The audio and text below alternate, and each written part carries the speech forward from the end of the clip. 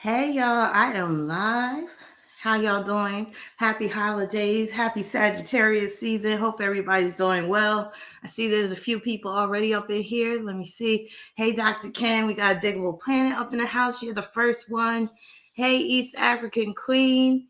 Hey, how you doing? Hey, Abu. Hey, Vanity. Abu's going to the New Year's Eve party. I hope some of y'all can attend too. Hey, Aura, we got another Diggable Planet up in the house. We got Cheens up in the house.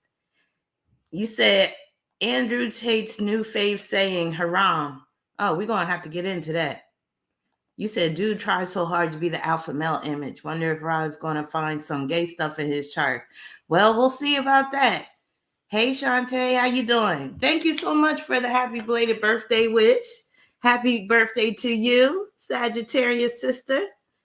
Golden Owl, what's up? Another Diggable Planet. We got King Jason in the house. We got Almond Milk.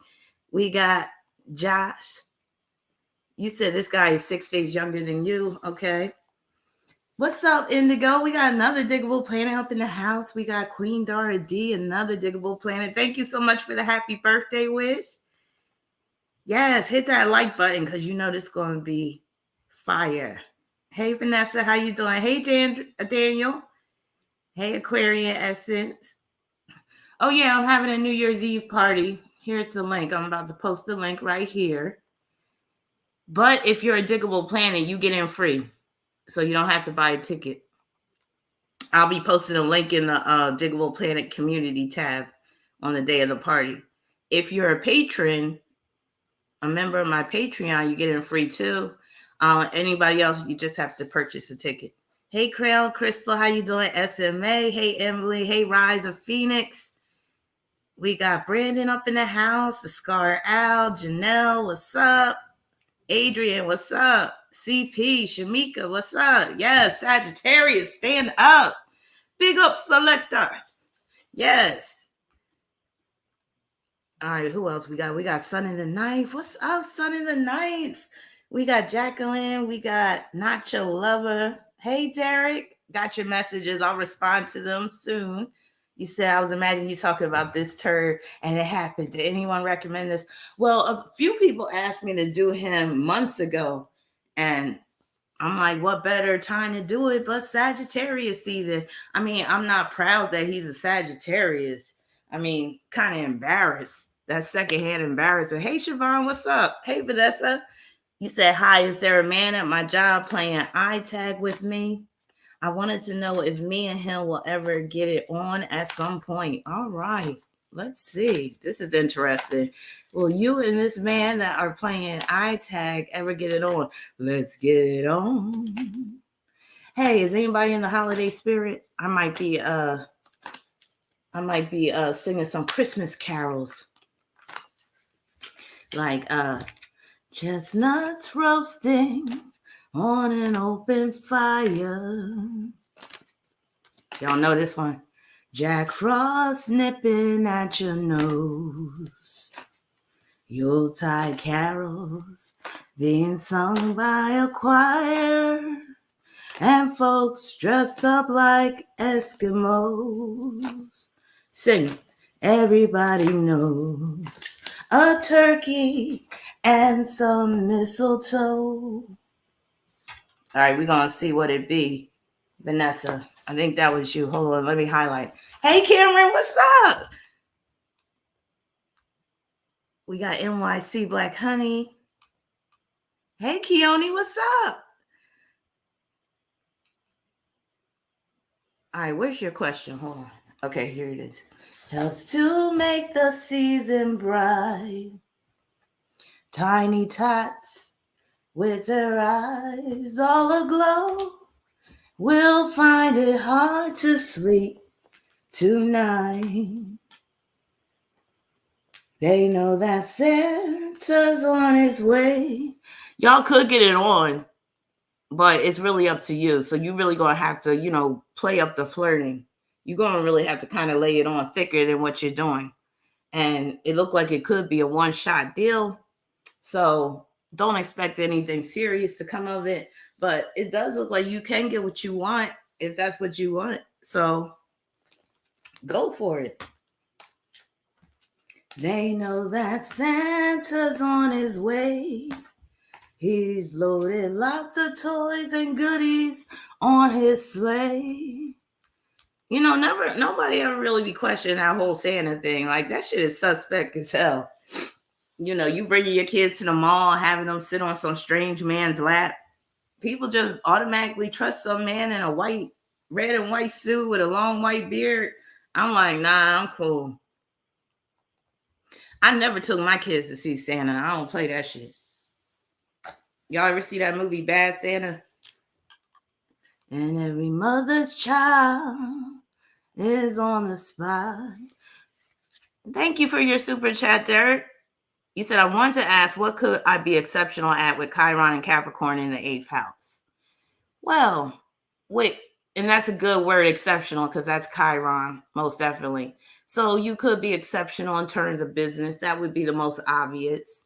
You could be exceptional in terms of just the way you're disciplined, your work ethic. And especially with the 8th house, that's very much like collaborating with others. That's basically forming bonds with others. You could work in the finance field at some point, or you could be just very influential. So with that Chiron, also that could deal with you being some type of healer, and it could be on a psychological level. You may be helping people overcome depression with that Chiron and Capricorn. Let me know if you ever had braces with that hookup. Oh, Vanessa, hopefully, thank you for your super chat. Hopefully, okay, you said thank you. Hopefully that will bring you some insight, but it looks good. You got what it takes. Let me see what else with that Chiron and Capricorn in the 8th house. You could be really exceptional when it comes to making the most use of your time. You could be exceptional when it comes to being a father or a father figure. And you could attract an exceptional mentor. Man, Teddy Pendergrass, you said now Teddy Pendergrass look at Santa wouldn't be so bad, right? Turn him off. Talk about you've been naughty or nice. Yeah, Teddy had it going on back in the day, but you know, he had some dark shit surrounding him. It's like all these people in the industry, a lot of them get into some dark shit. Teddy Pendergrass was no exception. And one of my viewers did ask, she's a viewer and a client, she did ask me to do a reading on Teddy Pendergrass. So that will be coming. I might as well wait till Aries season. But like he was the epitome of an Aries. And you know, Aries can be kind of selfish and stuff. But I wanted to get into some current events before we get into some Sagittarians. And one of the main events I wanted to talk about, wait a minute, before I get into this. Let me just look at my list because I made a little list so I don't forget certain stuff. Well, y'all know that your girl Brittany Griner is out of prison, supposedly. I'm starting to doubt that she was even locked up. They probably just had her holed up in a motel in Russia or someplace. Because the whole story sounds fishy, and I didn't even really get into the details, but something just don't sound right with this story about her being traded. Like, come on, think about it. She plays basketball, and you know, in basketball, they always talk about trading and stuff, and then she gets traded for some arms dealer. So, I mean, the shit it just ain't adding up, and I'm like, I don't know. The shit stinks to high heaven. But I'm going to talk about something else that ain't adding up either. Thank you so much for your super sticker, Tiffany. Higher King, thank you so much for your super chat. You said Chiron and Capricorn in the 5th house, trine Jupiter and Virgo in the 1st. Well, with that Jupiter and Virgo, number one, that's really about what is your craft? And you could be doing something in terms of a trade that you could turn into a business, or a craft that you could turn into a business. And it could be working in the entertainment field or doing something for entertainment. That's like really good for like A&R type stuff if you were like interested in that type of work. But also you could be into like, that's good for being like a dental hygienist as well, if you were into that field. Also, you could be part of like the garment industry and making your own fashions. So keep that in mind too. But with that fifth house, you always got to think in terms of creativity. And then when Capricorn, first thing you should think of is having a business, being an entrepreneur. I would also, in terms of investments, I would say definitely you want to invest in some commodities with that hookup. But you should never be without a job with that Jupiter and Virgo trying Chiron and Capricorn, and you should be able to get jobs very easily. You should be able to move up the ladder really easily. That's good for being an executive assistant as well. But yeah, with that, like you should be good, like just financially and just job wise. Okay, so you do love fashion. That's what's up. We'll go to fashion route. Hell yeah.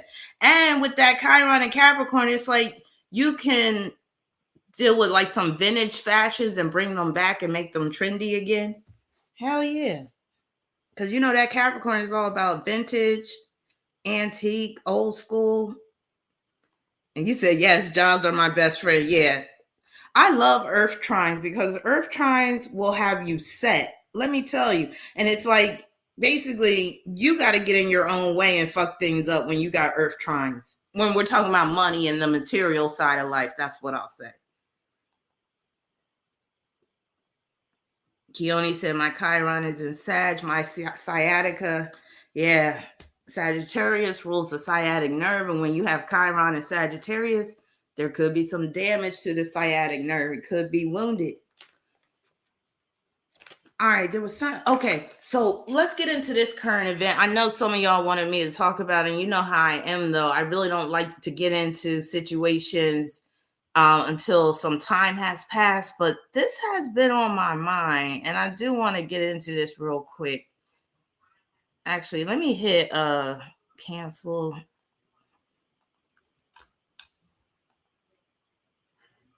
Let me squeeze this. Okay.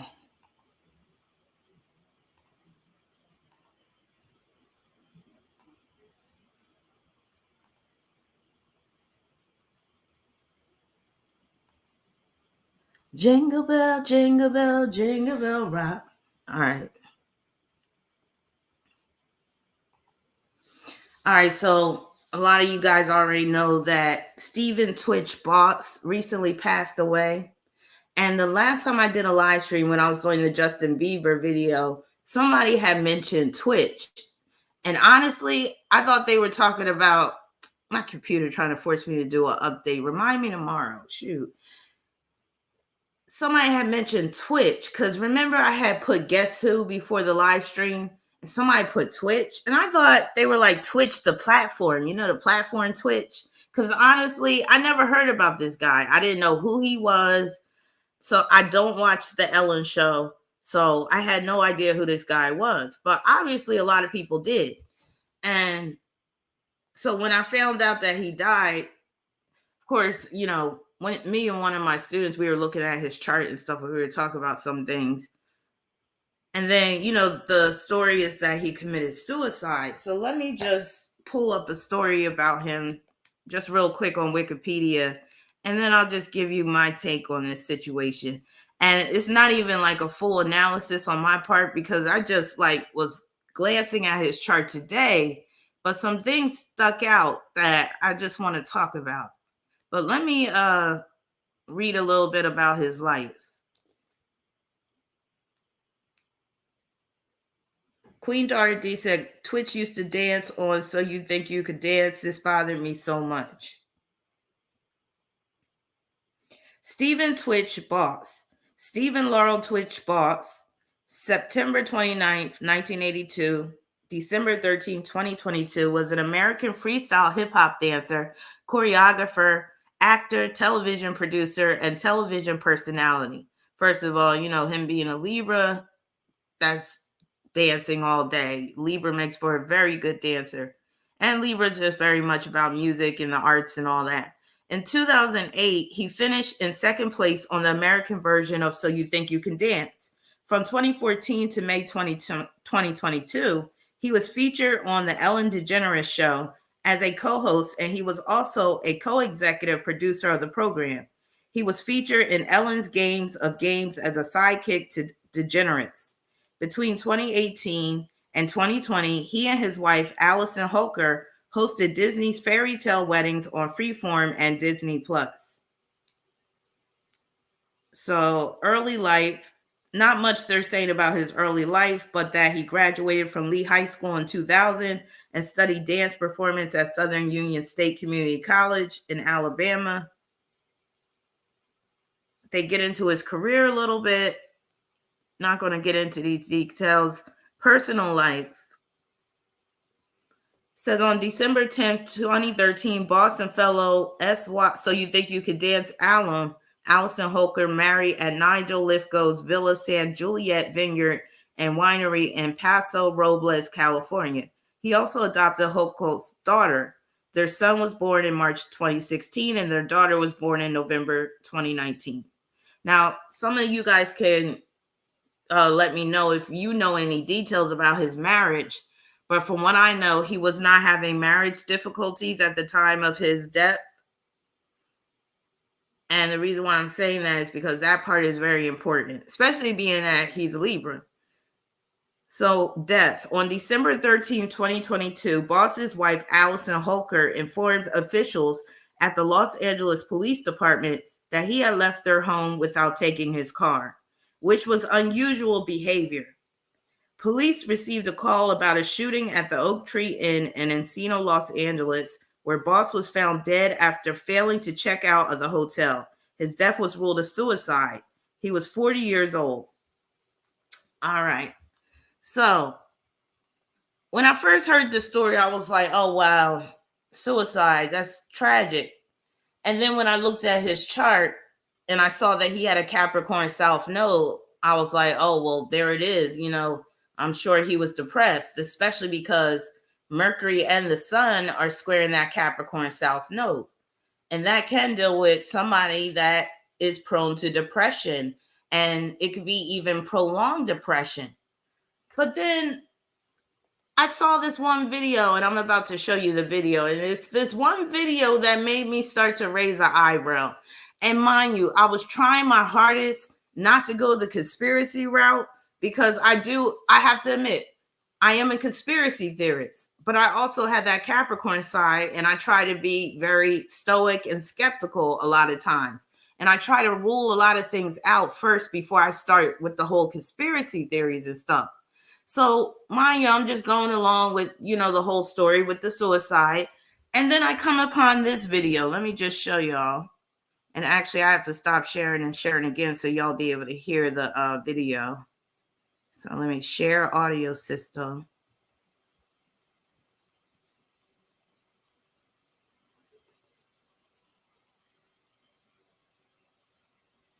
All right, I guess this is it. Okay. So I'm going to play this video. And this is, well, that's him and Ellen. I'm trying to, okay, this is the video. So this is the video that started to make me raise my eyebrow. And I will stop it at the point where I'll tell you where I started to say, that's strange. Stephen.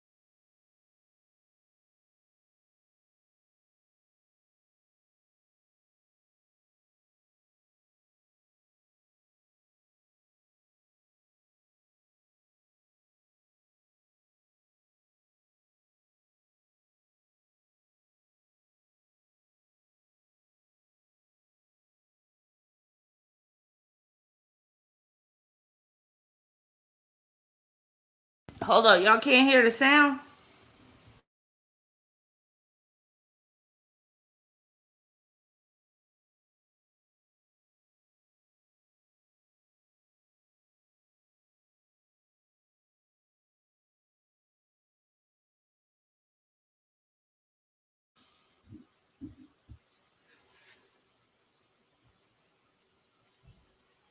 All right. Even Twitch boss danced his way into the hearts of so many, and those hearts are forever broken with his tragic passing. Welcome to Entertainment Tonight. It still doesn't seem real. No, it just does not seem real. Twitch's death resulting in an outpouring of love and reigniting conversations about mental health.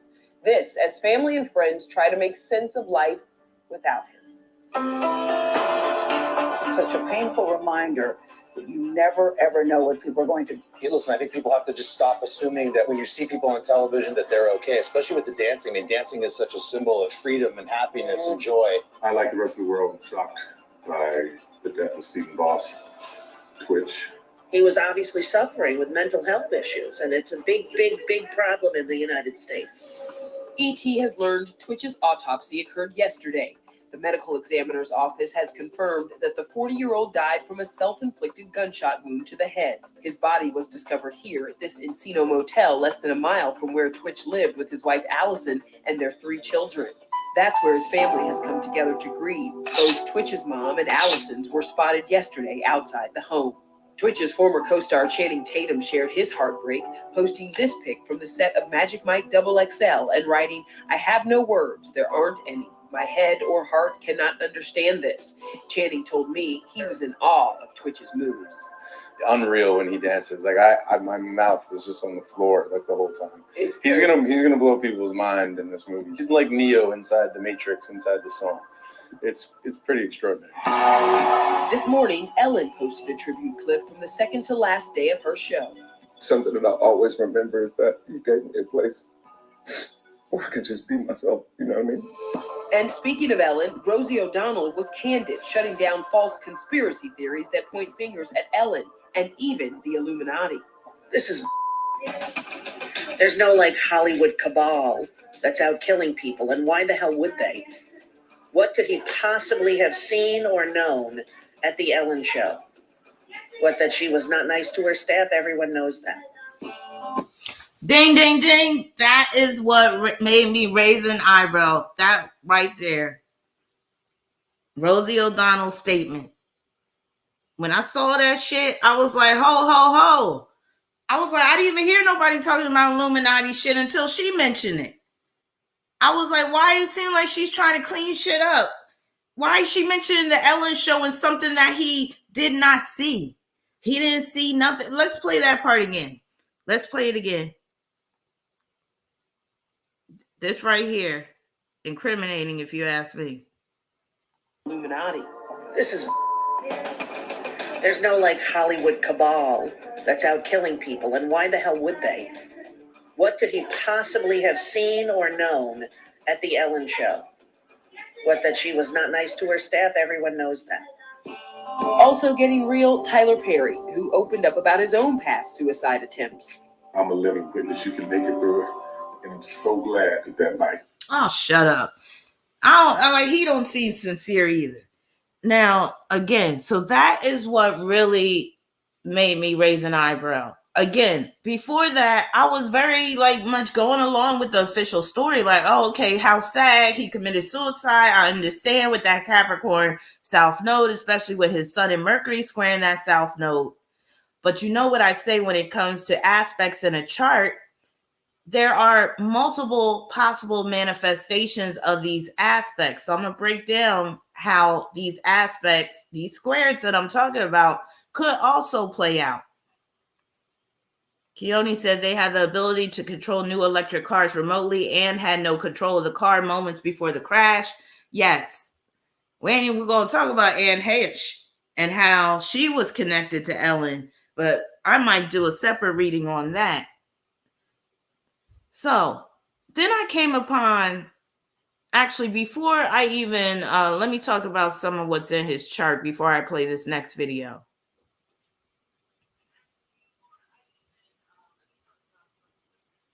All right, where's it at? Okay. So, like I said, he has Sun and Mercury squaring the South Node and squaring the North Node. That's some heavy energy to be dealing with.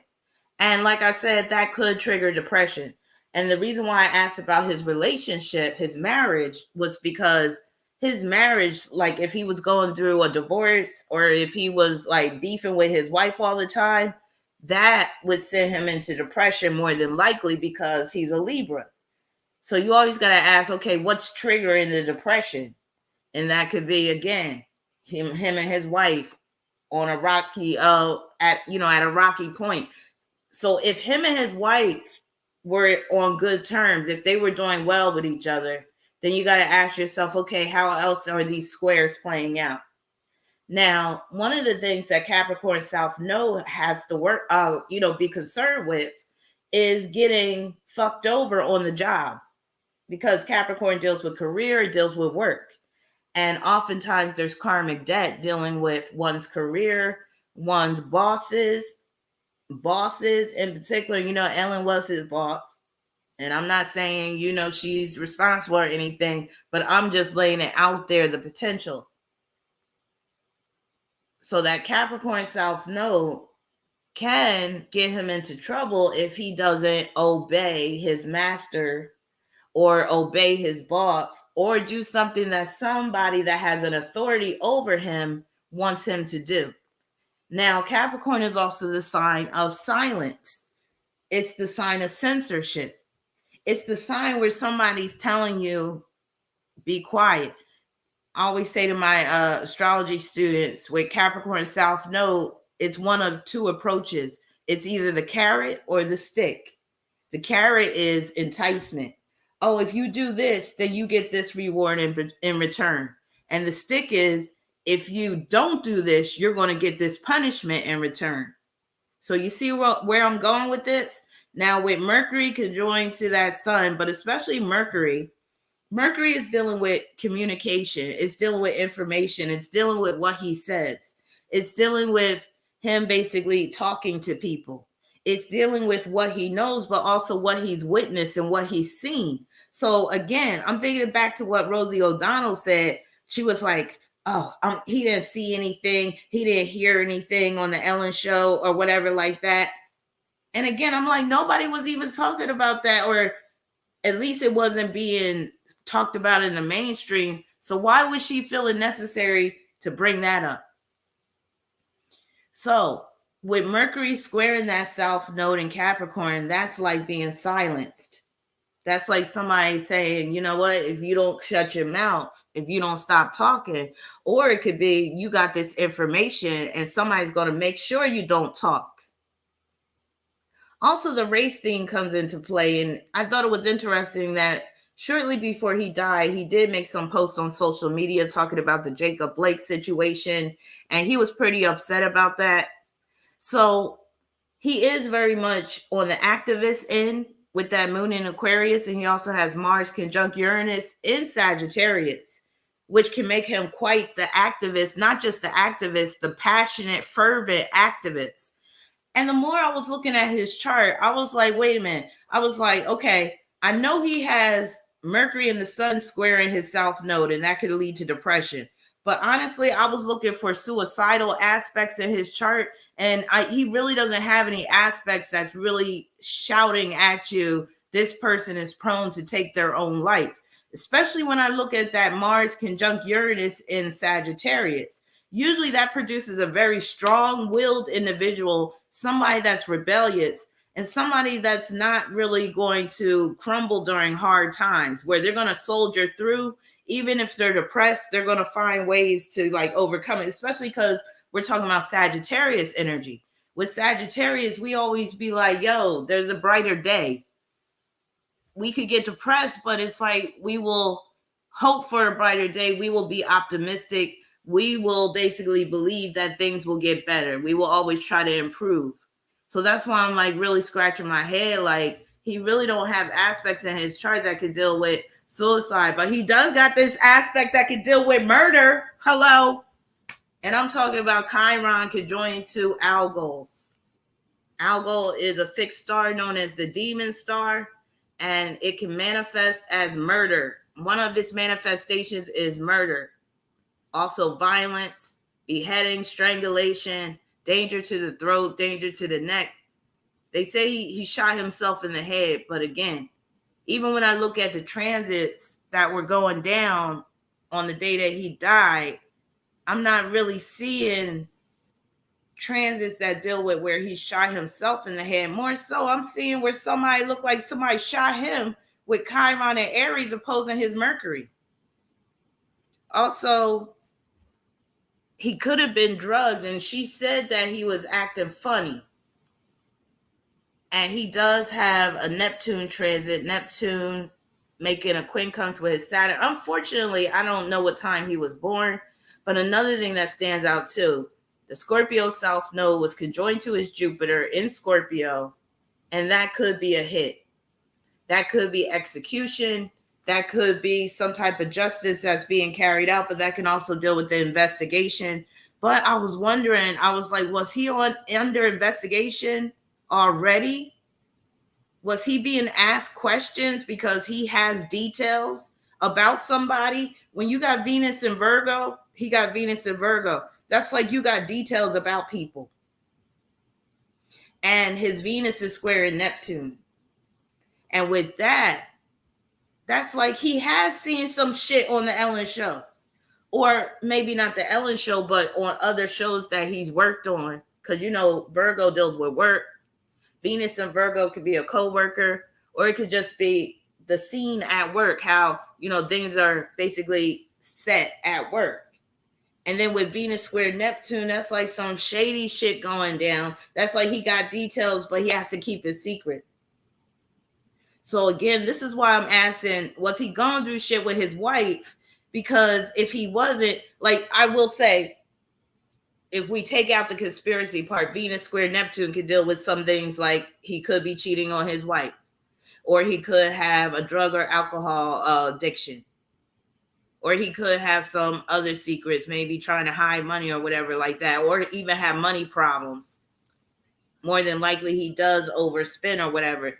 And I found it interesting. One of those news stories they drew it out there. They was like, people are speculating that he had money problems, but then they quickly said, but we're refuting that claim or something. And I'm like, yeah, y'all just put it out there because that's what y'all want people to start believing, that this man had money problems and that's why he took his own life. But the way I see things, I'm like, nah, it looked like this was more so a case of foul play. And this is pure speculation on my part. But especially when I see that South Node at the 11th degree, Jupiter at the 11th degree, he got Mercury at the 11th degree. That 11th degree deals with conflicts with other people.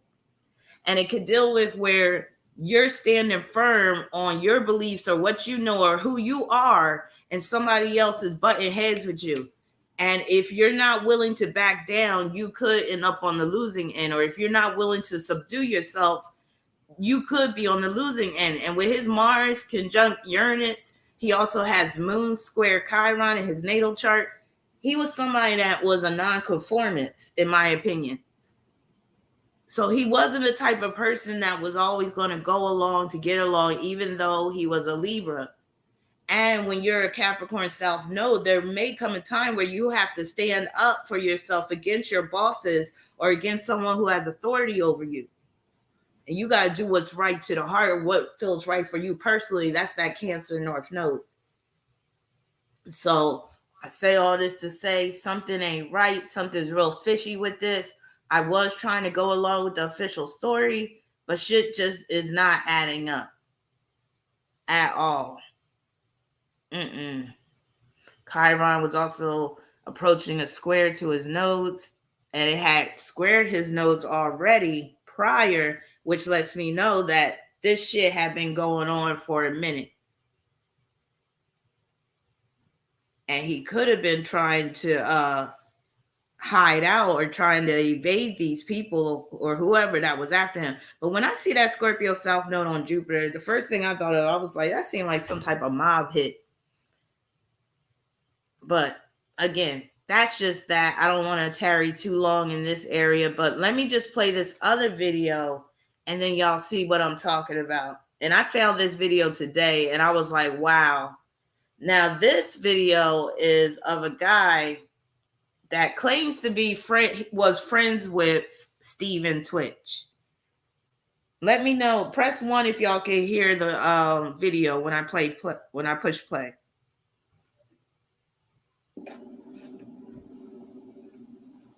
This is some absolute bullshit.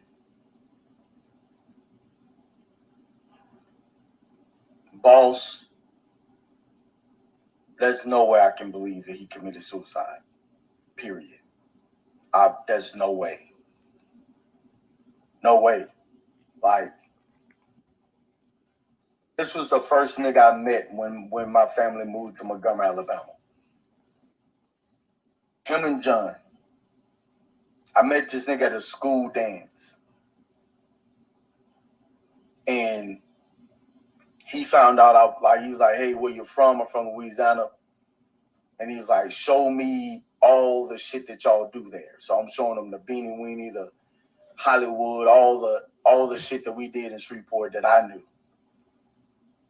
He fucking loved dancing. Like, this was this nigga's shit. Like, ever since I known this nigga, like, suicide, like, if he was gonna commit suicide, that nigga would have did that shit in high school probably.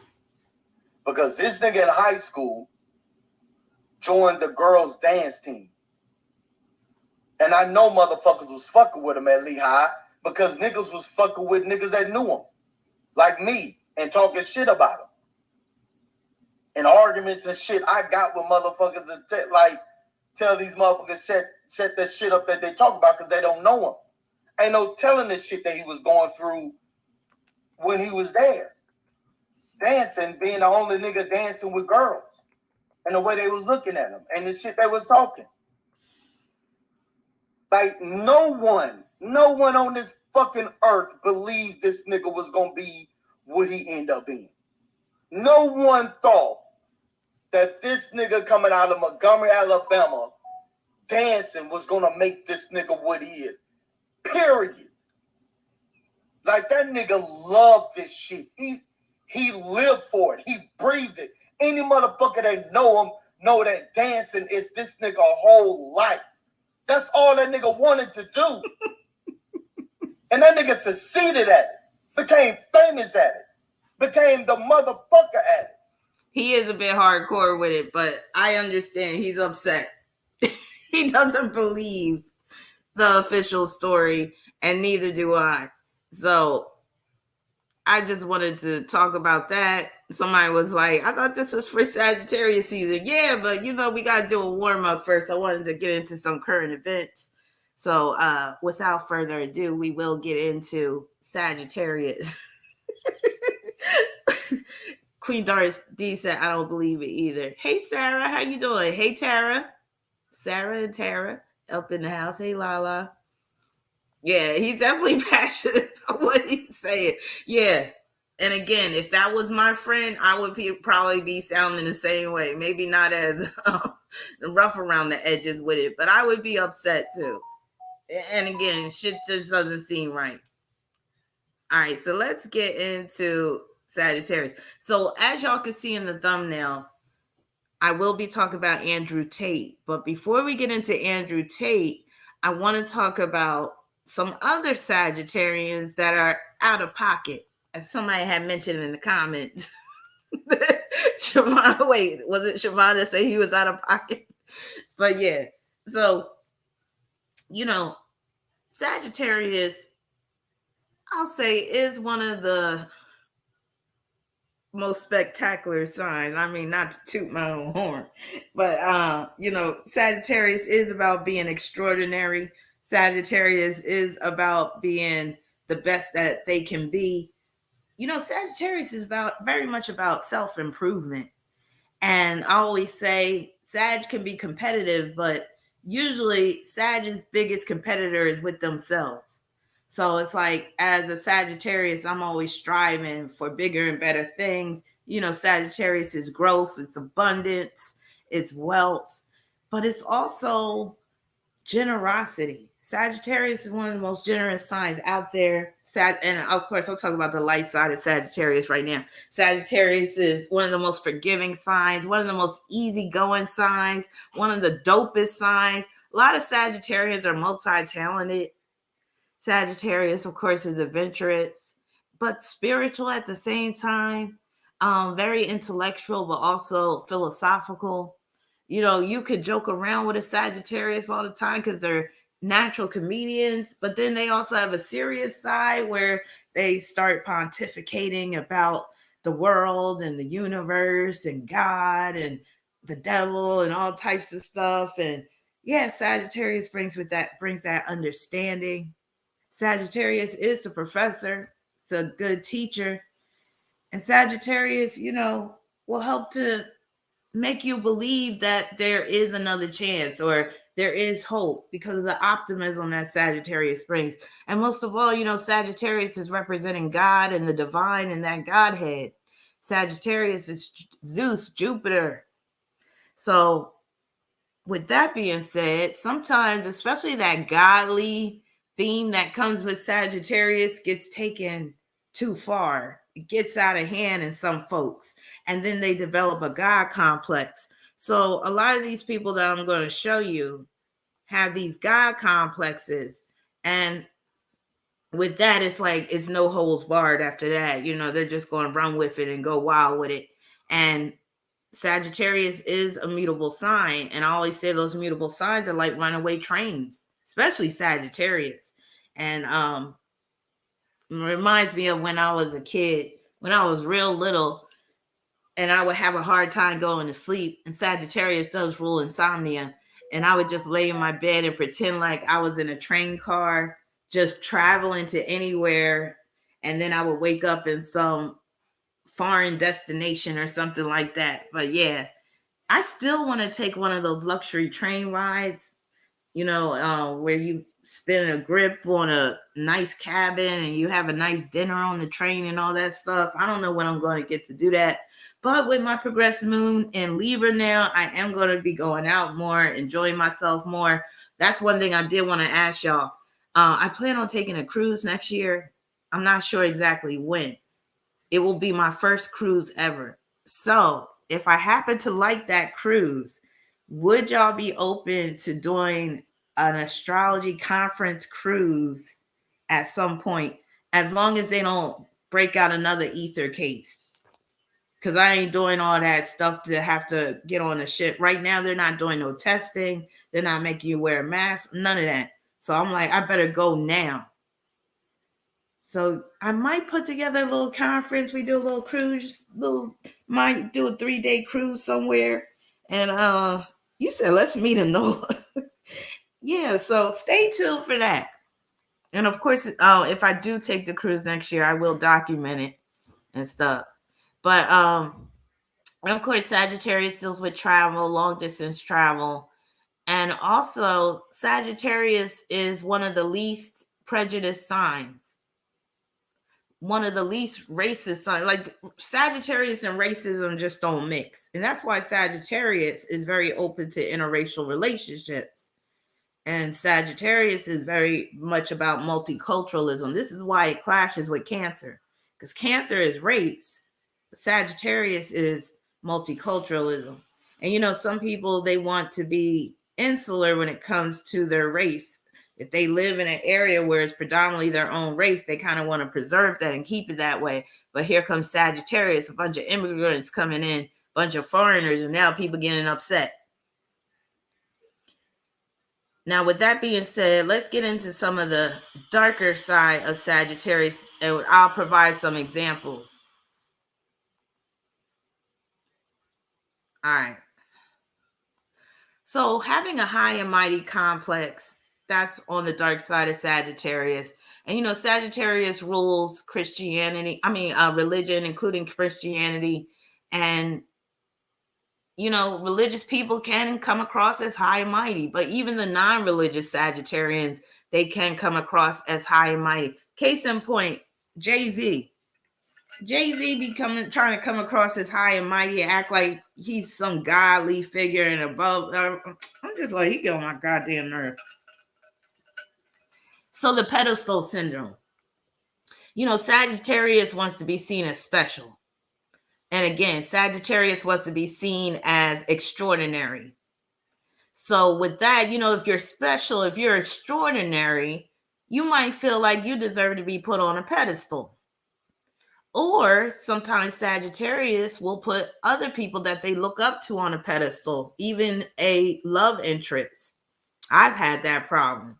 Put that person up on a pedestal, believing that they're this divinely inspired being, and then you find out that they're just a mere mortal, and then you get disappointed.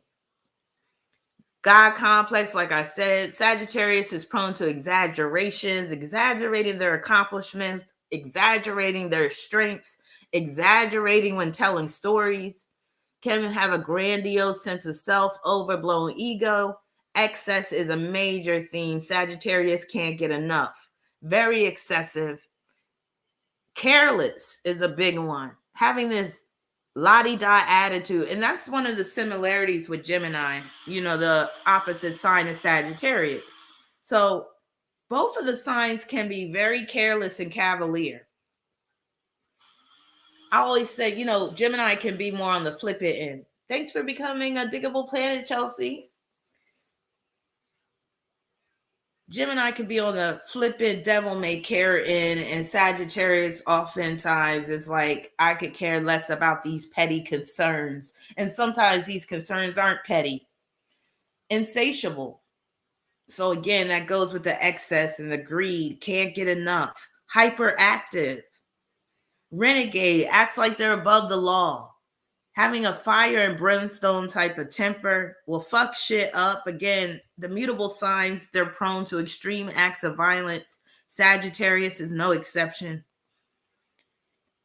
Wanton, reckless, whorish, hypocritical, over the top, goes too far, will engage in vigilante justice, will act like they're the judge and the jury.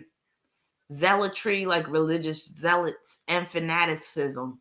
I've been guilty of a lot of these things too, but the good thing is I have other things in my chart that prevent me from going too far with it, which is my Capricorn energy, and I got Venus and Libra, which helps me to keep things more balanced in my life. And, you know, Libra is very peacemaking, and I don't really like a lot of drama and stuff. And I really don't have an appetite for it now. When I was younger, I never really liked drama, but I would find myself in drama, and now I really try to avoid it at all costs. All right, so let's get into some Sagittarians, some famous problematic Sagittarians. We're going to go way, way, way, way back in the day, first of all. Does anybody know who this is? Look at his face. Oh, my God. Oh, You know what? They weren't quite lookers back in the day. I don't know what the hell. Does anybody know? No, that's not Caesar. Very good, Queen Dara D. That's Nero. And Nero was a Sagittarius. So let me bring him up and read a little bit about this dude. He was one of the most despised emperors of Rome.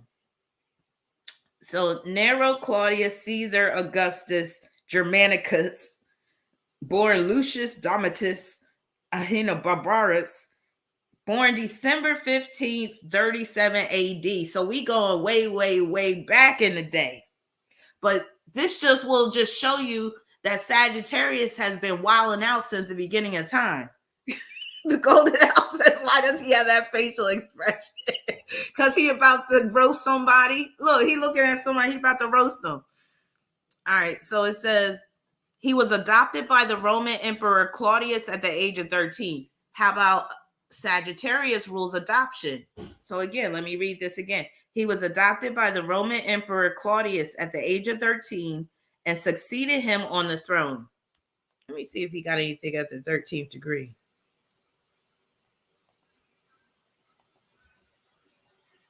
He got Jupiter at the 14th degree.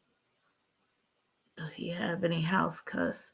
And they got the time of his birth too. I was like, God damn, okay. All right, so Nero was popular with the members of his Praetorian Guard and lower class commoners. Most contemporary sources describe him as tyrannical, self-indulgent, and debauched. That's another word for Sagittarius: debauchery, dark-sided Sagittarius, and hedonism. All right, hopefully they'll have some of his infamous activities. But one of the things he was most famous for was when Rome was burning down. Because wasn't it a volcano? And he basically, they were saying he was fiddling while Rome was burning. So that's that carelessness that comes with Sagittarius. So, okay, it says most Roman sources offer overwhelmingly negative assessments of his personality and reign. The historian Tacitus claims that Roman people thought him compulsive and corrupt. Suetonius tells that many Romans believed that the great fire of Rome was instigated by Nero to clear land for his planned golden house. Oh, so it wasn't a volcano. That I was thinking of Pompeii, I think. So they're saying that he probably set the fire himself. Tacitus claims that Nero seized Christians as scapegoats for the fire and had them burned alive. So you see the religious theme with the Christians, Sagittarius. Let me see. Seemingly motivated not by public justice, but by personal cruelty. Some modern historians question the reliability of the ancient sources. Blah, blah, blah, blah, blah. But basically, he was one of those crazy emperors, and he basically was very self-indulgent, very hedonistic. Now, he had some good placements that make for a great emperor and one that's merciless. So he had Sun and Pluto both at the 22nd degree of Sagittarius. He had Mars in Sagittarius conjoined to the Sun and Pluto. Somebody like that is not going to fuck around in terms of letting you know who's in charge.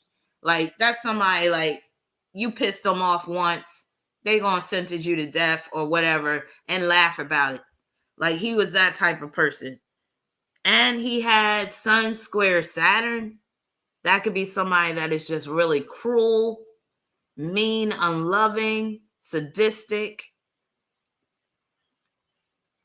Let's see what else he had. He had a Cancer South Node, so more than likely had some mommy issues. But the main thing is that Sun, Mars, and Pluto tightly conjoined in Sagittarius. That could produce an egomaniac, somebody that's just totally ruthless, somebody that could be just deadly, somebody that rejoices in killing, because we're talking about Sagittarius. And, you know, Sagittarius is about rejoicing. And his Mercury was at the 0 degree of Sagittarius, so he definitely had a God complex. And it looked like it was unaspected. He definitely believed that he could do whatever the hell he wanted. And one thing Sagittarius don't like is being told what to do. Oh no, so he had Mercury quincunx, that South Node, and semi-square the midheaven.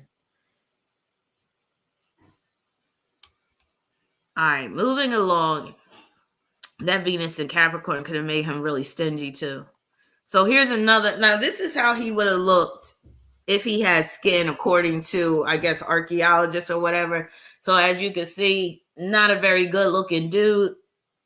Looked like he might have even been inbred.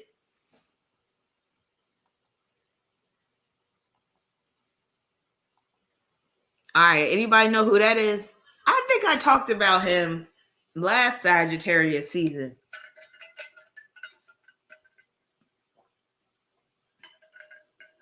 Jacqueline's an idiot.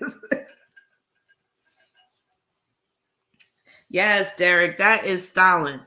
Now, I have to admit, Stalin was a pretty good-looking dude back in the day, during his younger years.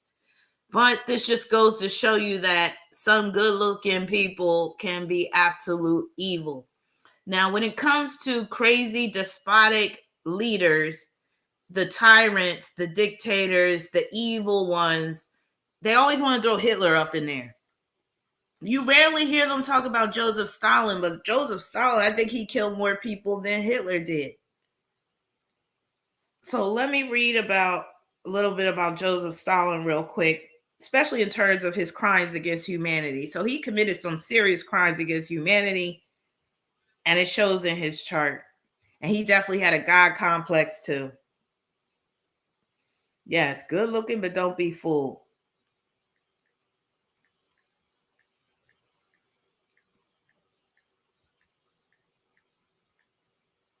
All right. He had a rough life, and he was sentenced to gulag like a number of times. He was a straight up Marxist and was so much about he was a Leninist and Marxist, and he was so fervent. Remember I said that zealotry, being fervent about something? That's how he was when it came to Marxism and communism and all that. Like, he was a straight up communist and really believed in it wholeheartedly and would kill anybody that got into his way. All right, I'm trying to get to the bad stuff.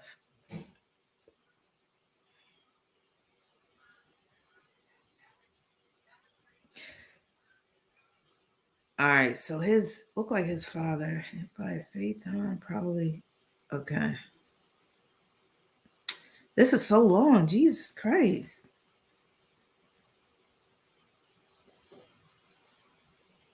He had what's his face killed. What's that dude's name? He was a popular writer back then. I know they have it in here.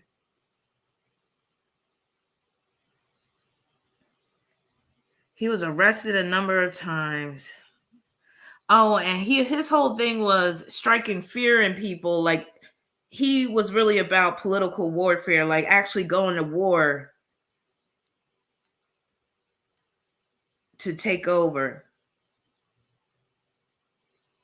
Oh God, this is so long. Political ideology.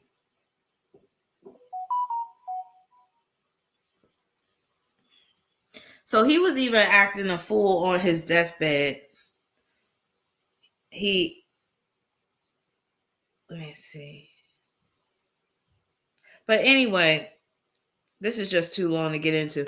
But anyway, he starved millions of people, the Ukrainians, and some Russians who wouldn't comply. And he starved them to death. He was also known as the Man of Steel. He changed his name to Stalin, which means Man of Steel. Yeah, but another crazy egomaniac, high and mighty.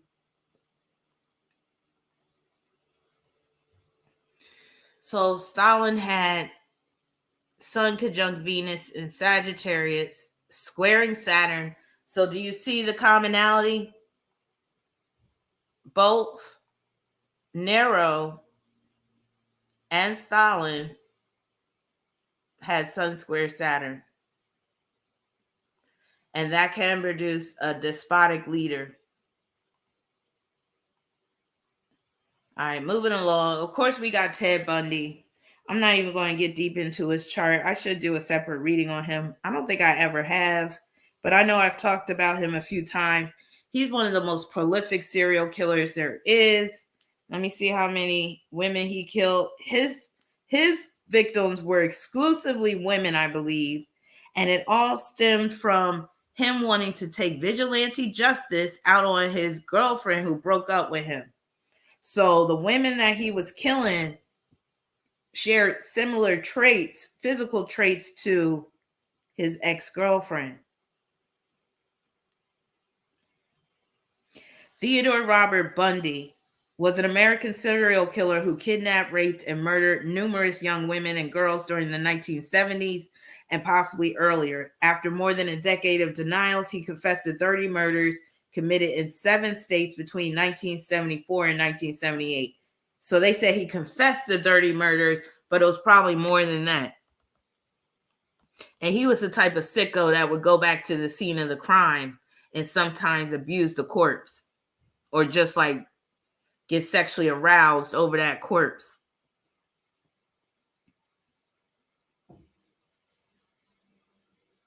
And he was very violent, extremely violent, like the way he would kill these women. So Bundy was regarded as charismatic and handsome and exploited this to win the trust of both his victims and society as a whole. He would typically approach his victims in public places, either feigning physical impairment. That motherfucker, I swear. Either feigning physical impairment, such as an injury, or impersonating an authority figure before bludgeoning them into unconsciousness. That Leo in the 12th helped him to play these roles as like like he was disabled or whatever, or that he was an authority figure. That's that Saturn conjunct Pluto in the 12th. And you see he had a Sagittarius South Node conjoining Mars and the Moon. That Mars conjoined to the South Node just means that he's just prone to hyper violence, like to be extremely violent because it's in Sagittarius, and to be hypersexual as well. All right, so it says he would typically approach his victims in public places, either feigning a physical impairment such as an injury or impersonating an authority figure before bludgeoning them into unconsciousness and taking them to secondary locations to be raped. Now, the location themes, that's coming from that North Node in Gemini, Uranus in Gemini. Bundy often revisited his victims, grooming and performing sexual acts with the corpses until decomposition and destruction by wild animals made any further interactions impossible. Now, we do have to talk about the Scorpio influence with some of these dark-sided Sagittarians. So Scorpio is going to bring the death theme, the murder, the obsession, the sex. So when you have that combination, like when you got somebody and they got heavy energy in Sagittarius and Scorpio, like Ted Bundy did, that could be somebody that is like a total monster because they think that, number one, they're going to get away with it. They're extra cocky and they just can't get enough. Remember, I said Sagittarius produces that insatiable appetite. So you combine that with Scorpio and that could produce a straight up monster that's just going to plow through people. And that's what he was doing. So I always say that's a bad mix to have, that Sag and Scorpio, unless you're using it to do, wonderful things and to help change people's lives. But yeah. And oftentimes Sagittarius gets lucky. So this can even apply to serial killers. So there was plenty of times where Ted Bundy got lucky. He even escaped from prison twice. Like once when he was in court, he jumped out of a window while he was going to the bathroom, I think. Like, so he would get lucky. Even when he would come upon his victims, I'm pretty sure there was times where he would tell you, oh yeah, I got lucky in that situation. So imagine you're a killer and you have luck on your side. In 1975, Bundy was arrested and jailed in Utah for aggravated kidnapping and attempted criminal assault. He then became a suspect in a progressively longer list of unsolved homicides in several states, facing murder charges in Colorado. The fact that he was a multi-state serial killer, that's Sagittarius as well. Yeah, his looks made him lucky as well, Sarah. Yep. Facing murder charges in Colorado, Bundy engineered two dramatic escapes. The dramatic escapes, that's Saturn conjunct Pluto in Leo in the 12th. And committed further assaults in Florida. So for his escapes, again, that's Saturn and Pluto in the 12th house in Leo, and forming a trine with Mars, South Node, and the Moon. So those are perfect aspects for outwitting people and escaping. Bundy, okay, I already read that part. So he committed further assaults in Florida, including 3 murders before his ultimate recapture in 1978. For the Florida homicides, he received 3 death sentences in 2 trials. Bundy was executed at Florida State Prison in Rayford on January 24th, 1989. Now, one of the things he mentioned that inspired him to start killing women was hardcore porn. He was watching torture porn, he said, and he started to want to act out what he saw. And that right there, he got Pisces on the 8th, and then he got Jupiter in the 3rd in Scorpio, and that can produce that type of combination where he's actually thinking about acting it out, and then he actually starts to do it. And again, Sagittarius is that bold ass sign where it's like, yeah, I'm gonna do it because I think I can get away with it, or I need this adventure in my life, so I'm gonna go ahead and do it. I'm gonna take a chance. So that's Ted Bundy. Moving along, because I'm not gonna be on here too long because I got work to do. But there he is in court again. I got work to do. I got work, baby. All right. Anybody know who that is?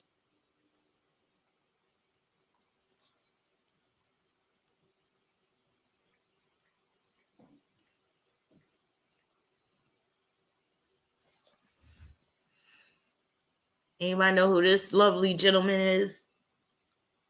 We're going back in the day for this too. Yes, he's a mobster, all right. Lucky, yes, Dr. Ken. Lucky Luciano. Very prolific, famous gangster. So it says Charles Lucky Luciano, born November 24th, 1897. God damn, this motherfucker's old. 1897, was an Italian-born gangster who operated mainly in the United States. Luciano started his criminal career in the Five Points Gang and was instrumental in the development of the National Crime Syndicate. Luciano is considered the father of modern organized crime in the United States. Let's see where that shows up in his chart, because I haven't even looked at his chart yet. Let's see. So they say he's a father of organized crime.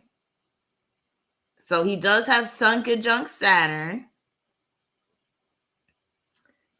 Now that would be too wide, but actually I'm going to count it. That's Saturn opposition Pluto. That's basically the father of organized crime. And then he got that North Node in Capricorn, father, sextile Uranus. So there it is right there. It's that Uranus, sextile North Node in Capricorn. That's father of organized crime. And that Uranus is representing networks, organizations, groups, affiliations, and also the murders. All right, so let me see. It says he's considered the father of modern organized crime in the United States for the establishment of the commission in 1931 after he abolished the boss of bosses title held by Salvatore Maranzano. All right, let's hear about some of what he did. So in 1936, Luciano was tried and convicted for compulsory prostitution and running a prostitution racket after years of investigation by district attorney. He was sentenced to 30 to 50 years in prison, but during World War II, an agreement was struck with the Department of Navy through his Jewish mob associate, Meyer Lansky.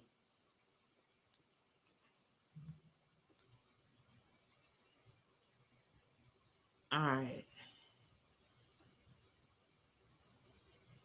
Now, I'm looking for if he was actually the one committing murders or was he the one putting hits out. But anyway, he's another one that just has the God complex. Believes he's above the law, which is Sagittarius. And again, he's another one with some strong Scorpio energy. Venus in Scorpio, Chiron, Uranus in Scorpio. So combine that with Sagittarius, and that's somebody, number one, where they could get away with murder for a while, and where they do act like they're bold enough to do some real crazy shit. All right, moving along.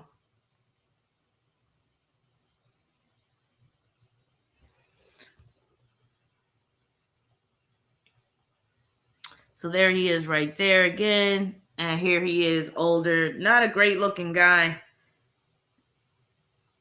All right. Who's that? Now we're getting into more modern days.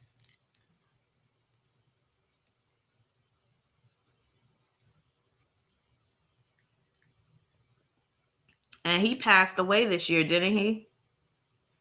Yes, Aaron Carter.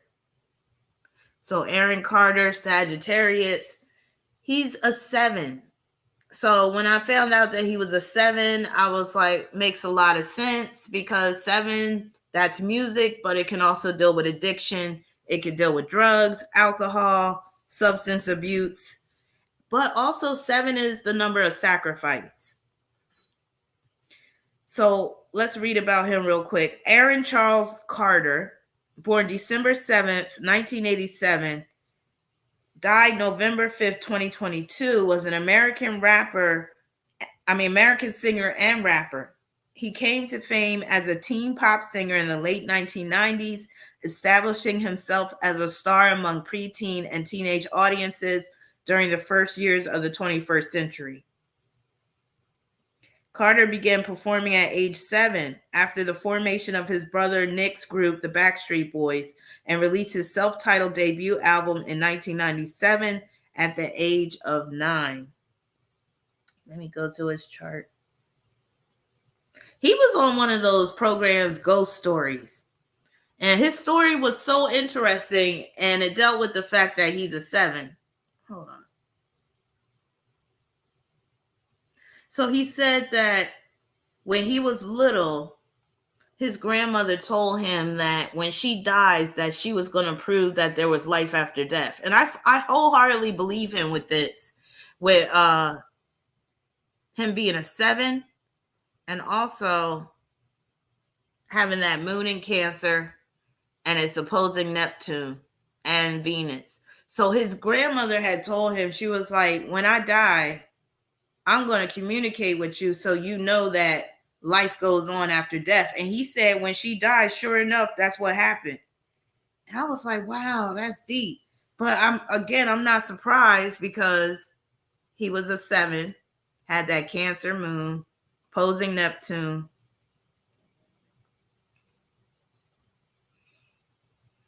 And let me see, he had that 12th house stellium in Sagittarius, which can deal with an overdose, make him prone to overdose, or just overdo it on drugs and alcohol. He had Mars conjunct Pluto in Scorpio, which can make him be, engage in self-harm, live on the edge. He could be manic. So he could have he could have had bipolar disorder. And let me see about personal life. Says as a teenager, Carter dated several high-profile celebrities, including Hilary Duff and Lindsay Lohan. On September 17, 2006, at age 18, Carter became engaged to former beauty queen and Playboy model Carrie Ann Paniche. He proposed to her on stage while performing at the Palms Casino Resort. Carter broke off the engagement after 6 days, saying his decision to propose was impulsive. That is so Sagittarius. Sagittarius is the sign of eloping. It's the sign of falling in love and jumping in with both feet and believing that love's going to conquer all. And then you snap out of it a few days later and you're like, what the fuck did I get myself into? So that's exactly what he did.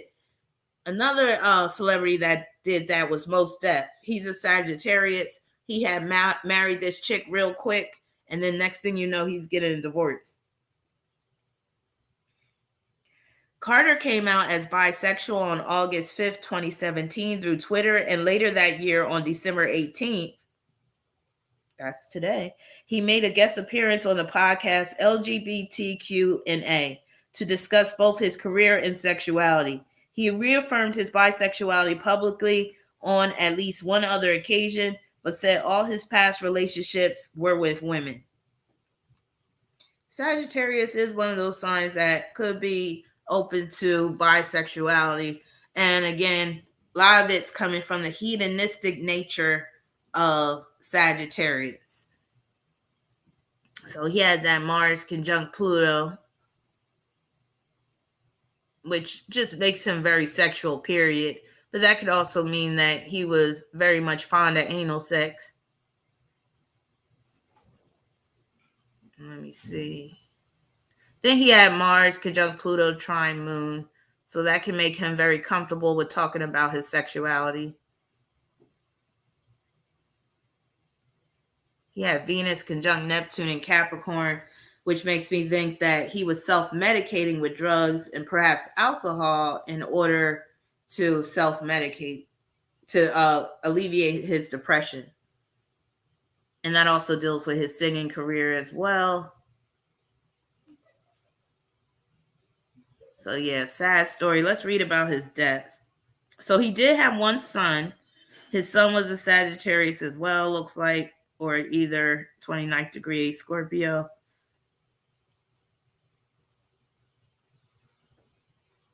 His health. In September 2017, Carter appeared on The Doctors, a syndicated health-focused talk show, to discuss public attention generated by his gaunt appearance and drug-related arrests. That gaunt appearance, that's that Venus conjoined to Neptune and Capricorn in the first, because that Capricorn can make one look gaunt. Especially he's talking about from drugs.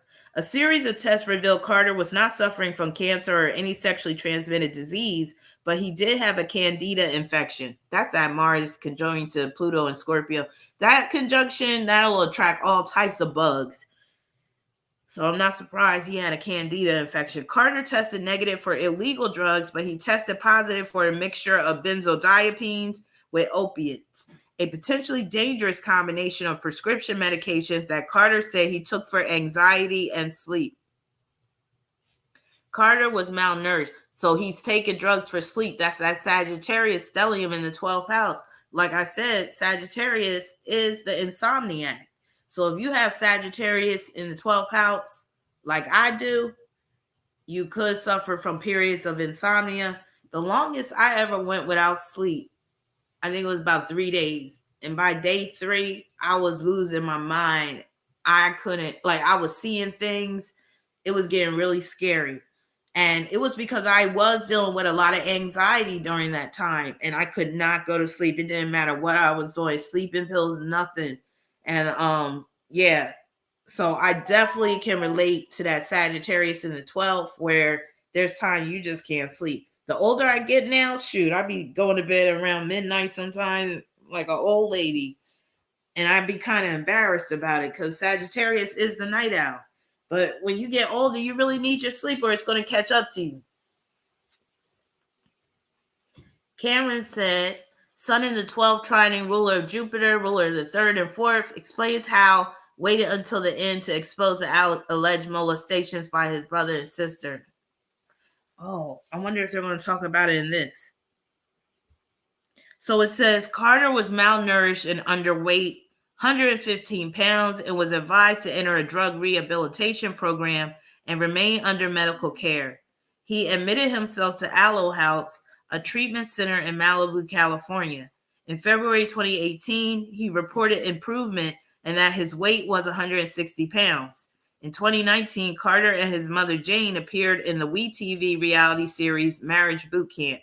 The series focuses on attempting to repair strained relationships through unconventional therapy. So he had some legal issues. He was arrested when he was pulled over for speeding. Authorities found less than 2 ounces of marijuana in the car.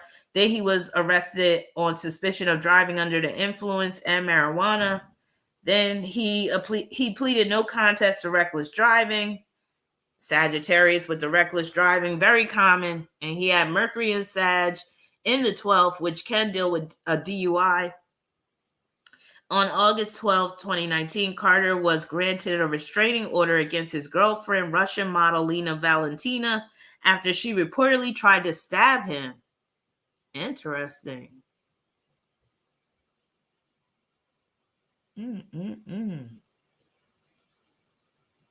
That's that Black Moon Lilith in the 8th house squaring Mars and Pluto. All right, where are we at? Carter had a tumultuous relationship with his siblings. Okay, here we go, Cameron, with the siblings. And many of their feuds have played out on social media. In September 2019, Carter made allegations of sexual abuse against his sister, Leslie. Interesting. Look at that. Hold on. So he has Pisces on the 3rd with Neptune and Capricorn conjoining Venus. And then let me see, what are they doing? Square in the midheaven. That's like him publicizing what went on. Mercury in the 12th. Secrets involving siblings. Let me see. So, allegations of sexual abuse against his sister Leslie, who died of a drug overdose in 2012, saying that the abuse began when he was 10 years old and ended when he was 13. Let me see. And occurred when Leslie would fail to take her prescribed medication for her bipolar disorder. He also accused his brother Nick of lifelong abuse and implied that Nick had also abused a female family member. Nick's legal team denied the allegations, which came after Nick and their sister Angel sought restraining orders against Carter, who reportedly confessed that he had thoughts of killing Nick's then pregnant wife Lauren Carter. In January 2020, German artist Jonas Jodecki tweeted that Carter was making unauthorized use of Jodecki's copyrighted artwork to promote merchandise. All right, let's get to his death.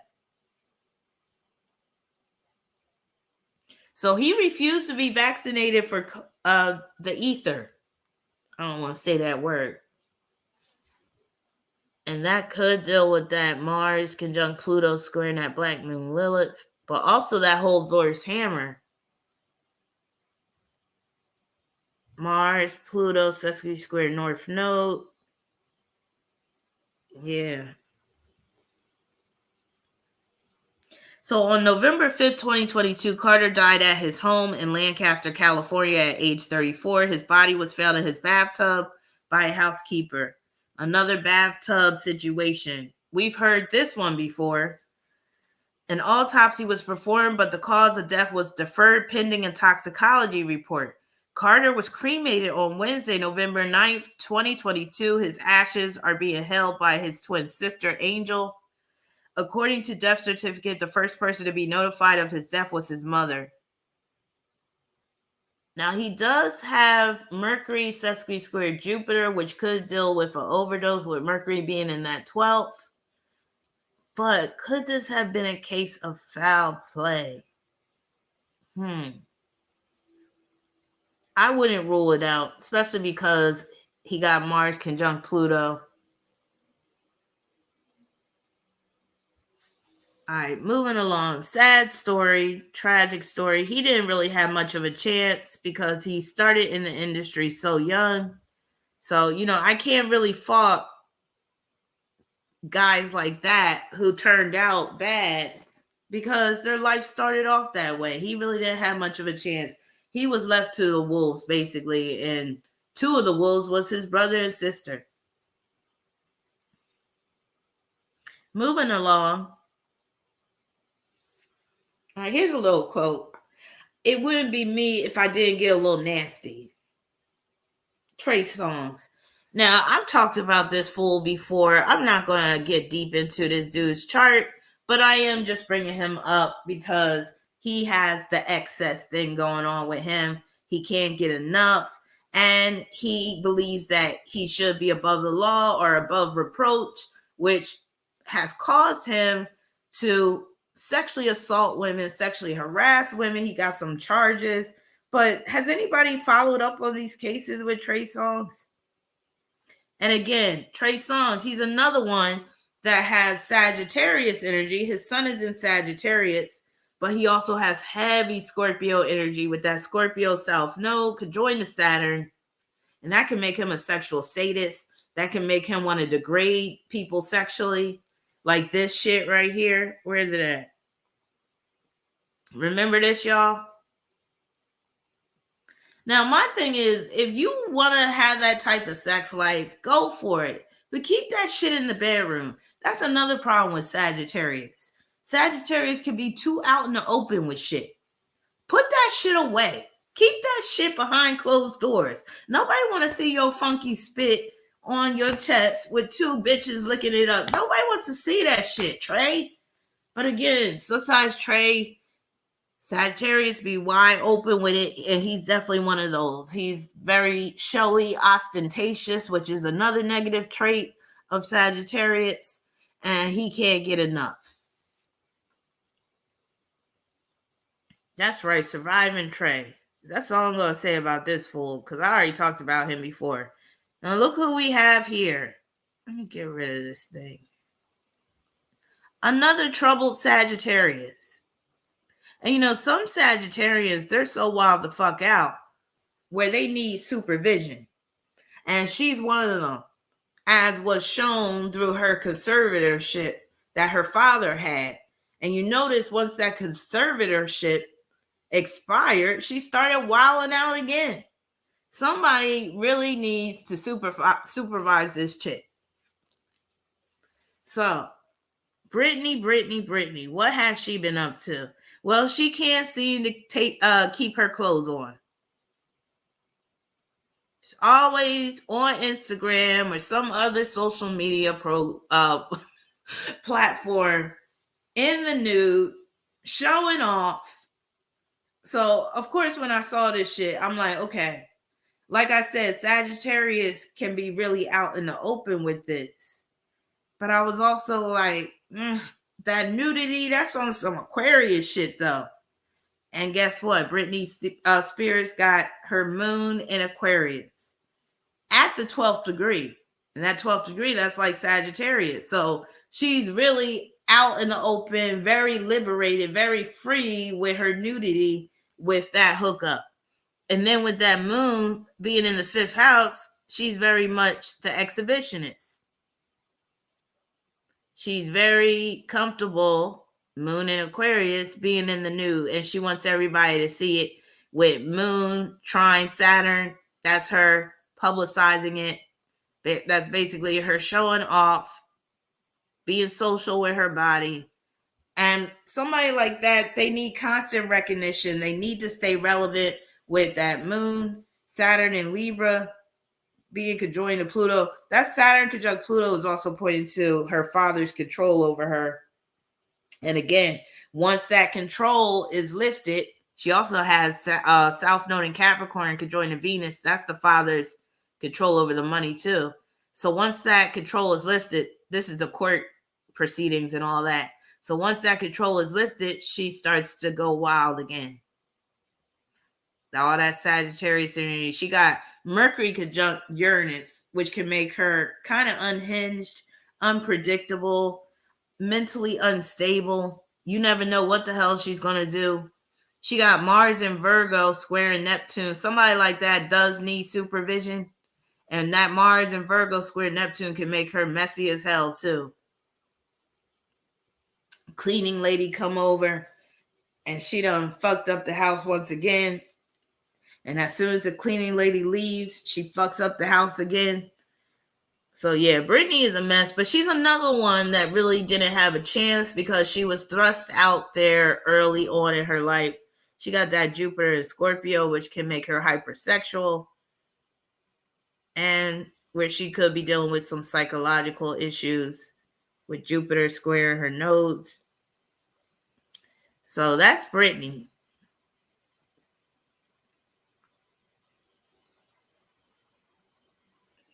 This dude right here, I don't know how many people are familiar with him. Y'all know who that is? Cleaning lady about to give her to Arnold.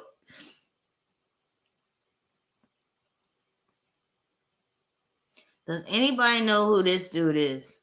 Talk about over the top. And again, you know Sagittarius is the comedian of the zodiac. This dude is a comedian. You're close, Siobhan. Tom Green is another disgusting one. This is Andy Dick. Yeah, Meet Merc and Self-Made got it.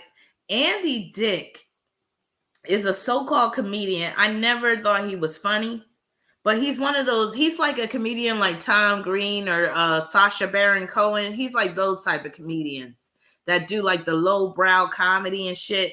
But wait till I get into all the stories about this dude.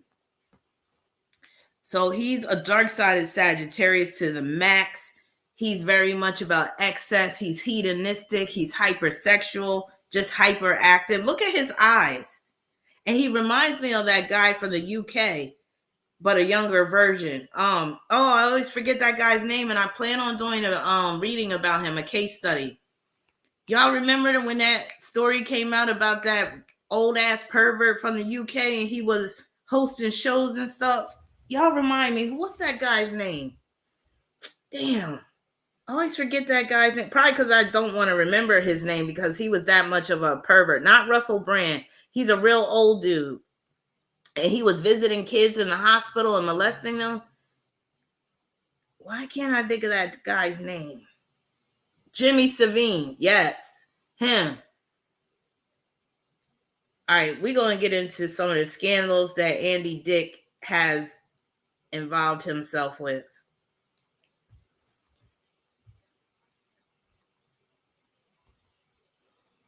Hold on. Trying to do too many things at once. So here's his chart right here. So his sun is at the 29th degree of Sagittarius. So he's prone to get into a lot of conflicts and shit where he thinks the shit is funny, but he ends up offending people. All right, so here's the legal issues and controversies. First, let me read a brief intro about his career. So Andrew Rowan Dick, and it's funny, his last name is Dick because he acts like a dick all the time, is an American comedian, actor, musician, and television and film producer. Known professionally as a comic, his first regular television role was on the short-lived but influential Ben Stiller show. In the mid-1990s, he had a long-running stint on NBC's News Radio and was a supporting character on Less Than Perfect. He briefly had his own program, The Andy Dick Show, on MTV. He is noted for his outlandish, that's a Sagittarius term, outlandish behavior on a number of Comedy Central roasts and other appearances. He is also known for his eccentric behavior, struggles with drug addiction, and numerous sexual misconduct allegations and arrests. All right, so here's arrests and legal actions. In 1999, Dick was questioned in the suicide of actor David Strickland and identified his body. On Saturday, March 20th, the pair flew from Los Angeles to Las Vegas and spent 3 days partying in strip clubs. Strickland hanged himself with a bed sheet over the ceiling beam and died during the morning hours of March 22nd, 1999. He was 29 years old. On May 15, 1999, Dick drove his car into a utility pole in Hollywood. That's that Mercury in Sagittarius, conjoined to that Sagittarius South Node, which can make him very prone to drive recklessly, especially with it opposing the Gemini North Node. And then Mercury is squaring Saturn and Pisces, and that could be driving under the influence and getting caught for it, getting DUIs. He was charged with the possession of cocaine, cannabis, and drug paraphernalia, driving under the influence of alcohol, drugs, and hit-and-run driving. He later pleaded guilty to the felony of cocaine possession and 2 other misdemeanor charges, cannabis possession and possession of a smoking device. After Dick completed an 18-month drug diversion program, a judge dismissed the felony and misdemeanor. On December 4th, 2004, Dick was arrested for indecent exposure after he exposed his buttocks at a local McDonald's. You know, Sagittarius rules the buttocks. On July 16, 2008, Dick was arrested in Murrieta, California on suspicion of drug possession and sexual battery. He exposed the breasts of a 17-year-old girl when he allegedly grabbed and pulled down her tank top and brassiere. During a search of his person, police reported finding a small quantity of cannabis and 1 alprazolam Xanax tablet for which Dick did not have a prescription. He was released from jail after posting $5,000 bail. He was sentenced to 3 years probation.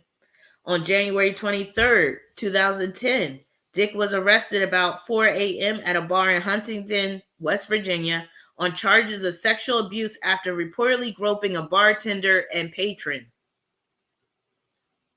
He was released from jail after pleading not guilty and posting $60,000 bail. On June 29, 2011, Dick was formally indicted by a Cabell County grand jury for 2 counts of first-degree sexual abuse. All right, more. So a woman filed a restraining order against him. In June 2018, he was charged with misdemeanor sexual battery and battery charges for allegedly groping a woman. He was groping Pamela Anderson on her roast comedy special, and you could tell she was clearly uncomfortable. Dick was arrested for felony sexual battery of a man in Orange County, California. However, the case was later dropped when the accuser refused to cooperate with local police. He's been arrested for felony burglary and allegedly of power tools. In 2005, Dick dropped his pants and exposed his genitals to the audience at Yuck Yuck's Comedy Club in Edmonton, Alberta. So that Pluto could join a Uranus. That can make him sexually perverted. With Jupiter and Gemini squaring it, that can cause him to just be very, where he makes statements with his sexual perversion out in public. And that's basically him exposing himself. So here it is with the Pamela Anderson. Dick wrote Pamela Anderson during her 2005 Comedy Central roast. He joked that he was her plastic surgeon and used the premise to repeatedly grab her breasts. During the roast, Dick also attempted to grope Courtney Love, who proceeded to slap him across the face. Dick also mimed performing oral sex on Anderson's husband at the time, Tommy Lee. Now, he got Sun and Moon in Sagittarius. I find that Sagittarian moons can be even wilder than Sagittarius suns, and he got both Sun and Moon in Sagittarius. Then his moon is squaring Saturn and Chiron, which can cause him to overstep boundaries constantly, especially with women. All right, and then he actually got beat up a few times. Where's that picture where he's all black and blue? Look at that shit. But this is what he gets. In October 2010, Dick was seen exposing himself and making a commotion at Cafe Audrey in Hollywood. And he was even thrown out of the Pornographic Movie Awards. Come on, you know you gotta be you totally out of pocket. In January 2011, Dick was thrown out of the AVN Awards, a pornographic movie awards ceremony, after repeatedly groping and stalking adult film actress Tara Patrick and drag queen Chi Chi LaRue. Even the porn stars weren't having it. Then at a party, he appeared intoxicated, exposed himself again, urinated on a backdrop, and afterwards destroyed it by pulling it down. God. Then he's made some anti-Semitic remarks, but for some reason they really haven't castigated him like they did Kanye West. I'm sorry that y'all gotta be exposed to these pictures, but yeah, very dirty, disgusting man. Dr. Kidd said, I've always wanted to go to the AVN Awards, right? How the fuck do you get kicked out of a porn show? Oh, so he is a registered sex offender now? Good. Yeah, he is absolutely vile. And again, Sagittarius taking shit too far. All right, this bitch. Y'all know who this is? I never liked her. Another comedian. Like I said, Sagittarius rules comedians, but sometimes these motherfuckers ain't even funny. They're just offensive. Like this chick right here. And I never thought that she was funny. Never liked her stand-up comedy. And she's very offensive. Especially towards Christians and stuff and like Jesus Christ and all that stuff. I mean, she's Jewish and she talks about growing up Jewish all the time. And she is very anti-Christian, I will say. Now, I'm not a Christian, but I don't like when people take digs at other people's beliefs and religion simply because, like, and they think that shit's funny. It's not. Now, she is a hardcore Sagittarius because she just doesn't have her sun in Sagittarius. She's a Sagittarius rising with Neptune rising, which can cause her to embarrass herself or humiliate herself. But that can also deal with some other shit too. But it can deal with where she lacks boundaries. And that deals with her putting on some clown makeup, as I'm about to show you. She got Moon in Capricorn. Capricorn rules the Jews. And like I said, she's always talking about her Jewish upbringing. And that Moon is squaring Chiron and is squaring Jupiter, which can cause her to have an issue with race. Okay, so what about this? This is Sarah Silverman in blackface. Now, again, remember I said Sagittarius is not a racist sign. So this isn't coming from Sagittarius. This is coming from that Moon square Uranus and Moon square Chiron. Now, yes, Capricorn rules the Jews, but the interesting thing is Capricorn rules the sign black. So if we're just talking about the word black, then that Moon in Capricorn comes into play. And especially when you take into account that her Moon is squaring Uranus, which can cause her to be anti-black or to objectify blacks or to make a caricature of blacks. And that Chiron in Aries, Moon square Chiron, can deal with where she does something offensive towards black people, which she did. And again, do you see how certain people in the industry get a pass? Because she really didn't get, she didn't get judged harshly for this. So some people that are of a certain class of people are given a pass all the time, but then you have other people that just simply mention, oh, this group of people runs Hollywood and runs the music industry, and automatically they're being canceled. But I don't remember this chick being canceled. Well, she could offend Jews all she wants. She's Jewish. But I see what you mean. Like are you saying like Jews find her offensive as well? But yeah, I just wanted to throw her up there because, again, I don't find her to be funny. She's very offensive. And she's also perverted too. Like some of the stuff she says. She kind of implies that her father, was touching her when she was young. And that could be that Moon in Capricorn squaring Chiron and Uranus too. Right? Awkward says she said on her show that gays are disgusting on her show where she was friends with a gay couple in there. What? Yeah, you see what I mean? So she's offensive all the way around and she gets a pass. Like nobody, yeah, Brad Pitt is a Sag, but I don't have him on my problematic list, even though he could be problematic in terms, I heard he really don't wash and stuff. But that's more so on his Capricorn end. But then again, Sag can be kind of messy and careless and irresponsible and stuff, especially the men. All right, so moving on from her, we only got a few more before we get into this Andrew Tate character. I just included this picture because I was like, she looked kind of manly right there. But anyway, all right, does anybody know who this character is? He's another one that was rather problematic. But you'll be hard pressed to find the truth about this man. Yes, Walt Disney, another Sagittarius.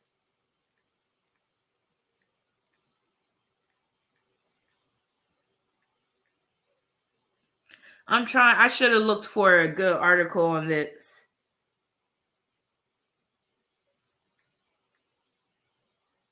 Because I doubt I'll be able to find the truth. And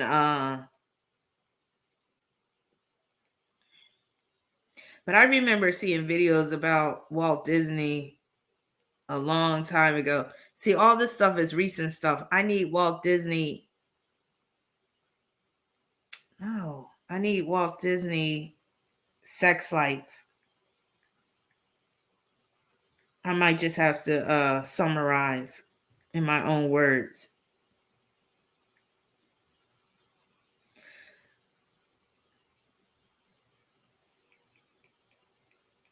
I bet you the regular sources, they're not going to tell the truth about him. But anyway, as y'all know, he was a cartoonist.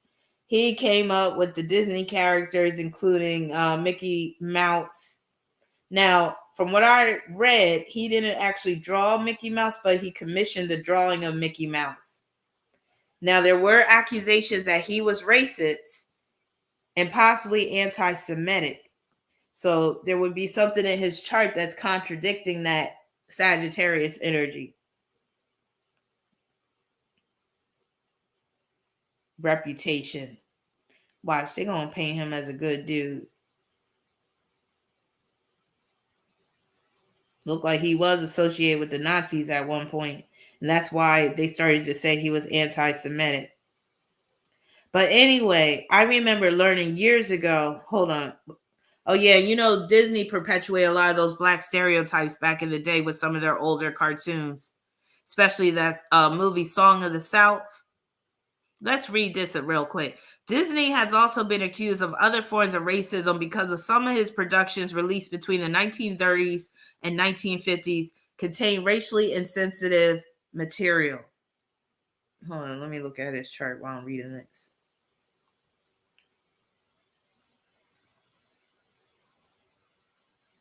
Okay. The feature film Song of the South was criticized by contemporary film critics. Wait a minute.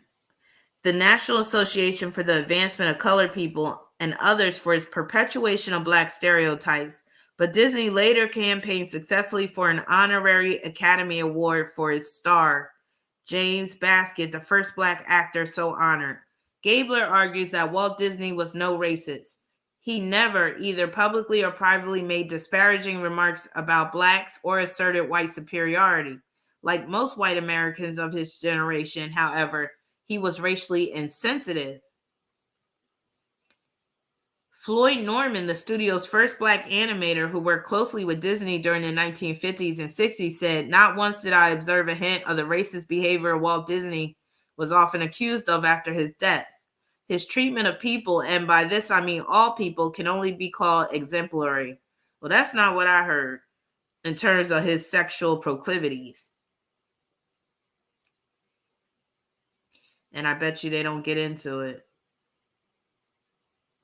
And you know, Disney produced the first film for like periods from, if my memory serves me correctly. But basically, I remember learning years ago that Walt Disney was kind of a pervert and he was obsessed with butts. And you know, Sagittarius rules butts. So let me go back to his chart real quick.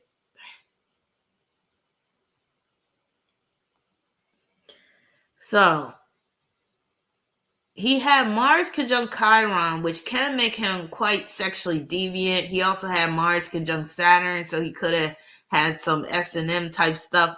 I did hear that he was very much into spanking butts. And I heard that some of these Disney cartoons do feature butts kind of prominently. He did have Mars and Chiron opposing Neptune and Cancer, so that could be the claims of the racism that he was being accused of, and the anti-Semitism. Is that how you say it? He has Sun conjunct Uranus, which could make him kind of prone to be a pervert. Scorpio North Node. So, yeah. So, I mean, you could kind of see it in some of his work that he was very much about the booty. Like, he made Mickey Mouse kind of thick at the bottom, if you notice. Look at that. And if you go back and look at some of the old Disney cartoons, you will see, yeah, there you go. Phoenix Rising said Mickey was always shaking his butt. Yeah, this stuff ain't just a coincidence.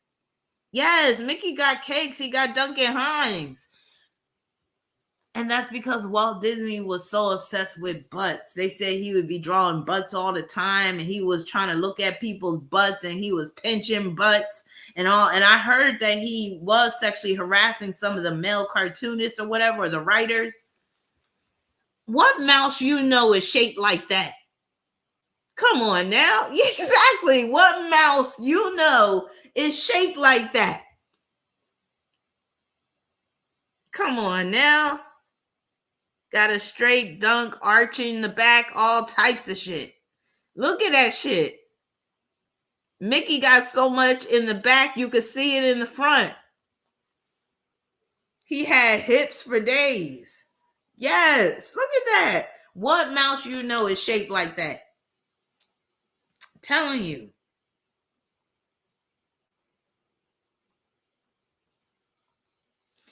Pluto too. Pluto's ass was always up in the air, y'all. Come on now. This dude was obsessed with booty. Obsessed. Y'all don't believe me? Look at this. Look at this. Why he gotta have his ass poked out? Why? Come on now. But Sagittarius be wilding out. Booty up in the air. Booty, booty, booty, booty rocking everywhere. Look at that. Booty, booty, booty, booty rocking everywhere. All right. Look who we got next. Who's that, y'all? We don't got much longer to go before we get into Andrew Tate. Y'all know who this is. Hoppo, who this woman? Mm-hmm. She the head witch, y'all. She doing all the rituals and shit for the Hollywood elite. Yes. It would, back in the day, people like her would just hide in the shadows, and you wouldn't even know who people like this was. But over the years, people have become more familiar, more comfortable with the dark side. So that's why you see people like her out in the open now. And with her being a Sagittarius, she's very open with it. And Sagittarius rules spirituality and religion and all that stuff. I don't know what type of religion she is claiming or whatever, but it don't seem like it's on the godly side. I'll just say that. So she got Sun conjunct South Node in Sagittarius, Mars in Sagittarius, and she has a stellium in Scorpio. So remember, I told y'all about that combination. You got that dark Scorpio energy, the sex, the death theme, and she's into both of that, the sex, the death, snakes, scorpions and shit.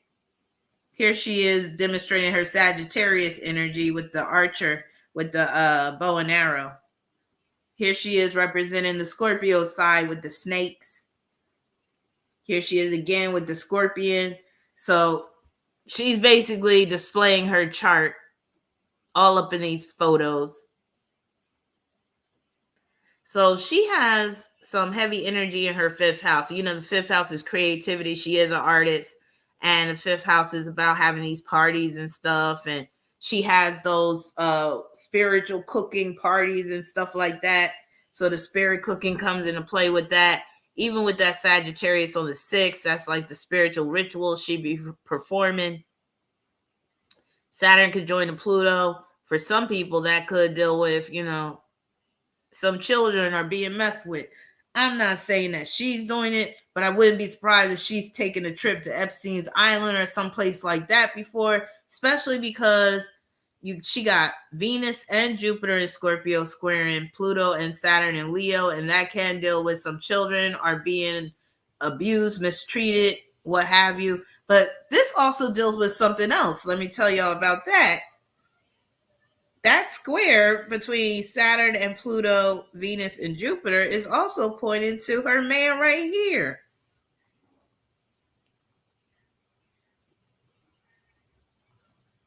Jay-Z, a fellow Sagittarius, all up in this woman's face, can't get enough of her. Basically sucking on her tit, acting like she's this goddess. Look at him. Look at him. This is what I mean about the pedestal syndrome with Sagittarius. She's on a pedestal because she thinks she's this goddess. She's like just this woman on Mount Olympus, and she's this spiritual being, this guru or whatever. And he's like, I'm not worthy. He's putting her on the pedestal. So this is the pedestal syndrome displayed to the max right here. And he's being a sycophant right now, which is a dark-sided Sagittarius trait as well. But let me tell you what happened between these two. So at 1 minute, they're as thick as thieves, loving on each other and shit. Look at this shit. I know Beyonce was feeling some type of way. Like, yo, give me my man back. But then this happens. Jay-Z seriously pissed off the queen of performance art. 2 years ago, Jay-Z invaded the art world for his Picasso Baby video, taking over New York City's Pace Gallery with a bunch of his famous friends.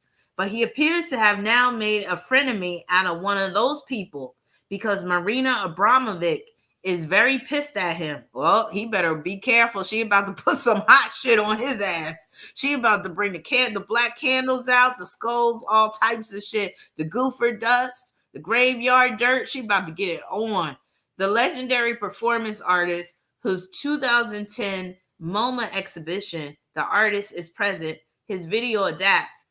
She appears in it going forehead to forehead with the rapper, is speaking out to Spike magazine about what happened once the camera stopped rolling.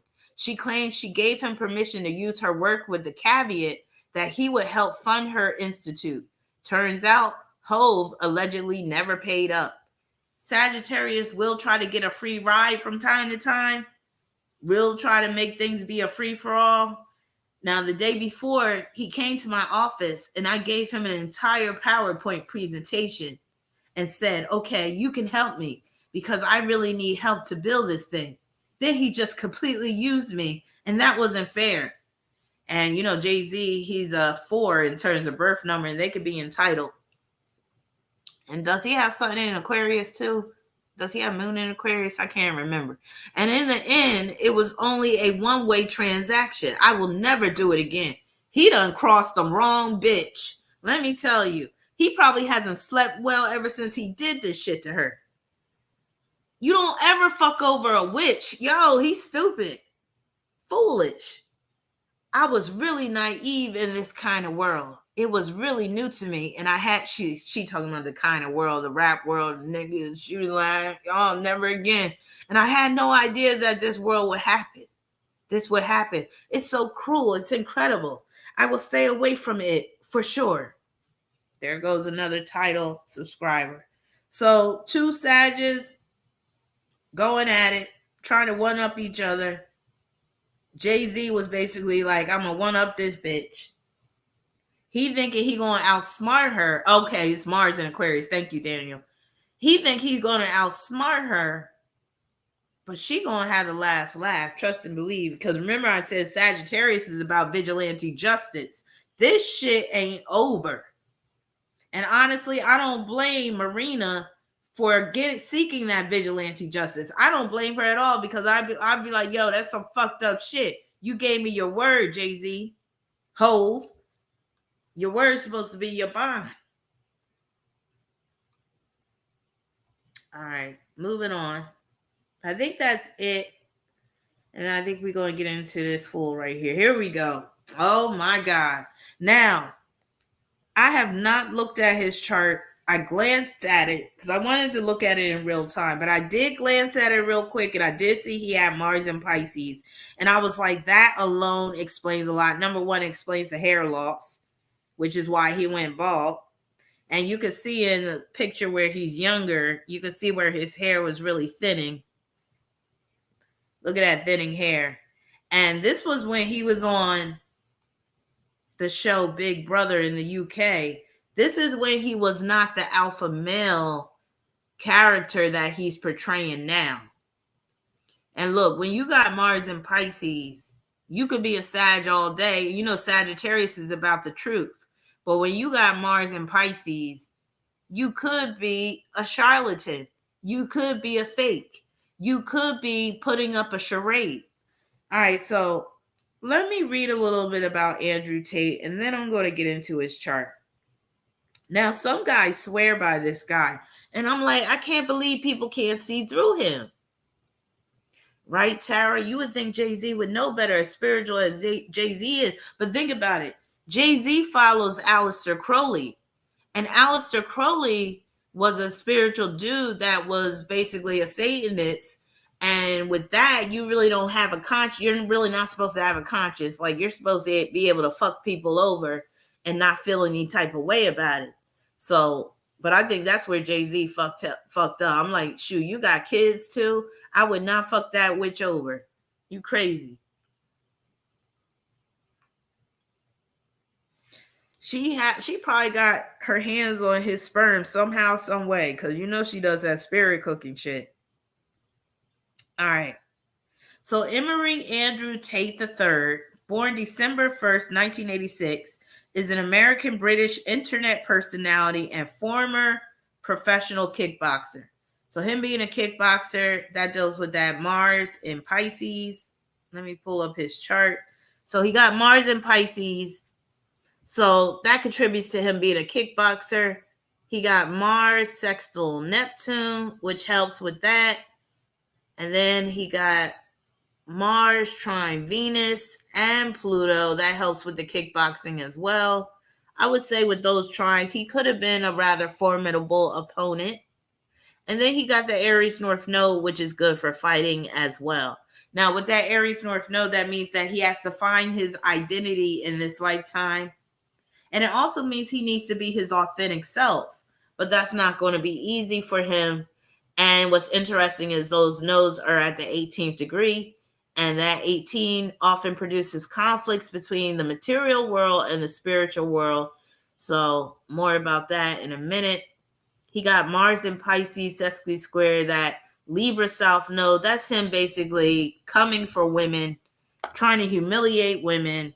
He's misogynistic. That Sagittarius energy can make a man a little misogynistic, especially if he's living according to certain beliefs or philosophy or whatever, and he's part of that whole manosphere bullshit. So it says, following his kickboxing career, Tate began offering paid courses and memberships through his website and later rose to fame as an online influencer. So with the online influencer, we are looking for Uranus. And unfortunately, I don't know what time he was born, but he does have Uranus sextile South Node, and that can make him an online influencer where he gets a lot of followers, a lot of fans. That's pointing to his Discord server where he has people paying to be on that Discord. And yeah, so that right there. And the Libra South Node period, it just makes him feel like he can, always talk about how people should be. And he thinks he has the answers. He tries to counsel people and all that stuff. And people actually go for it with that Chiron and Gemini trine that Libra South Node. With that, it's like he knows what to say. He knows what people want to hear, basically. And maybe not even everybody, but a certain segment. With that Chiron, that can deal with like a niche segment, a niche market. So it said Tate's misogynistic commentary on social media platforms has resulted in his bans from several platforms. So him getting banned. Let's see where that comes in. So he has, a lot of times with the banning, it's going to be Scorpio energy. He got Mercury in Scorpio, quincunx that Aries North Node. So that's part of him getting banned. He has Mercury, quincunx, Chiron, and Gemini. That creates a yod in his chart. So it's this yod that's resulting in him getting banned off of these platforms. I wouldn't be surprised if he was a Sagittarius rising with Neptune and Capricorn close to his ascendant, because he talks about his father quite a bit. So that would make a lot of sense. All right. So it says Tate's misogynistic commentary on social media has resulted in his bans from several platforms. So again, it's that Yod that's creating these bans, and Mercury is dealing with what he says. And with Mercury in Scorpio, that could cause him to say some controversial stuff or say stuff that generates hatred. All right, let's talk about his early life. Now, I think he's mixed, right? Yeah, he's mixed race, which is very Sagittarius. So Tate was born on December 1st, 1986 in Washington, D.C. He grew up in Goshen, Indiana, and Chicago, later moving to Luton, England as a child. His African-American father, Emory Tate, was a chess international master. Now, chess, that's a Libra game right there. And I think Andrew Tate knows how to play chess through. Yeah, so Tate learned to play chess at the age of 5 and competed in adult tournaments as a child. So that Libra South node is pointing to his knowledde of chess, especially because he has Chiron and Gemini trying that Libra South node. Now, unfortunately, I don't know what time he was born, so I don't know where that lines up in terms of his houses. Now, he does have Sun conjunct Saturn in Sagittarius, so that could deal with his father's influence. Again, his father teaching him a lot. So this is all they have about his early life. So his kickboxing career started in 2005. By 2008, Tate was ranked 7th best lightweight, heavyweight kickboxer by Britain. In 2009, while employed in selling television advertising, he won the British ISCA Full Contact Cruiserweight Championship. So he has won some championships for kickboxing. So that makes sense, especially with Mars trine Venus, Mars trine Pluto. In 2011, Tate won his first ISCA world title in a rematch against Jean-Luc Benoit via knockout, having previously lost to Benoit by decision. And Sagittarius can be quite athletic, so that Sagittarius adds to that athleticism. Before his loss, he had won his previous 18 fights, all by knockout.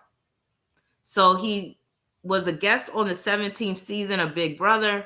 Tate came under scrutiny for his homophobic and racist comments on Twitter. Now, let's talk about the homophobic stuff. Now, he got some nerve, because isn't this him right here? Unless this is Photoshop. Is this Photoshop? And he does have Mars in Pisces, which can make him rather sexually fluid. And he does have Sun conjunct Moon, don't he? Let me go back. Oh, that's the wrong one. Hold on. Let me go back to this chart. He got Sun conjunct Moon, which can mean that he's very in touch with his feminine energy. Then he got Sun square Mars, Moon square Mars, which can mean that he's not being truthful. He's not being out about his sexuality. So, but you know, some of the most homophobic men are low-key gay or bisexual. And it's because they're conflicted inside that they have a hard time coming to terms with it. And then they start saying some homophobic stuff. So it is Photoshop. I didn't know if it was Photoshop, but I was like, that's funny. That's a good Photoshop, though, because it looks like he's right there in the thick of it. But here he is right here trying to be the alpha male, trying to come across as some sex symbol. But I think he's really displaying his sexuality here, too. I mean, I don't really see a straight male, like a fully straight male in this picture. I really don't see it. And I definitely don't see it in this. This is the real Andrew Tate, y'all. This is the real Andrew Tate. This is not, you know, this is the Mars and Pisces right here. He's trying to be that Sagittarius, because, you know, some Sagittarius men can be kind of on the alpha end, but that Mars and Pisces, that like extinguishes that Sagittarius fire all the way. And because of the squares between that Mars and Pisces and his Sagittarius sun and moon, he's going to overcompensate for feeling soft, for not feeling manly enough. This shit is classic overcompensation for a feeling of inadequacy, inferiority complex, which Mars and Pisces produces, because you feel like you're not man enough. Because you like to take bubble baths and you like to frolic through the daisies. And you like to probably put toenail polish on. And you like to get together with your girlfriends and do your nails and stuff when nobody's looking. Like, come on, dude. Siobhan said he looks like he has been a boy band member. But look at them pursed lips. Okay. How you doing? But anyway, let's go back to his story. So he was on Big Brother. Tate came under scrutiny for his homophobic and racist comments on Twitter after the release of a video in which Tate appeared to beat a woman with a belt. Beating a woman with a belt. So he got some sadistic shit with him, wants to spank people. Let me see where that's coming from. He got Mercury, semi-square Neptune, and Capricorn. And that Sun conjunct Saturn alone can make him sadistic, can make him want to punish people, can make him want to degrade and belittle people. Now, Tate was removed from the show after only 6 days of participation. Both Tate and the woman said that they were friends and that the actions in the video were consensual. So maybe they were. Now, Tate's website offers training courses on accumulating wealth. That's the Sagittarius. Male-female interactions. He thinks he knows because of that Libra South node. According to the website, he also operated a webcam. That's right. He operated an OnlyFans, didn't he? Webcam business, employing as many as 75 webcam models to sell fake sob stories to male callers. Wow. That's that Venus conjoined to Pluto, him using women to make money. And, sex in terms of women. Claiming to have made millions of dollars doing so. I have to admit, that Venus conjoined to Pluto can produce a millionaire. Tate stated that the business model is a total scam. Wow. That's that Neptune in Capricorn and semi-square with Mercury, where he's actually admitting it. And again, where some guys look up to him. But that's also that Mars in Pisces squaring the Sagittarius energy. The Sagittarius energy, that's him coming out saying that it's a scam. And he got Sun squared Jupiter, Moon squared Jupiter as well, Saturn squared Jupiter, and Uranus. Tight squares involving Jupiter. So he's liable to tell on himself from time to time. Tate operates Hustlers University, a platform where members pay a monthly membership fee to receive instruction on topics such as drop shipping and cryptocurrency trading. Him being into cryptocurrency, that's that Pisces energy. And he probably has made some money through crypto because he got Mars trine Venus and Pluto. Jupiter trine Pluto. That's a millionaire aspect right there. That Jupiter trine Pluto. Now, the platform employed an affiliate marketing program where members received a commission for recruiting others to the platform. Does he have anything? So, surprisingly, he doesn't have anything in Leo, but that could just deal with the marketing program is bogus.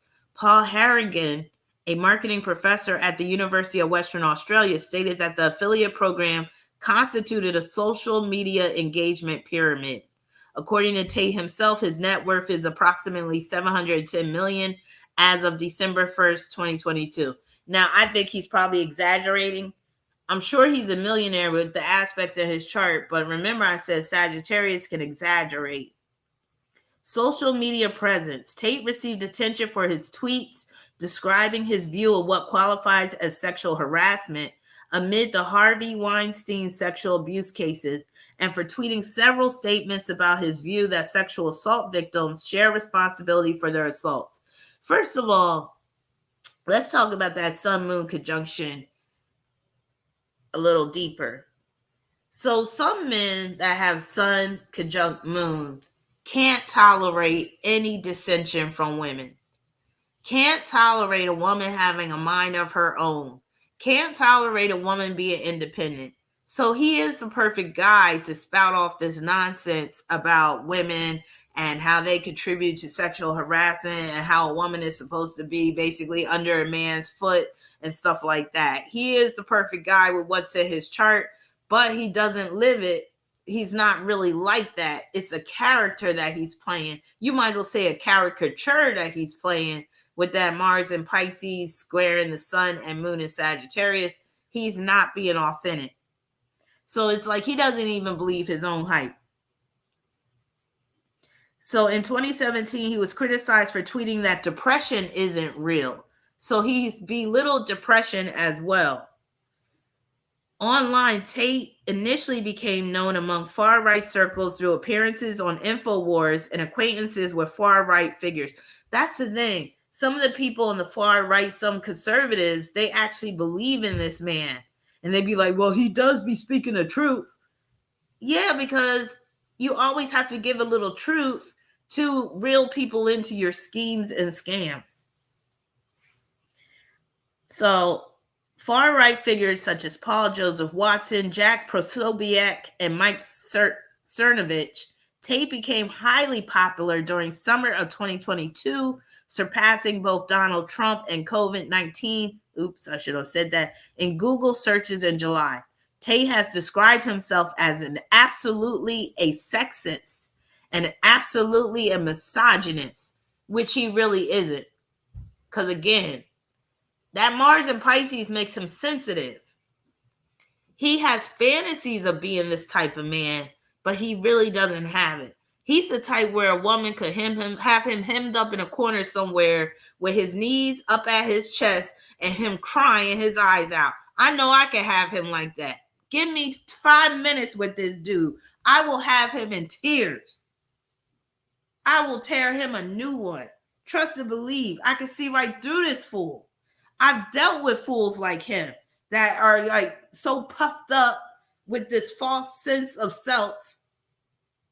And they constantly talking about their accomplishments nonstop. But then when you really get at them and lay into them and tell them some hardcore shit, the hardcore truth, their asses be crying with their tails between their legs. And he's that type. He has stated that women belong in the home, that women can't drive, and are given to the man and belong to the man. See what I mean? That's the sun conjunct moon. He believes that women are given to the man and belong to the man. So that is a man with that sun conjunct moon. That's a man that, again, he wishes it was like that, but he knows he really can't be that type of man. Case in point. Know who else has sun conjunct moon in his chart? Wesley Snipes. But Wesley has sun conjunct moon in Leo. And Wesley Snipes is that same type of man where he believes that his woman should be always in agreement with him, should always basically praise him and, boost him up and all this stuff. And that's why, I don't want to sound stereotypical, but that's why he chooses Asian women. Because he believes that Asian women are more, agreeable, more subservient, more submissive, what have you. It kind of works for Wesley Snipes. I'll say that because he is the type of man that actually can command that type of respect from a woman. Maybe not all women. He sure couldn't do it with me. But the man has proven himself a number of times. I mean, he's a martial artist. So is this dude too. But, Wesley Snipes, he's more in that type of guy where you could tell he's not bitch made like how Andrew Tate is. I believe Wesley is bitch made in some ways, but not on the level of Andrew Tate. So, with Andrew Tate, he got that square involving Mars and Pisces. Could throw Jupiter and Pisces in there as well. Again, that softens up that Sagittarius energy. It softens up that masculine energy. That energy that's going to make him really be kind of like with the iron fist. So behind closed doors, he's not like that. He's like a little kitten. He's like Kitten Hills. And remember, Kevin Samuels was a Pisces. And Kevin Samuels tried to come across as that sexist alpha male type, and he was not convincing at all, but he fooled a lot of men. Same like how Andrew Tate is fooling a lot of men with this shit. So let me repeat some of his beliefs.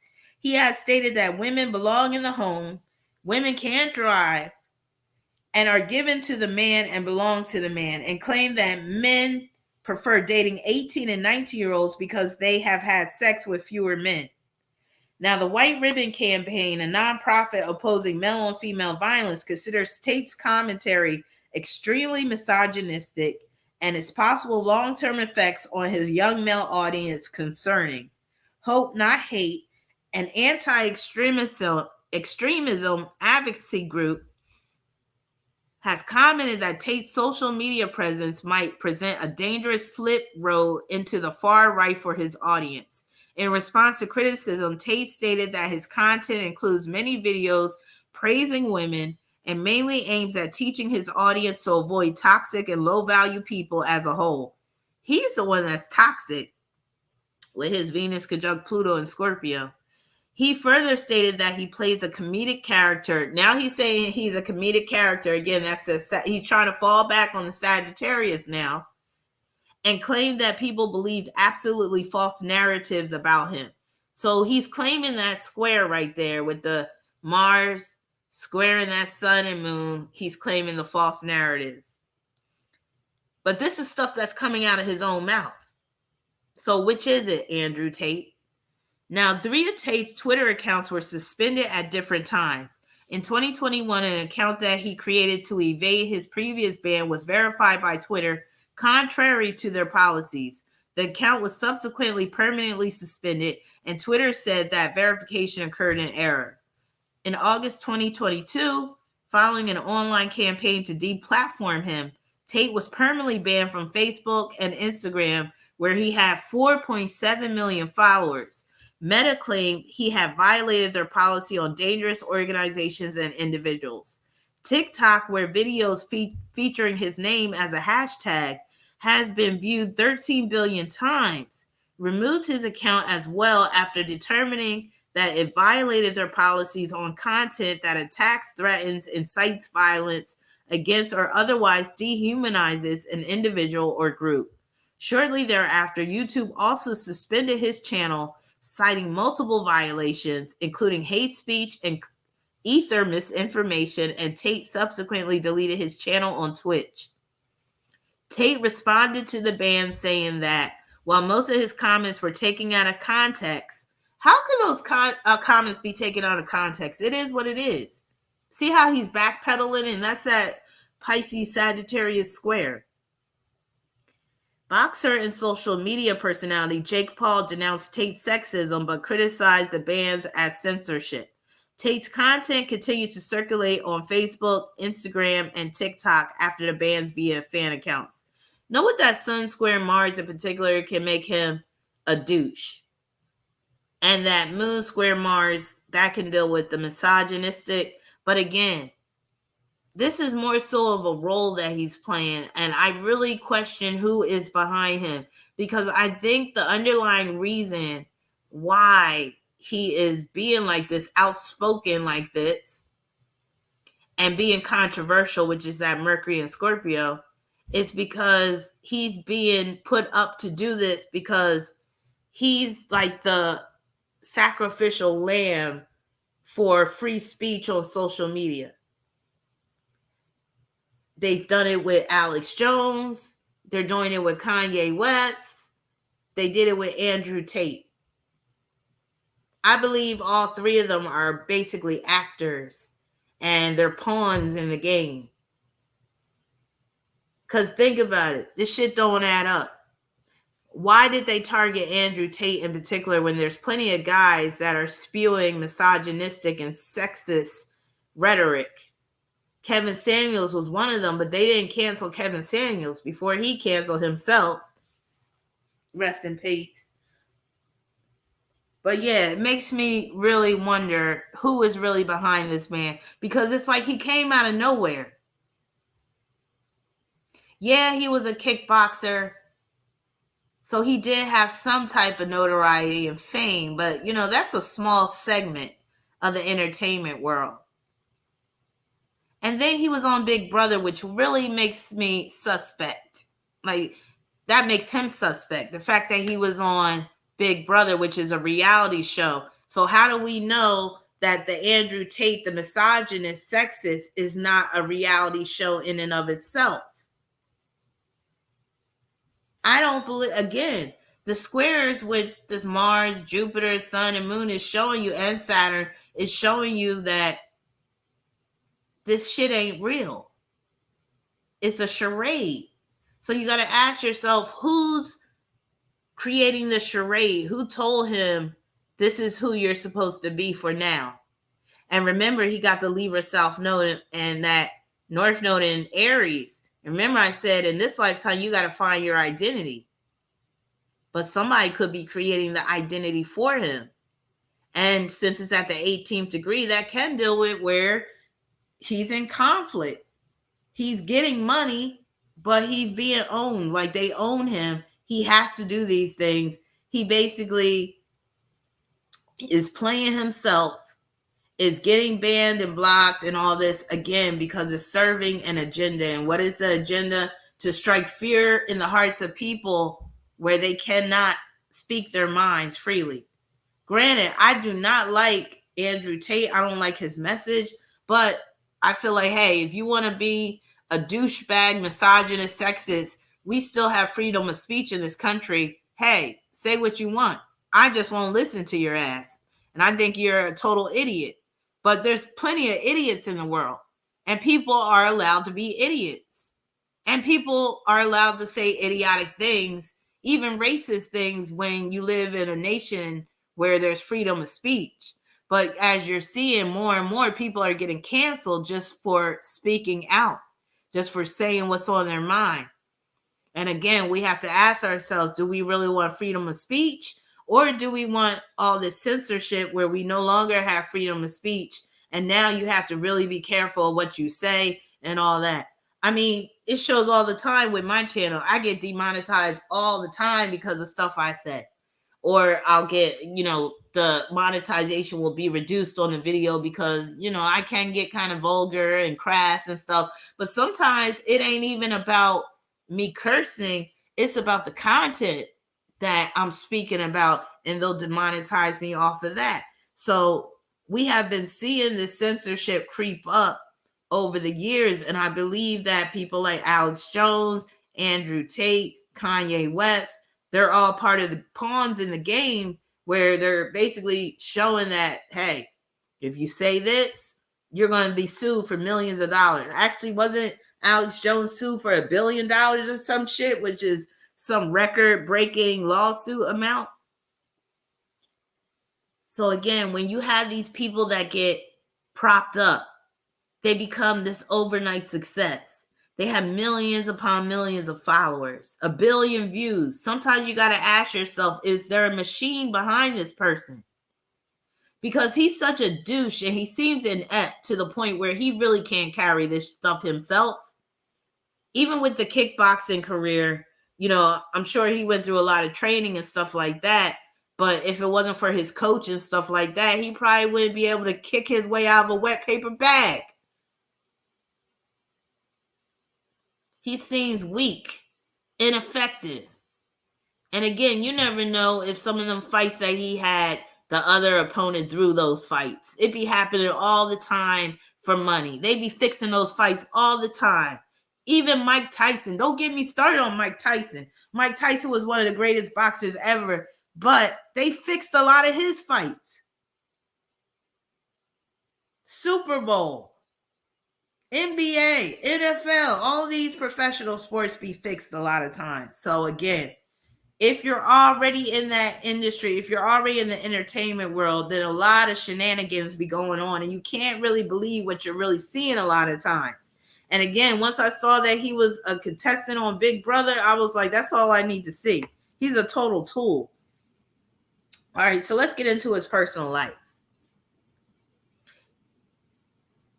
So on April 11, 2022, Tate's house was raided after Romanian police received a tip that an American woman may be held at the property. Oh, I remember hearing about this. Leading to a human trafficking investigation. Now, trafficking, that's Sagittarius. He was interrogated and released. Tate had denied any wrongdoing and called it a case of swatting.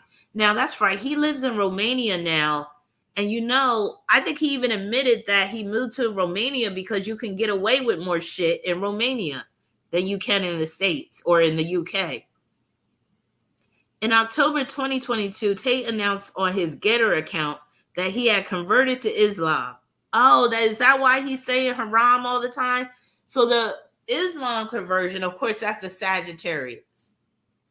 But because he got Mars and Jupiter square in the Sagittarius stellium, more than likely, he's not going to be true to Islam. He can't be true to any religion. He can't even be true to himself. A video of Tate praying at a mosque in Dubai, United Arab Emirates, went viral. And isn't it funny? The United Arab Emirates is a Sagittarius. And I was going to get into that nation too, because they are disguised under the cloak of Islam, but that is a wicked nation. Dubai in particular. All right, so basically they're detailing all his wins with the kickboxing. And again, I wouldn't be surprised if some of them fights were fixed. I wouldn't be surprised if some of Mayweather's fights are fixed too, especially because he be financing the fights himself.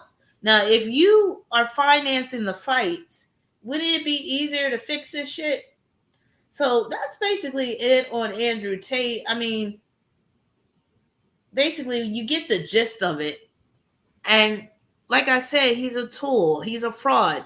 And that Scorpio energy is dealing with the fraudulent nature of him and the fraudulent schemes to get money and stuff through the webcam models and stuff. And he is just pathetic. And also where he was saying, like, having these women come up with the sob stories, that's that Mars and Pisces square his moon as well.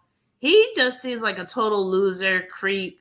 Again, he was propped up to serve an agenda to basically cancel people who are saying things that are unpopular or that, are considered to be offensive or whatever. But I feel like the bigger reason is free speech. And, Sagittarius rules freedom. And Sagittarius is all about free speech, wanting to say whatever the hell we want. But when you got Mercury and Scorpio, your words may not be your own. You might be forced to say certain things. So keep in mind that he has that Sagittarius stellium, but his Mercury is in Scorpio. And that, again, that on one hand, it could deal with where he can be compulsive with what he says. Like, he has diarrhea of the mouth. He doesn't really think things through before saying it. He can be controversial. But on the other hand, that could be where somebody is forcing him to say this stuff. That could be where he has to say things under duress. So basically, that's that. I'll leave y'all with that. And a lot of what he gives is just basically lip service that he doesn't even believe himself, with Chiron and Gemini opposing Saturn and Uranus. So he is a hot mess. And I can't believe so many people have fallen for him. To me, he's transparent, where he's very easy to see through. Very much so. So let me look and see. I don't think anybody posted any super chats for questions. And hopefully I can slip out of here before y'all do. Hold on. Oh, holy night, the stars are brightly shining. What other Christmas songs we got? Throw out some Christmas songs. Remember Rudolph the Red-Nosed Reindeer had a very shiny nose. And if you ever saw it, you would even say, what the fuck is his neighbor doing upstairs? Goddamn! Sound like he's dropping bowling balls. All of the other reindeers. He's taking me out of Christmas spirit.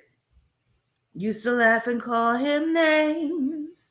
They never let poor Rudolph join in any reindeer games. This is my favorite part. Then one foggy Christmas Eve, Santa came to say, Rudolph, with your nose so bright, won't you guide my sleigh tonight? All right, wait a minute. I'm trying to find something. Hold on.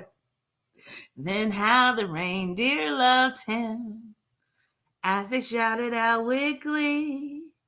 All right, so Chelsea, you said, will the truth come out in mainstream media? Thank you for your super chat. Was his wife involved, complicit? So I think you're talking about Stephen Twitch. I don't think his wife was involved, but let's do a little tarot reading about, let's go back to Stephen Twitch. Do a little tarot reading before we close out. I saw mommy kissing Santa Claus underneath the mistletoe. Oh my God, what the hell is this dude doing upstairs? Maybe his wife is beating him up.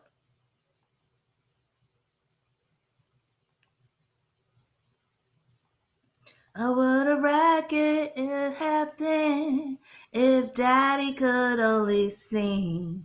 All right, what am I doing? I'm losing myself. Okay, so you want me to do a tarot reading to see, will the truth come out in the mainstream media? Again, I think you're talking about Stephen Twitch. Here he is with his family, his wife, and all that.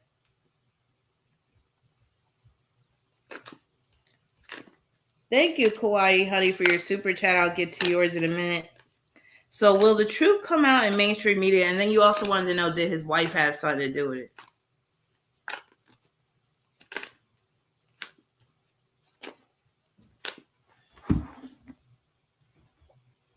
I saw mommy tickle Santa Claus. Know what song I was listening to last night? Let It Snow by Boyz II Men. I love that song. It's another Christmas holiday. Oh God, I can't sing like Wanye. It's a joyous thing that the angels sing, 'cause we're together. I don't see the truth coming out. I do see some information coming out after some time has passed about the situation, and it could be more details, like about the suicide note, quote unquote suicide note. And yeah, I don't see the truth coming out.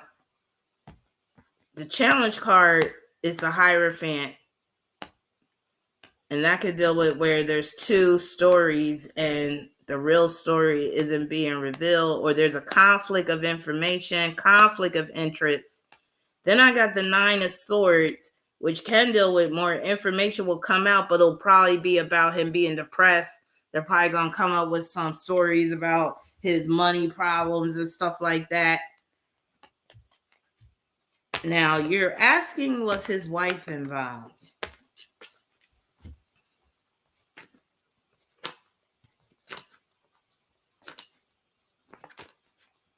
Have a holly jolly Christmas. It's the best time of the year. Say hello to friends you know and have a cup of cheer. Have a holly jolly Christmas. Oh my golly, have a holly jolly Christmas this year. Hang all the mistletoe, I'm gonna get to know you better. This Christmas, and as we trim the tree, how much fun it's gonna be together. This Christmas. So right now I'm looking to see if his wife had something to do with it. Fireside is blazing bright. Okay. I don't see his wife having anything to do with it, but I will tell you, it looks like his wife knows something and she's not telling, because I got the Devil card, and that could deal with where she keeps up a lie as well, and it might be for her own protection. because she might know some details and she ain't coming clean with it. Basically, that devil card is showing that she's caught up, like she's involved in terms of if she were to start talking about what she knows, she could be swimming with the fishes too. And I got the Four of Swords in the challenge position, which can mean that she got a lot on her mind. She got a lot of information that she's just keeping to herself. But I don't see her having anything to do with his death, like her basically putting a hit out on him or anything like that. One thing I'll say, though, it looks like she will come forward and talk about like his memory and stuff like that. It looks like she will be doing some appearances. I hate to say it, but she might actually try to come up off of these appearances and stuff like that. So she might have a little opportunism with her, and that can also be represented by that devil card as well. But I'm not saying that she didn't love him or anything like that, but she might be a little opportunist. I mean, she made a statement already, but that can mean that people have really been leaning on her, pressuring her to make a statement. I wouldn't be saying shit right now if I was the wife. I swear to God, this guy, I don't know if y'all can hear these thumps, but it sounds like this man's woman is dragging him across the goddamn floor, and I don't blame her. Actually, I'm not for domestic violence, but if you seen the way this dude look and the way he be acting, you feel the same way. God damn, he making all this noise. All right, what was I? Oh, somebody. Oh, I'm gonna have to go soon. I'm getting cramps. Oh my God. So thank you, Kauai, honey. So you said, will I pass the cardio phlebotomy exam on the second try? That sounds hard. Is that where you got to take blood from somebody's heart? You got to shoot them up. What is that stuff they give them a shot in the heart of something? What is that? Like a shot of adrenaline? Hey, RDK. Will you pass your cardio phlebotomy exam on the second try? That's where you take an adrenochrome straight out the heart. Let me stop. All right, what other Christmas songs? Let me see.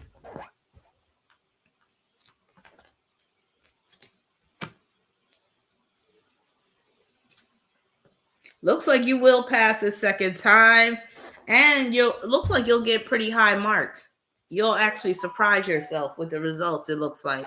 So it's onward and upward from here, baby. Yeah. All right, what other Christmas song can we sing? Deck the Halls. I mean, I'm so tired of that. Everybody know Deck the Halls.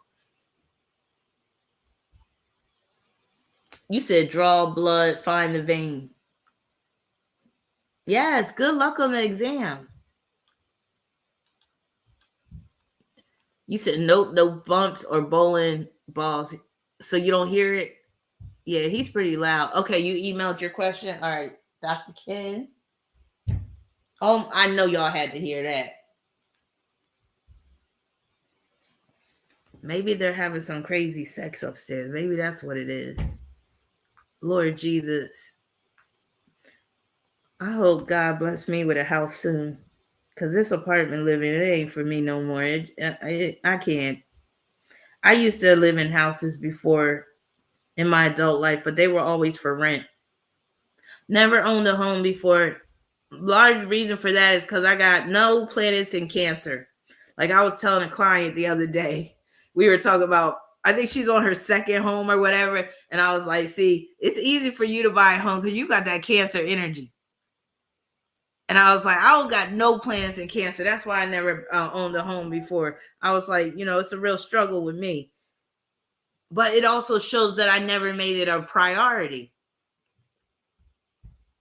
You know what I'm saying? If I had planets in Cancer, I would have made being a homeowner a priority. So that's something that y'all could think about too. Now, you could not have any planets in Cancer, but you could have a strong fourth house and still be like, I got to own a home. And I got to own my home by a certain age. I'm a late bloomer when it comes to owning homes. And now it kind of feels like it's kind of too late because the cost of homes are outrageous. I'm just hoping that the housing market crashes soon. Okay, that's what I'm looking for. I keep on distracting myself. I'm looking for your email. I'm done. I just got it. Oh, Daniel, I got you. Stacy, I got you. All right, let me see.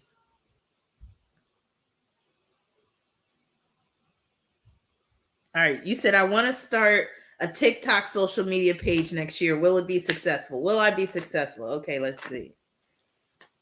TikTok, you don't stop rocking to the bang, then the boogie said up jump the boogie said the rhythm to the boogie beat. Now what you hear is not a test. All right, let's see. Will you be successful? Know a song I used to love as a kid? All I want for Christmas is my two front teeth, my two front teeth, my two front teeth. Gee, if I could only have my two front teeth, then I could wish you Merry Christmas. Remember that one? And then remember the little drummer boy? Come, they told me, pa-ra-pa-pum-pum. That part used to always get me when he'd be like, I'm a poor boy too. Wait a minute, don't he be like, baby Jesus, pa-ra-pa-pum-pum. You said I want a hippopotamus for Christmas. I am a poor boy too. See, with that Capricorn energy I got, moon in Capricorn, Capricorn rising, hearing lyrics like being poor and stuff, that really touched my heart. He was like, I'm a poor boy too. He said, I have no gifts to bring, pa-ra-pa-pum-pum, to give to a king or something. Oh no, he said, to lay before a king. I was like, I know about that struggle. DMX did a version of Rudolph. All right, you will be successful on TikTok if you really throw yourself into it. I mean, you have to get deep into the world, Dr. Ken. You got to get deep into it, and then you'll see the results. But you know, with social media, you really can't miss a day because people lose interest quick. This is why I'm not good on social media. I have to admit, I'm a big reason why my channel isn't as big as it is. I'm just not good on social media. I'm just not. Saturn square in my Uranus. It's hard for me. I can't just be on all the time like how some people are. But Dr. Ken, you could do it. But again, you got to really throw yourself into it. You could do it, but you got to put your back into it. Yup, it's DMX birthday. That damn 18. And you know, 18 is a murderous number. So I feel like his death was rather suspect. All right. Who else I got? Daniel. Wait a minute. Stacy. Stacy, you were first. You said a medium told me that my adult son could be a walk-in. What do cards say about him being a walk-in? Now, do you mean walk-in like an alien? Isn't that what a walk-in is? Somebody explain to me what a walk-in is so I have clarity. Ain't a walk-in like a oh, Dara D, please repost your question because I don't see it in my email.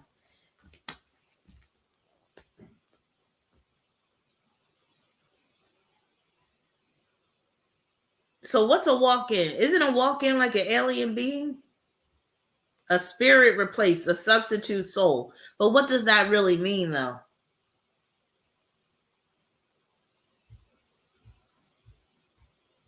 I mean, I'm on social media already. Like I have an Instagram account, but it's rather small because again, I don't nurture it. I don't be on it. Or I'll get to your question too in a minute. So a walk-in is when your body is invaded by a spirit. All right, thank you. So let's see. Is your adult son a walk-in? Meaning, is his body invaded by a spirit? I wish I could get a male walk-in right about now and tighten me up.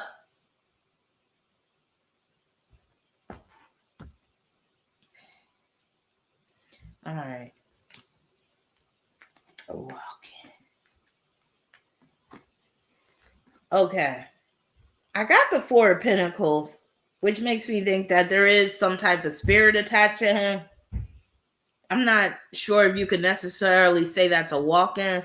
Honestly, I'm not really familiar with that type of talk, but I do know about spiritual attachment, demonic attachment, possession, and I do see attachment.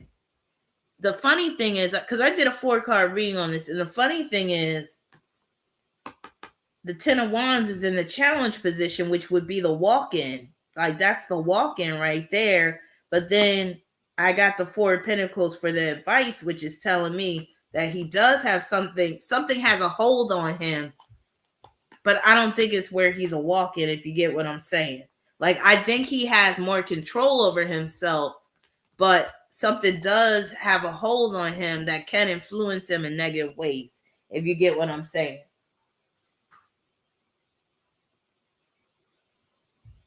All right.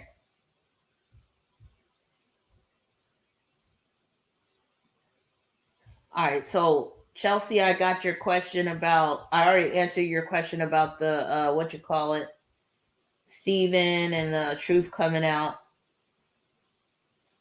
Yeah, it's a real sad situation. All right, Daniel. Thank you for your cash app. Daniel, you said, what is surrounding me right now? All right. Hey, Marcus. Thank you for your super chat. I'll get to you in a minute. Oral, I'll get to you in a minute. And then Queen Dara D, I'll get to your question in a minute. What is surrounding you right now? And I'm thinking you mean in the spiritual sense.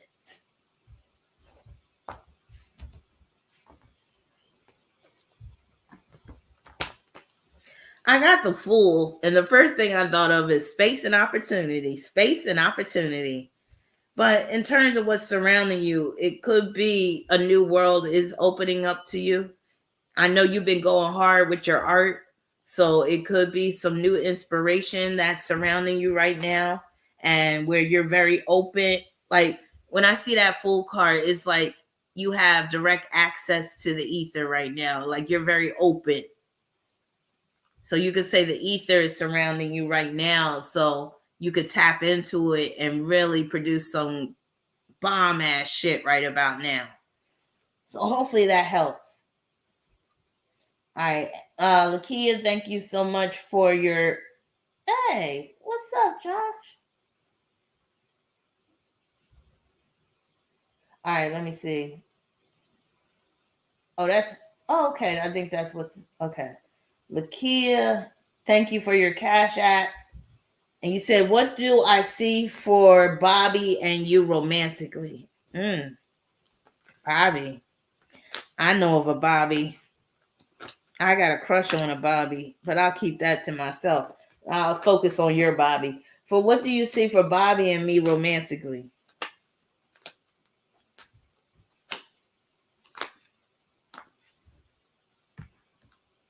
There's just something about that name, Bobby. Hey, I am well versed. Yes, happy born day. I am well versed. She's a fellow Sag. Again, happy birthday to all the Sages in the house. First card, Devil. That's some good ass sex right there. But the challenge is the Tower, which means that you're dealing with some instability with this whole romance thing. And you might feel like you're not getting enough time. You might feel like you're at his mercy. And with that 6 of Pentacles that I just pulled, that's basically could deal with where you're not the only one he's dealing with.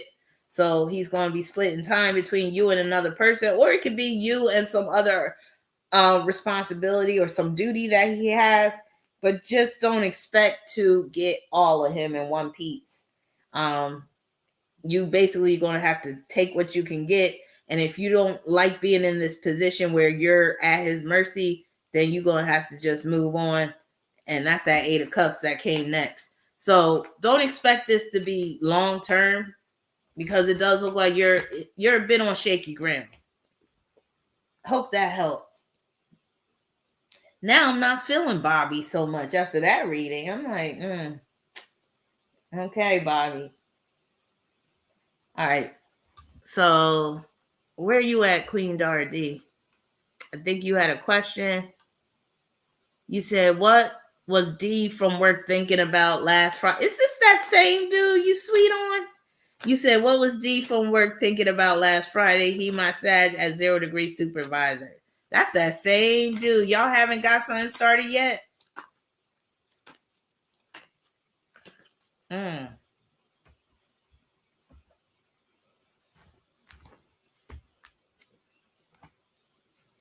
He was like, I got you right where I want you.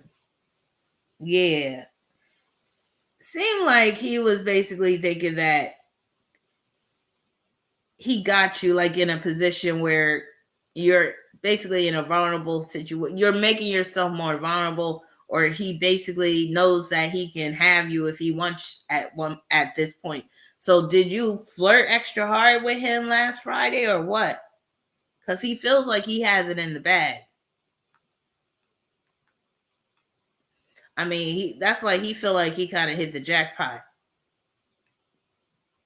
Sarah said Bobby won't stick around. Bobby's 10. I mean, do any Bobby stick around? I know my Bobby didn't stick around. Don't even get me started. Robert, Bobby, yeah. Those are the bad boys. Hey, C. Thomas, what's up? Yes, I'm back with the lies. Look, my Bobby sure didn't stick around. So you can't expect your Bobby to stick around either. You know, Bob and Weave, come on. They don't say that for no reason. Bobby the Barge, Bobby Brown. What other Bobbies were bad?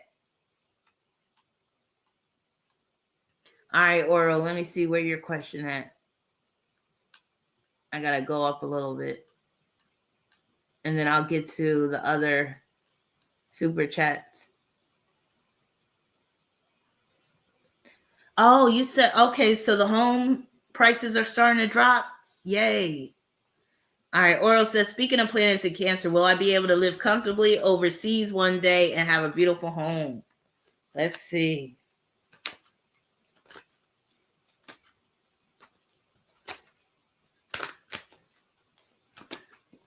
You know what? Speaking of cruises, I told you I might be going on a cruise next year. People are starting to wild out on these cruises, and it's making me uncomfortable. You know, before you really were hearing about a bunch of fights on cruises, crazy women jumping overboard. Like there was this one story recently where this chick, they said she got into an argument with her man. Next thing you know, she's being walked to her room by security. And then she jumps off the balcony. She's on the 11th level of the cruise ship, jumps off the balcony to her death.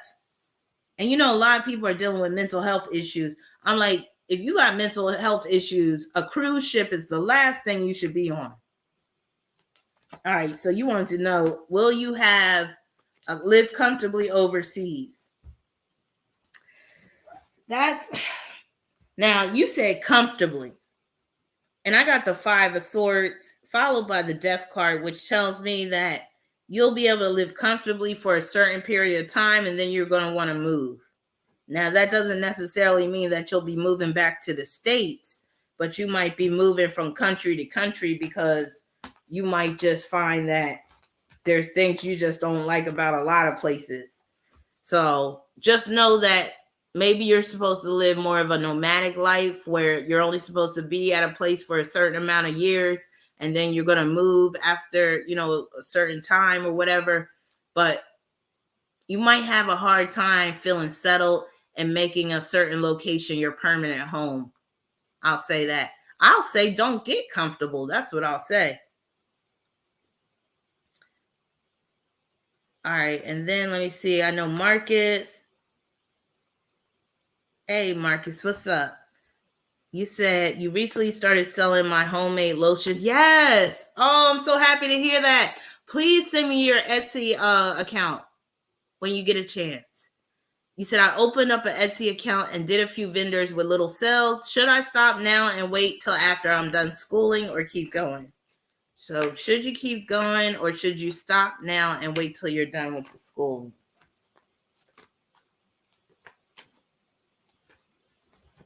Then I gotta go soon because my back is killing me.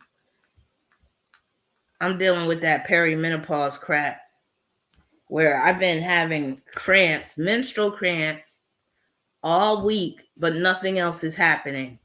And that type of stuff will make you feel like you're going crazy because you're like, okay, you're expecting to have the whole cycle, but you're only getting some of the symptoms and you're starting to feel like you're going out of your mind.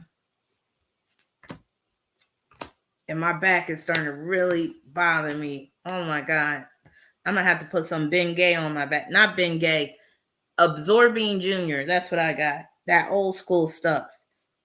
All right, I got the Knight of Swords followed by the Star, which is telling me that you need to continue to go forge ahead with this. You know, you already got some momentum, so you need to keep it up. And with the Star card, that's like going to school and doing your business at the same time. So hopefully you'll have continued success. Actually, I know you will. And yeah, send me the link to your Etsy shop when you get a chance. Because I need some products. Especially if you got something for dry skin. Lord have mercy. But yeah, I think that's everybody. Because I'm going to have to slide up out of here and do something for my back. Lord Jesus. I'm just making sure I got everybody. Diggable Planets, if you got any questions, it's your last chance for those that didn't ask a question, and then I'm out. Queen Dardy said, it's better on cruises if you have good friends, not like Shanquella type, right? You know, they sure swept that story about Shanquella under the rug real quick, it seemed. But I do remember, didn't she had something like Uranus square Chiron, and it was like smack dab. Was Chiron in Scorpio?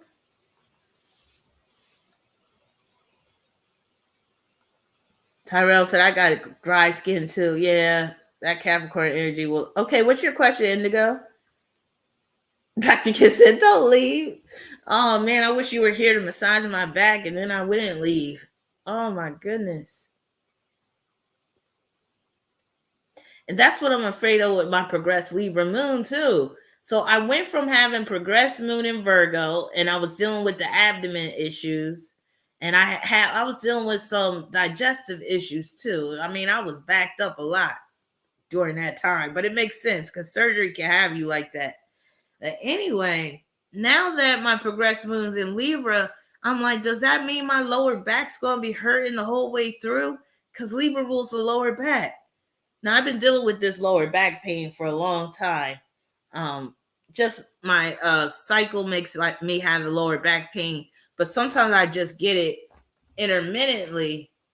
And I think a lot of it is contributed to a car accident I was in one time where I ended up in the passenger side of my car when I was in the driver's side. So, of course, that could cause some back problems as well. Well, I think I'm going to pop some Advil PMs when I get off. Wait a minute. Oh, Indigo. Okay. So you said, was my last, oh, I love this question. Was my last spiritual advisor a narcissist? Oh, wait, let's see.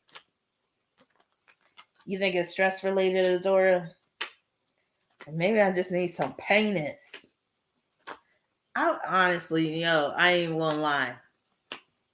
A man right now, I think he would be able to alleviate some of these cramps. Because you know how sometimes if you have the right amount of pressure applied, you totally forget about the cramps.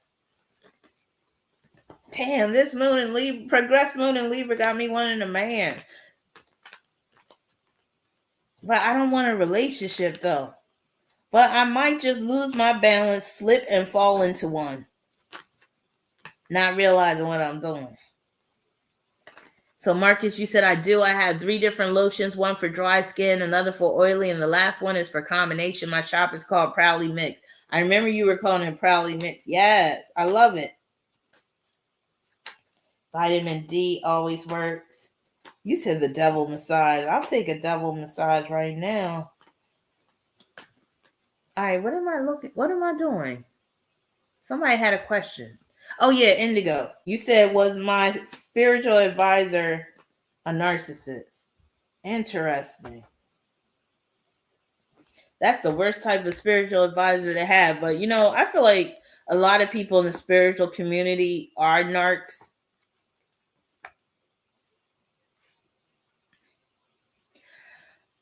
I won't say full-blown narcissist, but I did get the 10 of Wands, which could mean that this person is full of themselves.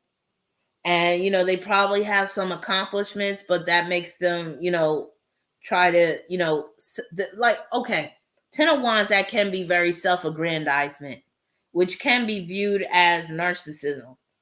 Is he a full-blown narcissist? I'm not, or he or she, I'm not seeing that per se, but I will say that they are the type that is basically puffed up, overinflated ego. And what's interesting is the 10 of Wands is a Sagittarius card. That's Saturn and Sagittarius. Oh, thank you, Marcus, for your Cash App. And then Dr. King, you're saying I have another Cash App. Hold on. I'm about to stand up. Because I find too that if I sit, oh shit, I just knocked over. Oh, damn. I just find if I stand up, it doesn't hurt as much. Oh, that's my Venus and Libra too. Okay. Thank you, Angel, for your Cash App. You said for niece died December 14th. Oh, I'm sorry to hear that. Wow. Was it witchcraft or natural? Damn. I'm sorry about your niece. So you wanted to know, was it natural or was it witchcraft?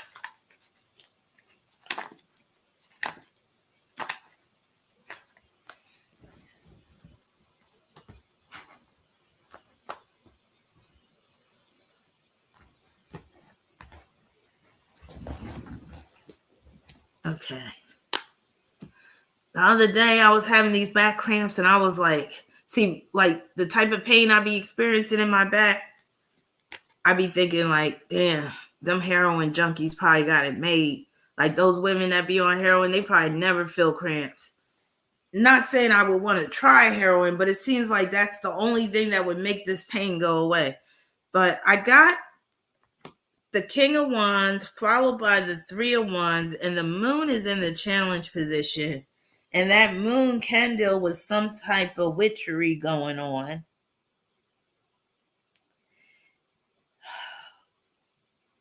And that King of Wands can deal with something being purposeful. I would like to talk to you more about this because this is interesting. So you wanted to know, was it witchcraft or natural? I'm not really seeing natural in these cards. And I don't even want to go in that direction and be like, oh yeah, this was witchcraft, but I'm not really seeing natural. It was like almost where, and what's funny is the situation starts with the Ace of Cups, which is a very spiritual card. And it's the moon card that really makes me think that there was something going on a spiritual level. So I'll say yes, witchcraft. I am going to drink some water. Thank you, Queen Dorothy. What's Vitocin? What's that? All right, a Diggable Planet has a question. So maybe I should go to a chiropractor. My Mars and Gemini's on 10 tonight. You love it, Indigo? Oh, you want to see another nail video? I'm actually going to be working on a set soon, so I'll record it. And my daughters, they did me really nice for my birthday. One of my oldest daughter, the Aquarius, she got me a table to do my nails on. And then let me try to find a picture. I'll show it to y'all. I got too many of this stuff open. Let me just show y'all actually while I'm doing this. And whoever Diggable Planet, repost your question. I'm going to show y'all some of what I've been working on. But this one is old.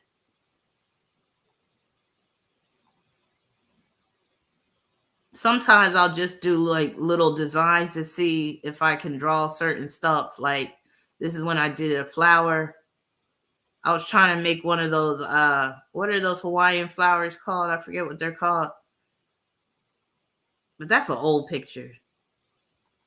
Let me try to find the table that my daughter got me.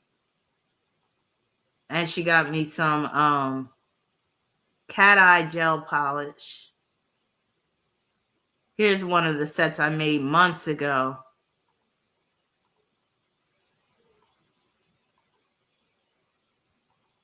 I haven't worn these yet. Y'all like that? I wanted to do like a swirly type of cosmic theme or whatever like that. But I'm still trying to find my table. Hold on.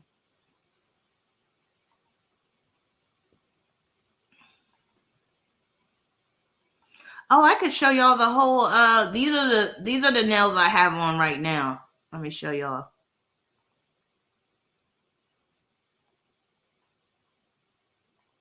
I have these on right now. And I was inspired by Prince for this. I was actually going to call this set Sheila E. because Sheila E is a Sagittarius. But I was like, I forgot what I called them anyway. But I'm wearing these right now.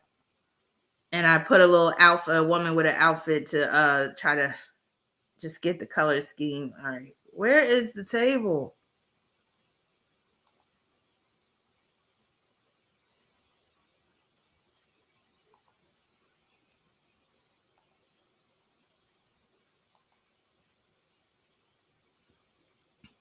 This set I did, wait a minute. Hold on. Oh, okay, here it is. This is the table that my Aquarius daughter got me for my birthday.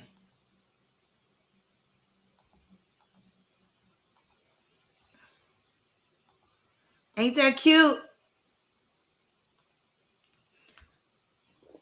I know I need to do some Christmas themed nails.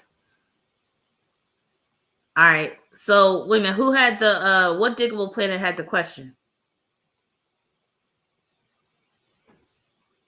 Oh, you're in school to be a nail tech. Oh, nice. How many weeks is your class? Yeah, I was so happy. I love that design on the tabletop. Yes, Sarah is a licensed nail tech, 22 years in AZ. I be thinking about you a lot, Sarah, when I be doing my nails and stuff. So yeah, I might have some questions for you. Know what I am frustrated with, Sarah? I've tried the poly gel, the hybrid gel, and I've tried to encapsulate some nails because you know how you can encapsulate nails with clear acrylic. Well, I've tried it with poly gel and it ends up being cloudy. I don't know what I'm doing. Oh, you like the lights too? Yeah, those are my lights. Indigo told me to get those lights. Those are my Govee lights. Indigo was like, get the Govee lights. And I was like, okay. Let me show y'all some other stuff I've done. Okay, I'm waiting for somebody's question.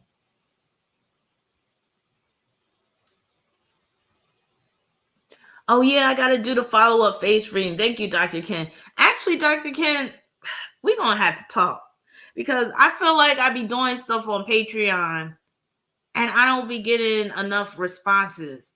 And then if I don't do it, then people will be like, well, how come you haven't posted this? I will say I was a little disappointed with the astral biography with the porn star. I thought more people would be interested in that. And at one point I was like, shit, I might as well post this shit on YouTube and maybe more people would be interested in the story. But I guess nobody wants to hear about some washed up hoe.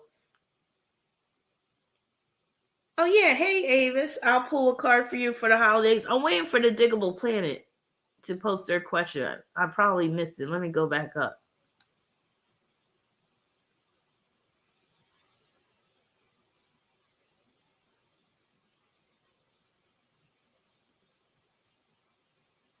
Yes, it can. Closed account.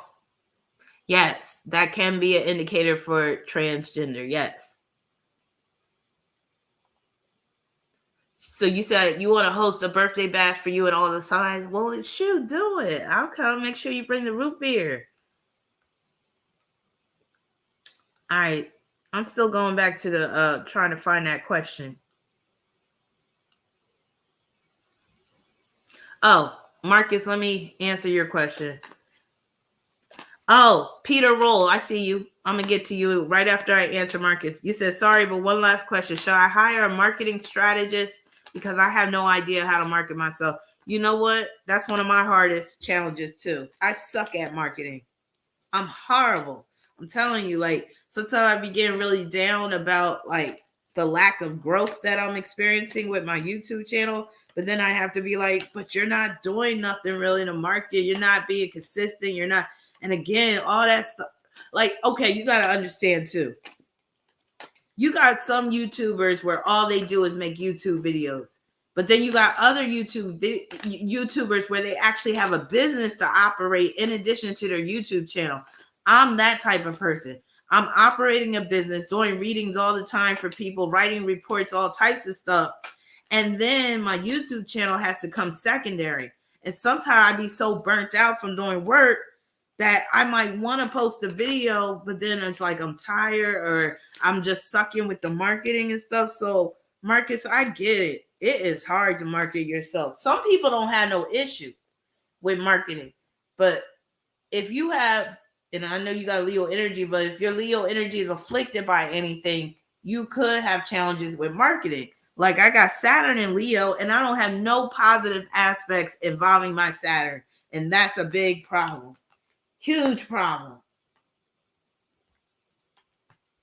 Yes, you definitely need to hire a marketing team. I got the Two of Cups. Very much so. And that's the Hangman following that Two of Cups. So that means that people will be following you that you never thought about even tapping into certain markets and stuff like that. All right, Peter, Pumpkin Eater. Peter Rolls said, I asked, will I make a lot of sales this week and get a new contract? All right. Will you make a lot of sales this week? And then I'll see if you'll get a new contract. I guess contracting gig.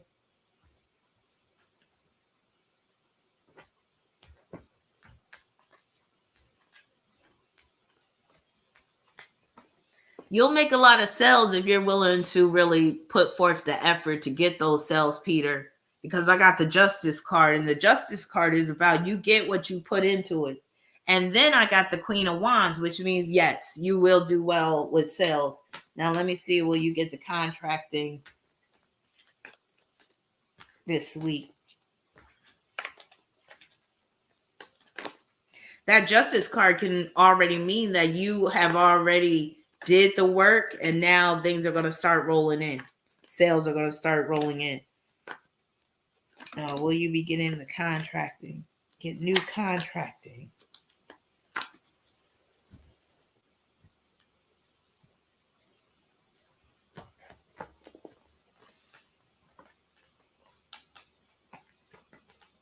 That looks like a yes. I got the Four of Swords, which is like an agreement, contractual agreement followed by the Sun. So that's a yes. All right, let me see. Avis, you said, can you pull a card for me and the holidays? So thank you for your super chat. It's beginning to look a lot like Christmas everywhere you go. All right.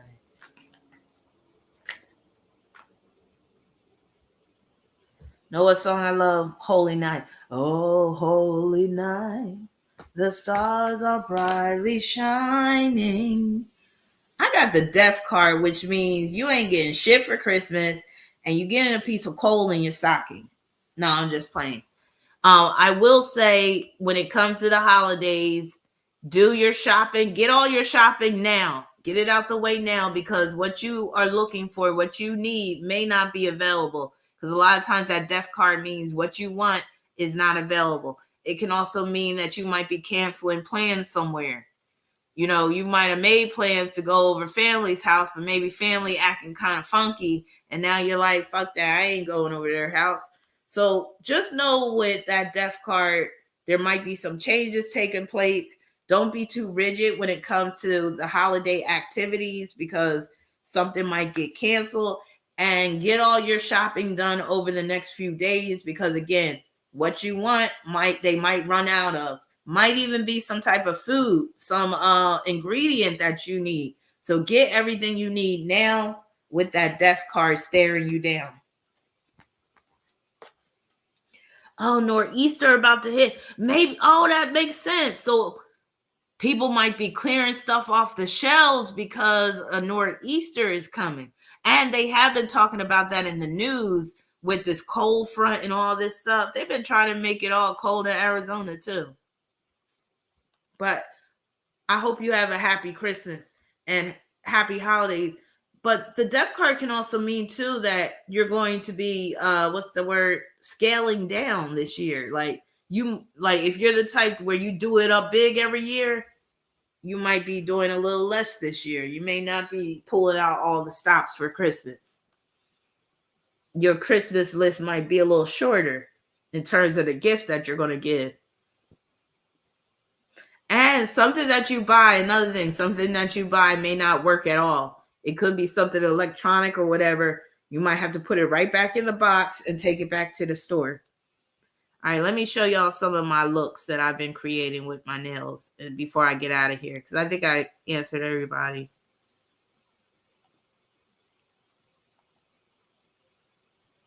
And keep in mind, I'm still a novice at this, so some of this stuff might look very like inexperienced and elementary, but I do what I can.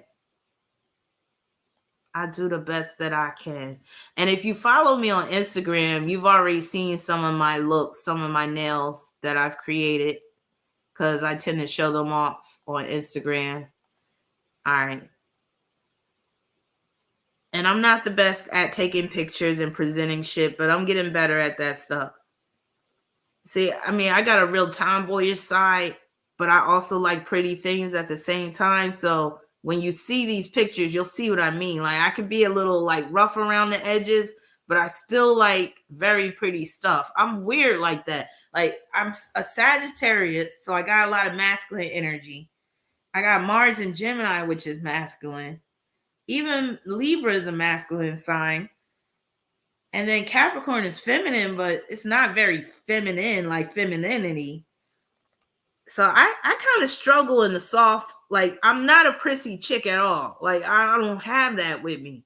So bear with me when you see some of these designs, because again, it's a work in progress. All right. So this is one of the first sets I've made. I actually love this set.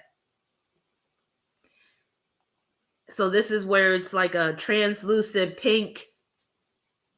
And it's, you know, I got the gold tape and all that type of stuff. All right. So here they are from another angle. And I like to add bling to my nails. So this is before I started getting crazy with the bling. You'll start to see where they're more blinged out. A lot of people on my Patreon have already seen these nails that I've done. I love this translucent orange. Some of these sets I have named, but I can't remember if I named this one. Here's another angle of the same nails. This is when I had cut the nails down because they were too long, but I'm getting used to wearing longer nails now. Again, that's when I cut them down. I already showed y'all that. This is the ombre. I call these State Fair because it makes me think of cotton candy. This is before I added the bling and the glitter. This is with the glitter and the bling. Again, you can see that I'm still like a novice, but where I'm really trying. This right here, I was trying with the ombre, with the red, orange, and the yellow. And this was my first try at ombre, and this was my second try. And I still have both of these. I haven't worn these press-ons yet. And these are very long. So I don't know if I'll ever wear them. But I like them. I like that red, orange, and yellow. Makes me think of the early 80s. I already showed y'all these. I like these. I haven't worn these yet either, though.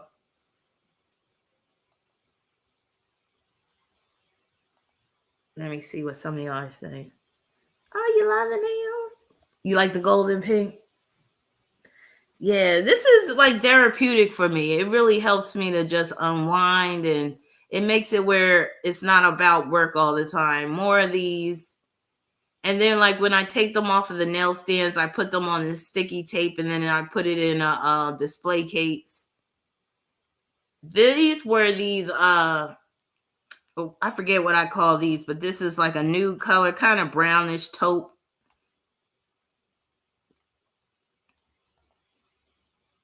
Here they are again. Again, I didn't line it up right. Looks all haphazard.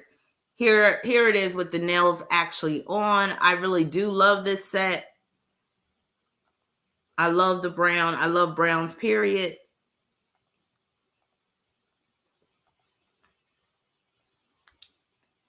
And here it is again, but as you can see, the nail was already starting to grow out with this one. And I actually fucked up on that one because I had filed it down because it was looking kind of wonky, and then I filed too much. And then when the nails started growing out, they actually grew out too much. Here's where I was just experimenting because I wanted to do some polka dot nails. So I have a bunch of like nails where I could just do art and experiment with different designs and stuff like that. So that was one of the ones I was doing with the polka dot. I really love the black base with the pink polka dot. I love this taupe, or this was like a dusty rose, I think, with this creamy white polka dot. This is where I tried to do a jelly ombre. I mean, it came out okay, but I wasn't too pleased with that. I had already showed you my dice nails, so here's the dice nails that I've worked on. They could be better. I love these. These were, oh my God, I love the blue. The blue translucent, and I had to add an outfit to it. Like maybe, you know, she could wear that and wear nails like this and stuff. This is where my Venus and Libra comes in, because it's like, I don't want to just do nails. I want to pick out outfits that would go with the nails and all that stuff.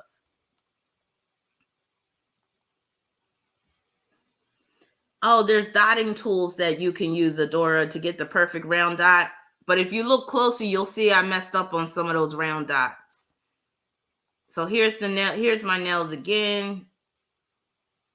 I really love this set. I love this set too. Oh my God. This was my fall nail set. And as you can see, I have this big bling on here, but I tried to make it look like a leaf.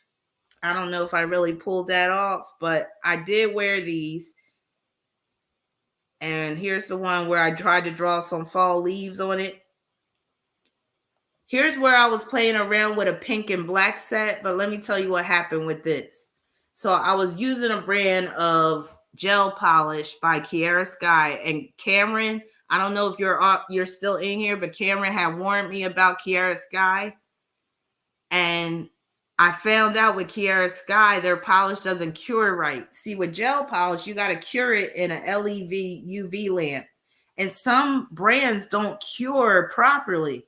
And I've learned after doing like these nails that you really want polish that cures without having to wipe off that dispersion layer. And even with these, when I was trying to wipe off what they call the dispersion layer, it was still being tacky. So I couldn't even finish the job, but I love that pink and black look. Love it. Oh yeah, I've seen the long nail guys. And I subscribe to a number of nail channels. One of my favorite nail channels is Nails by Key. Another nail channel that I love is Portia Nailed It. Zule Nails. I love me Zule. Zule is so funny, and she's a cat. And I know some of their signs too. Like Portia Nailed It. She's a Virgo. What's that other chick?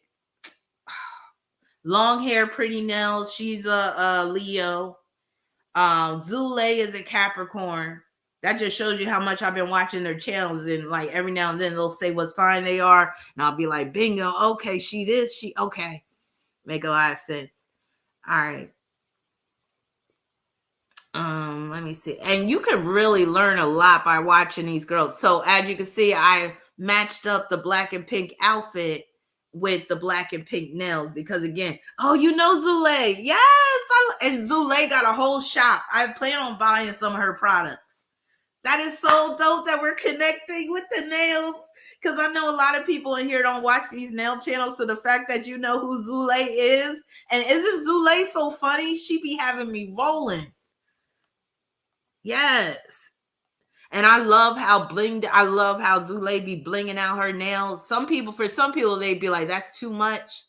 But, you know, to each his own. Like, I would never want to bling out my nails to the level she does. But I love, like, she's good at it with the bling and making it just look good. And some of these women are so talented. I'm just like, wow. Some of the men, too.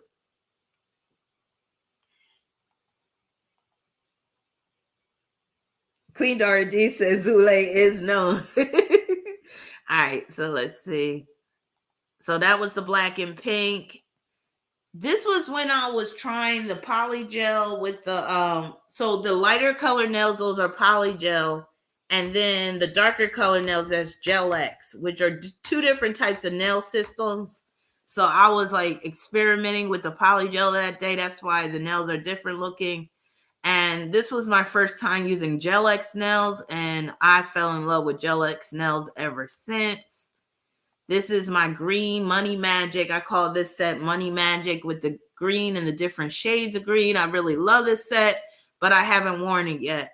But I was like, you compare these nails with this outfit. See, I like how, like, if you're going to have green nails, yeah, you can have something green on, but you need something to contrast all that green. So I like how she has the pink coat with the pink shoes, and then you just have them green nails. But for some, that might even still be too much green, but hey. So that's the green. Here's my rainbow ombre. I don't know what I want to call this one, though. But one day I purchased some of these heart charms and I went crazy and I was like, oh my God, I want to do some ombre nails and put some hearts on it and stuff. I want to get perfect with the ombre. So it's a work in progress. Sarah, do you do ombre nails? She said, don't even, I'm the best with nails. Sarah, you need to create a nail channel and show all your work. Cause you could be making some good money on YouTube. Oh, Sarah, let me see. What's your question? Thanks, Kauai, for reminding me. Oh, you hate Kiara Sky too? So and they're a popular brand. And this just goes to, and they're one of the more pricier brands. And this just goes to show, just because your brand is pricier doesn't mean that it's the best. All right, hold on. All right, Marsha, I'll get to you. Let me see.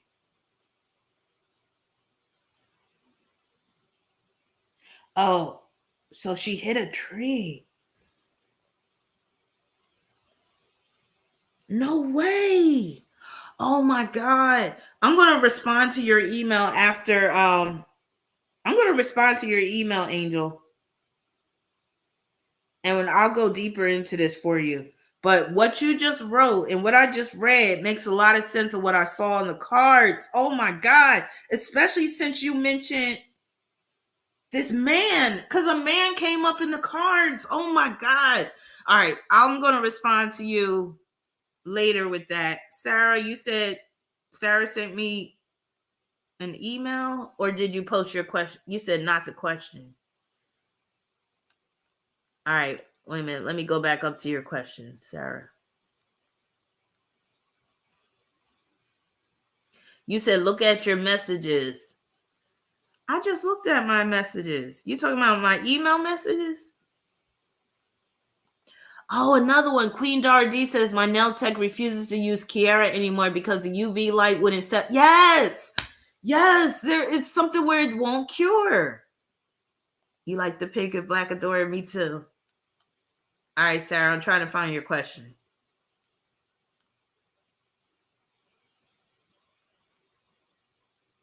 You said she could come to my work. Blah, blah, blah, blah, blah. Let me see.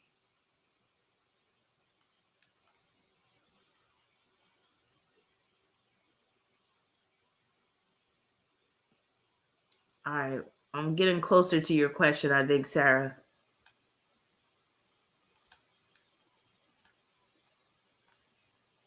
Okay, you said I need to work out and get my push-ups on. Okay, I don't think that's the question. Okay, here it is. What do I do when I'm in an 18 and 29 type of situation with my baby calling another woman his mom, and she is taking care of him? Her son is Kian's brother. What the fuck? All right, let's see. You said, what do I do when I'm in an 18 and 29 type of situation with my baby calling another woman his mom? That's rough. Nobody wants that shit. All right, let me see what you should do. And you know, I'm already familiar with your situation. I won't give too many details, but at least since I'm familiar with your situation, it'll help me see things better.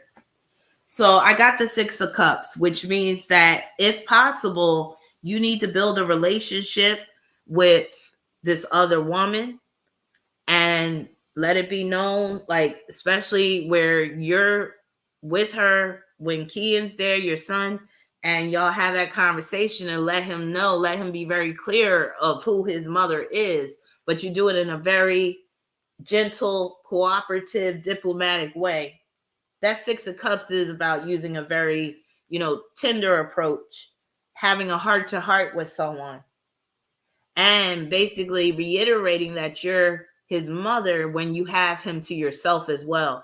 But you definitely need to have that conversation with your son while she's present. But first have the conversation with this other woman in a very kind way. Do not be antagonistic at all, and just gain understanding of the dynamic at home and why he's, calling her mother at this point. See if that's what she's, asked him to do. And basically you need to just hear it from the horse's mouth, this woman. And then, like I said, you and her need to sit down, have a talk with your son, and just let him know, make sure he's clear on who's his mother. And maybe he can call the other woman auntie or miss something or something, but definitely need to have that conversation, and it needs to be face to face. It should not be on the phone. Situations like that need to be face to face, because if it's messaging, things could get misconstrued. Even on the phone, the tone could be wrong or whatever like that. It's best that you address this situation head on. You said she's a December 4th thing. Well, since she's a Sagittarius, she should be very open to discussion, and she should be very honorable. But, there's dark-sided Sagittarius out there. I don't know what type she is, though.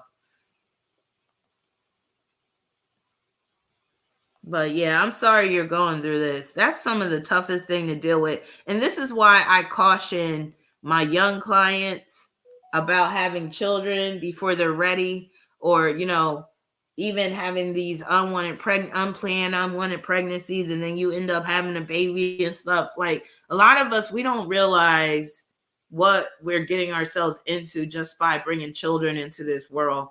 And sometimes children can be part of our karmic debt, and we have to basically deal with that type of stuff. So I know I've been through a horrible custody battle before. It is nothing nice. It's horrible. It was so bad where at one point I didn't even want to live anymore. It gets like that. So I always say, if you don't have children yet and you're thinking about having children, don't just think about the blessings that child is going to bring to your life. Think about some of the things that could go wrong, especially if you're not married. But even if you are married, because there's plenty of people that are married, have children, get divorced, and still end up in a nasty custody battle. It helps to know what's in your chart too, dealing with children. So look at your son, look at the condition of your son. If you have any planets in Leo, it's going to come into play with your children, especially if those planets are afflicted. Take a look at your 5th house. If your 5th house is lit up, and not in a good way, then you could pretty much guarantee that you're going to go through some serious struggle with children. And that's just the way it is. And Sarah, I know you got Mars and Leo, and that's the epitome of having to fight for your child. So here was the finished product with that. And here's the outfit that I matched up with these nails. Again, my Venus and Libra wants to pick out these outfits. Now, this is the set I did for my Aquarius daughter. That's my Aquarius daughter's hands right there. So she wanted me to do a pink set. Pink is her favorite color. And she wanted that the middle nails to be this hot pink, but it ended up looking ombre because of the way the light was. But I actually liked how it ended up looking ombre. And she said she didn't want no bling on the middle fingers. And she wanted them to be that length and all that stuff. So when she came to visit me a few months ago, I did her nails. So I was happy for that.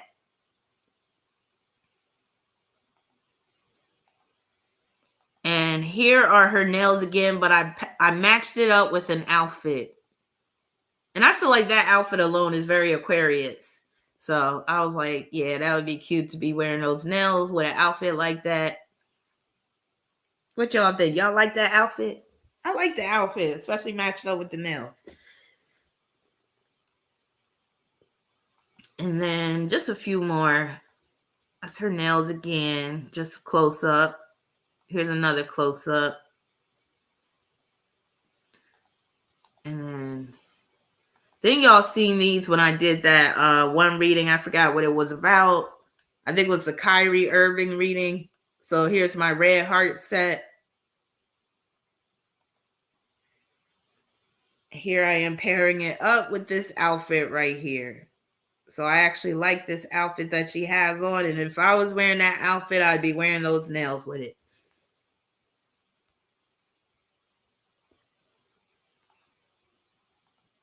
And this is just the beginning. I plan on getting better.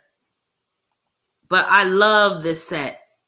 Oh my God, I love this red set. But after a while, I was like, okay, I'm ready for it to come off. And they weren't coming off quick enough. And I had to ruin them by filing them down, unfortunately. And I already showed y'all these. I love the thumbnail. The thumbnail is actually off by now. I'm just waiting for the other nails to pop off. Because these are press-ons that I made. And then, of course, I glued them on. And usually the glue will last about 2 weeks. But sometimes that glue be so strong, I could go like a good 4 weeks before they all come off. And then I have to file them off and all that type of stuff. But I love, these are little flower stickers. And then I put little bling, little rhinestones around. Okay, I got your Cash App. Let me see. I think that's you, Wellness. Let me see. Yes. So post your question, Wellness. Let me see. Did you already post your question? Oh, here it is. You said, my question is, I've had my foster baby for 7 months now. The baby is now 11 months old. The family is confused. What will happen? So let me see. I've had my foster baby for 7 months now. The baby is now 11 months old. So you got that baby when baby was only 4 months. Thank you for your Cash App, by the way. The family is confused. What will happen? Oh. And you know, the foster care and adoption, that's ruled by Sagittarius. So it's interesting that you have this question right now.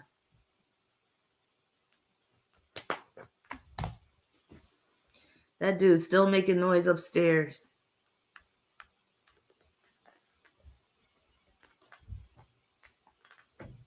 All right. 4 of Wands is the situation that you basically get in the baby. The challenge is the High Priestess. That makes me think the baby is in the system, basically. That's what it's representing. And it's also representing, it's only like basically you're waiting to see. And the High Priestess can mean that you're in the dark as to how things are going to go.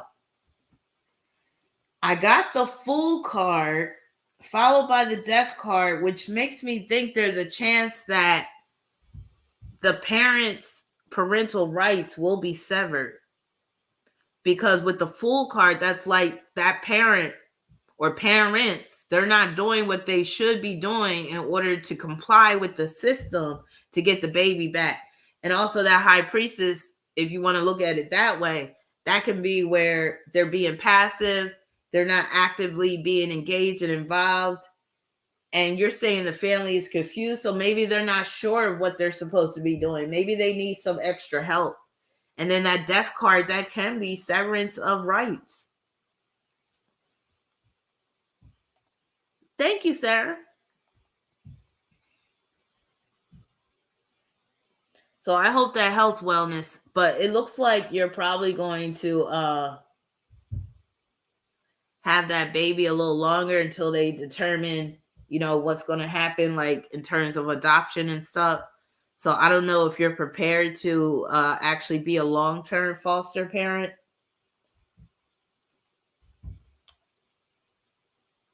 But it does look like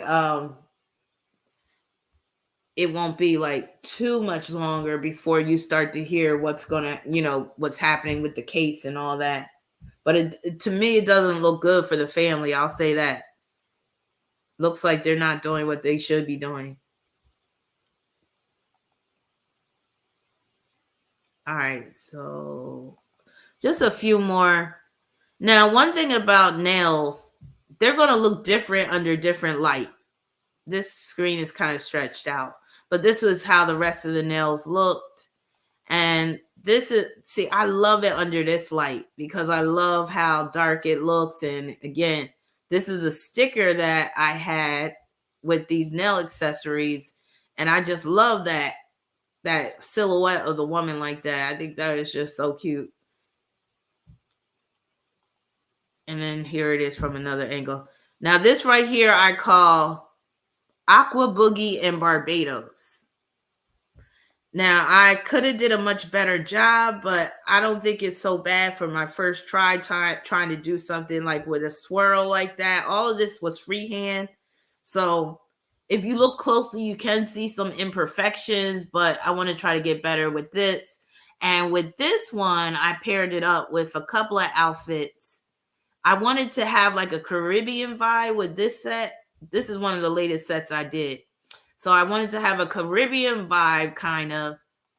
And I was like, this would be cute paired with some green shoes like that and some denim jeans, or it would be cute with this look right here.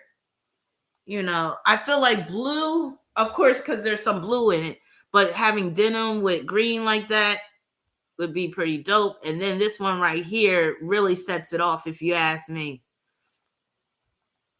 Guess what website I found this picture on? Take one guess. So I was like, oh, that'd be dope. Yes, going on a cruise with nails like that, with a swimsuit like that. Guess what website I found this picture on? I stole this picture from a certain fashion website that I refused to buy clothes from because I got Venus and Libra. Take one guess where this picture is from. Yeah, Shein. I stole this from the Shein site. I was like, let me go on Shein and find some looks for my nails. Now, with me, I can be a little snooty when it comes to fashion. Like, I don't want to buy from Shein and get that shit in the mail and it's falling apart in 6 weeks. I like clothes that are made with quality, you know, quality made clothes. Maybe Shein does have some quality made clothes. I don't know, but their prices are so cheap that I feel like the material is going to be cheap. But that swimsuit is cute, but it probably don't fit right once you get it. So I don't know. Y'all let me know. Is Shein a good site to buy clothes? I have a feeling that I'm going to be disappointed with the quality of stuff. First, it was before Shein. What was that other website that it was low cost clothes? And then Shein basically blew that site out the water. So you're saying the quality is great, but they do child labor. That's why the prices are so cheap. Oh, hell no. I'll be staying away from them. I'm done. Queen Dara D said, LOL, I call it Shein trouble. It's misery stitched in the clothes. Fashion Nova. Thank you, Kawhi. You hitting all the names. Fashion Nova was first, and now you got Shein. And I never bought anything from Fashion Nova or Shein. I'm scared of both of them. First of all, I'm scared of getting scammed because to me, they're not reputable enough for me. I'll get something from jcpenney's.com before I get something from Shein. Sarah says Shein so cheap you can only wear it once, so hopefully it doesn't unthread you on you. And you know, if you got any type of curves, you can't be wearing cheap clothes because you've been down once and you be hearing that rip. It be all ripping at the seams and stuff. Have you ever gotten a cheap pair of leggings and next thing you know, you look down at your crotch and there's a hole right there? I will never buy cheap leggings again. But I got these dope ass leggings, y'all, that I don't know if I'll ever be able to wear again, but I refuse to throw them away. And they're so dope. Like it's these long leggings. They're kind of like yoga pants. I wish I could show you a picture of them. Maybe I can, but I'll show y'all next time. But they're these dope ass leggings that I had back in like 2009, 2010 when I was much smaller. And I don't think I can fit them anymore, but it's like on the pants, they're printed. And there's a print of this woman. She looks like she's a brown skin. She looks like a brown skin Latina. Like she looks like she's from Colombia or Cuba or something. And she's smoking on a cigar. And mind you, these are leggings. And it might seem weird what I'm describing, but if you put them leggings on and you go into like a boardwalk or the beach or something, telling you, cute as hell. But yeah, I can't deal with Shein. And those leggings I got from an adult store. I forgot what the store is called in Arizona. Sarah, you probably know. What's that store called? It begins with an E.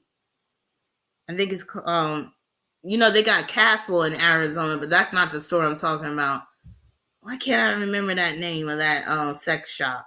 But they had like regular clothes in the sex shop. Don't ask me what I was doing in the sex shop at the time. I mean, I don't even know how I ended up in there.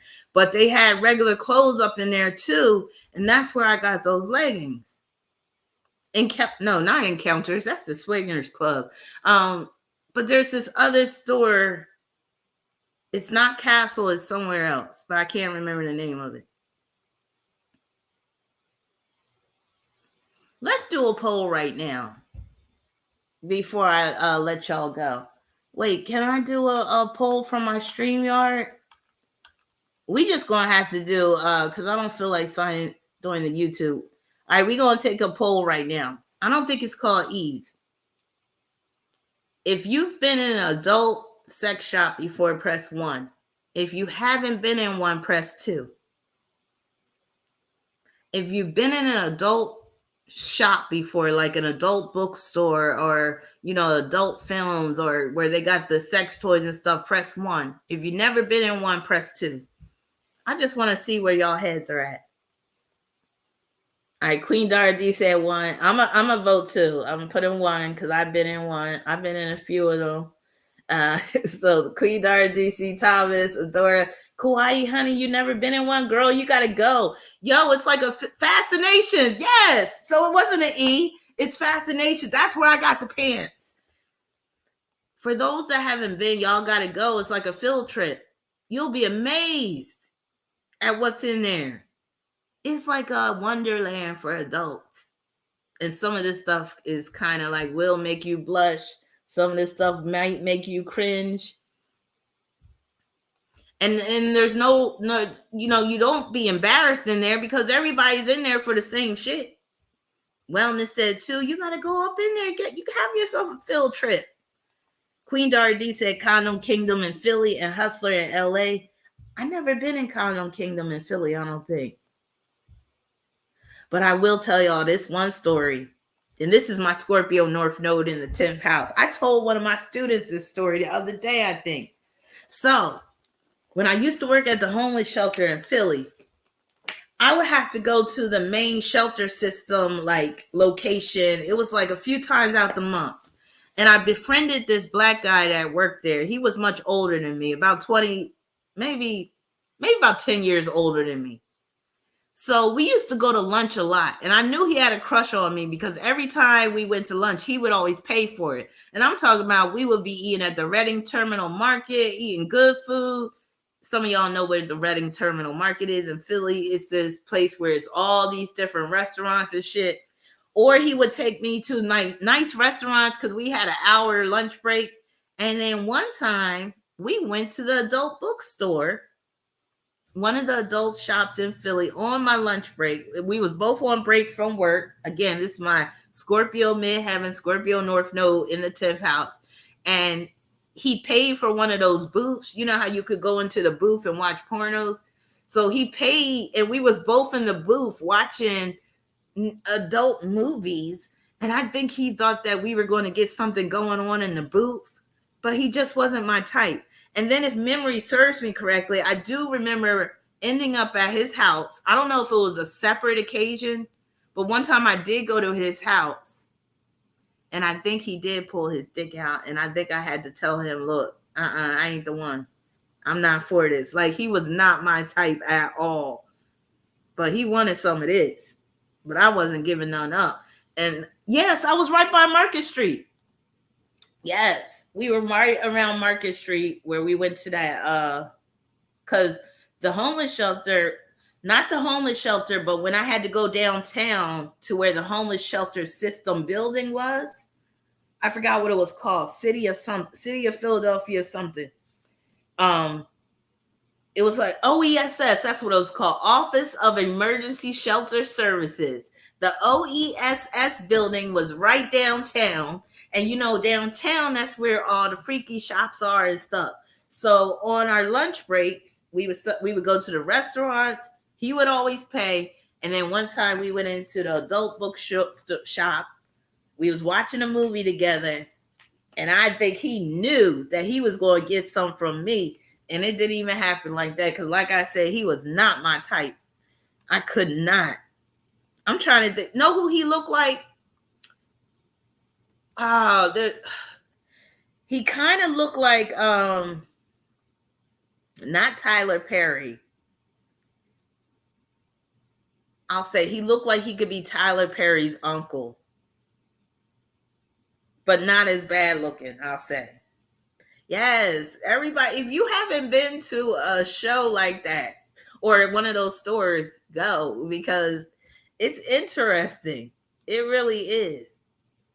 You said it burned down. Yeah, so I've been in a peep show before.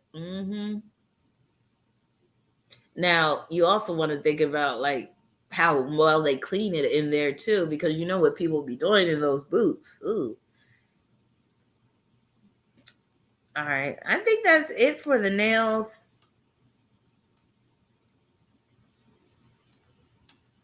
Okay, so yeah, that's what I've done so far with my nails. This is my therapy. This is how I unwind. This is how I get more of that work-life balance, because life can't be all about work. So yeah, Her Kingdom said Scorpio midheaven might make you have a work wife / work husband every job. Damn, did I have it like that? I will say I've had crushes on dudes at my job simply because I was trying to break up the monotony of work. So a few times, yes, Delaware Avenue. There was a peep show, big time one called, oh my God, I forgot what that one was called, but it was like a big don't even get me started because I'll start telling on myself. But yeah, I have some history in Philly. I'll just say that. You said my Mars and Sag had too much fun in Philly. Yes, Delaware Ave. Now they call Delaware Ave Columbus Boulevard, but people, I'm still feeling the pain in my back. That's why I'm about to get out of here. But I'm feeling a little bit better. You said, yeah, I'm not saying too much, but y'all know I used to be kind of wild out there back in the day. So yeah, Philly was my stomping grounds. Had a lot of fun. Got into some shit too. That's why I don't live there no more, because Philly is full of haters. And I don't got time for all that. I really don't. And the men, they're the biggest haters out of them all. Oh, don't have a lot of stuff. Don't have a good life, and you walking down the street smiling and shit, and you know you got a nice Birkin bag. Ain't none of that happening in Philly. Not even downtown. Your ass gonna get robbed. Don't even do it, because there are so many haters. There's so many men that are jealous of you having shit in Philly. It's disgusting. It really is.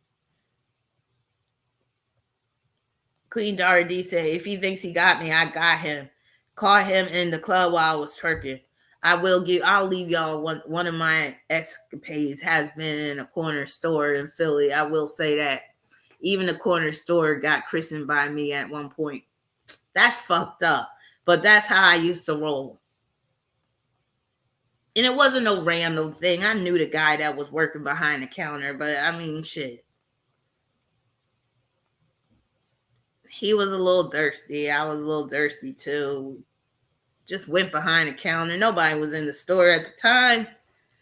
But yeah, that's the life of when you got that combination of Sagittarius and Scorpio. I'm just glad it's just my North Node in Scorpio and my midheaven, or else I would be so much worse. I would have been so much worse. I probably would have got the big 3-letter word if I had, more Scorpio energy, because I did take some chances back in the day. And I remember one time I was at the gynecologist and I decided to be honest one day.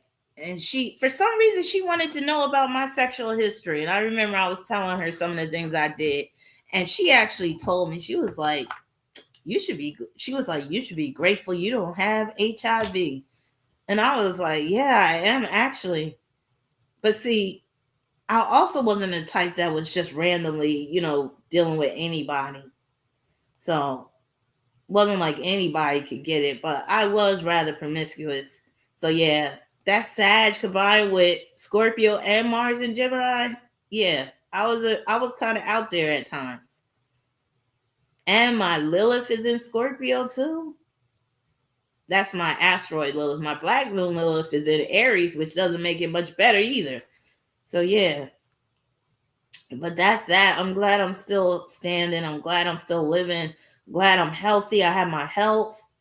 I don't have nothing wrong. And that's one of the benefits of being celibate too. You don't got to worry about catching nothing.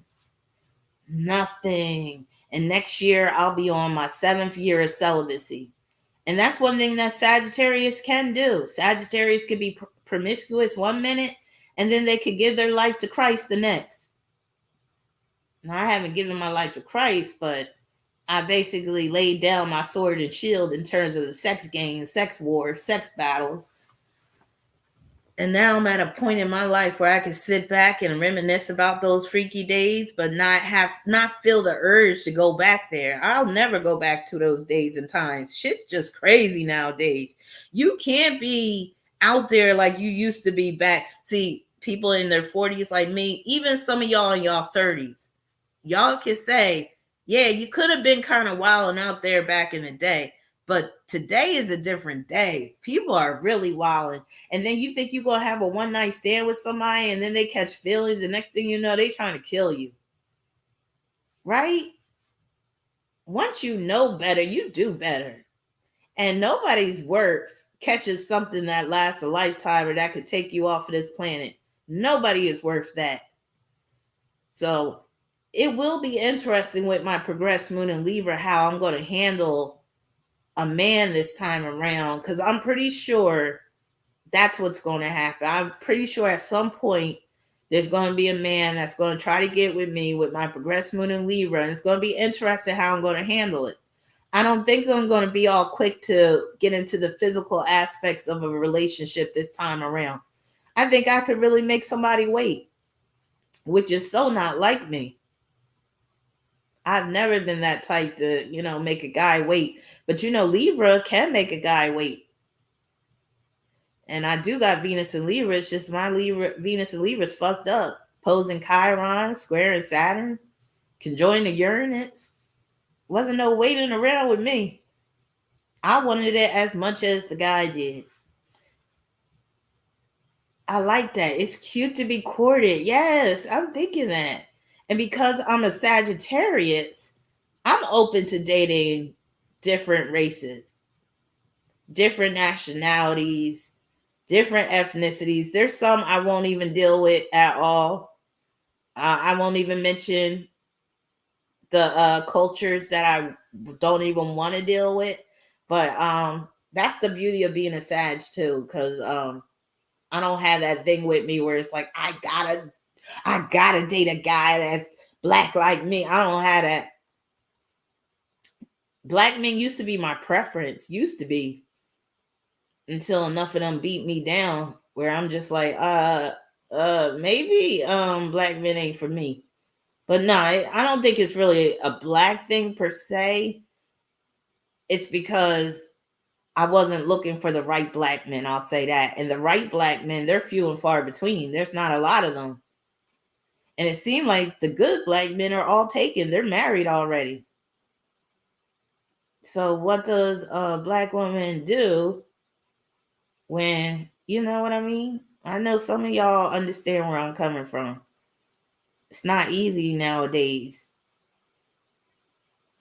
So yeah, I mean, I am open.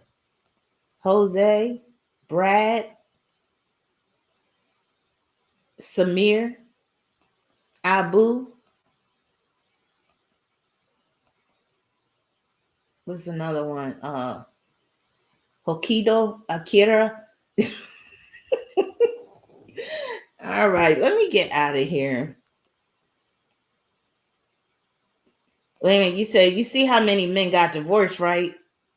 But do I want a man that couldn't make it work with his first wife? But then again, you know, we all make mistakes. But is a lot of men getting divorced recently? Hey, Renee. Oh, you just came in. I'm about to leave. I agree. More people need to be celibate.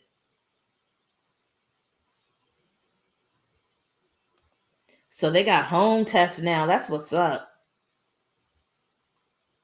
Jacqueline said, wow, I admire you. I'm Muslim, and it's truly sad to me. Watch how sexual society is in America. No offense. I don't respect.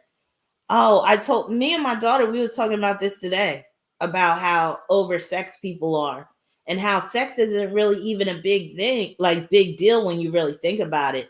Because I was like, everybody that you see is a product of sex. So why do we make such a big deal out of it? And when you really think about it, it's not that. I mean, it's great. It feels great. But people, they risk too much for it. They will kill people over it because of passions and shit. I mean, it's pretty ridiculous how we take something that's so mundane and so something that is just basically it's necessary to perpetuate life, but then we treat it as something that's should be esteemed above so many other things. And people will risk so much just to get off. It's ridiculous.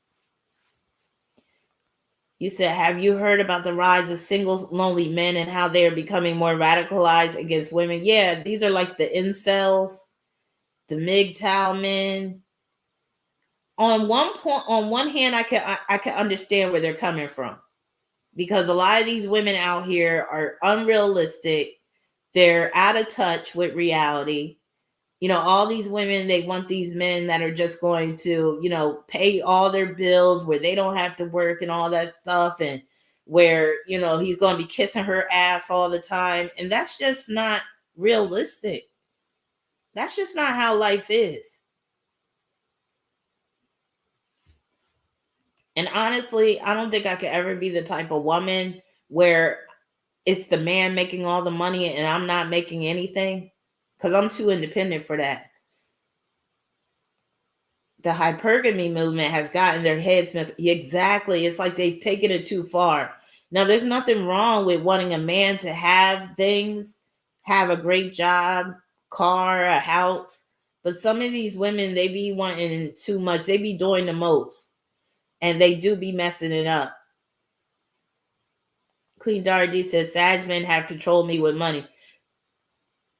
I know I have a client like that got with a Sag man, and he did just that.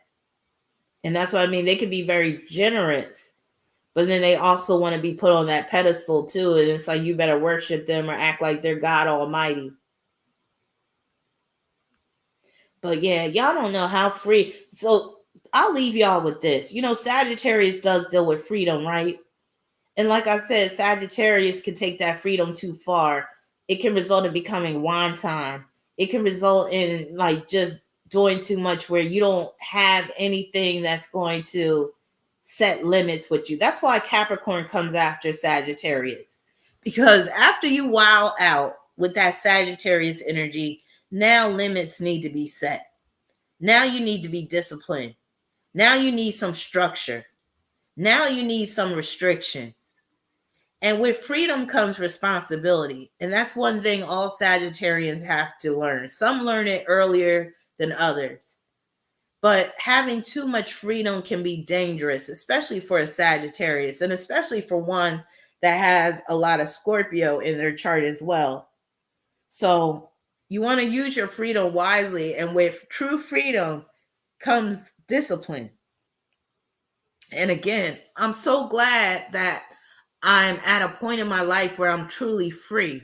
I'm even free from the urging of my flesh, because people talk about, freedom of sexual expression, free love and all that stuff. They believe that, if you're able to just have sex whenever you want with whoever you want, you're free. But that's not really freedom. That's the devil card. And that devil card, that's about being chained, locked in. The devil card in tarot is very much about lust. And the two people are chained together because it's showing how lust can take away your freedom. And to me, I do think it's pretty lame to be ruled by your genitals, to be too controlled by your lustful nature. So again, it's wonderful to be at a point in my life. I'm 47 years old. And I can truly say that I'm free in most cases, in most aspects of my life. I am free.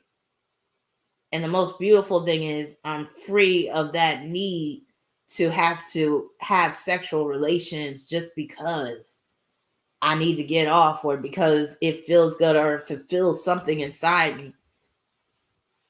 Now I'm getting off on my nails. That's what I get off on. Or I just get off on, helping people and helping my clients and all this stuff and enlightening others and all that. And that is the most fulfillment. The sexual feelings, they come and go and they don't last. And that's why having a sex addiction is like a bottomless pit that can never be filled. I'm just glad I don't have that, because that shit's crazy. Tiana said a Utah Demeter proposed a bill to make internet porn illegal. I think they should. It's destroyed a lot of people's heads and degraded. It's too extreme these days. You know what? I would vote for that it become illegal, because my main concern is the children. You said looking pretty damn good for 30. You talk about yourself, because I'm well past 30. I'm 47. But my main concern is kids and young people's minds. And but even adults. Sometimes adults are too impressionable as well. And yeah, things have really gotten out of hand. It really has. I don't think everything should be censored. And I do think there should be a space where people can, indulge some of their sexual fantasies and stuff. But with the internet, like, there's no regulation whatsoever. And it's totally gotten out of hand. And yeah, that shit on Twitter. I couldn't believe how bad Twitter was. And I'm not a big Twitter user at all. But some of the stuff that I have seen on Twitter has made me blush. And I'm no saint. And I'm just like, wow. And now it's invaded my inbox. I told y'all last time, one post from this guy on Twitter where he had an erection.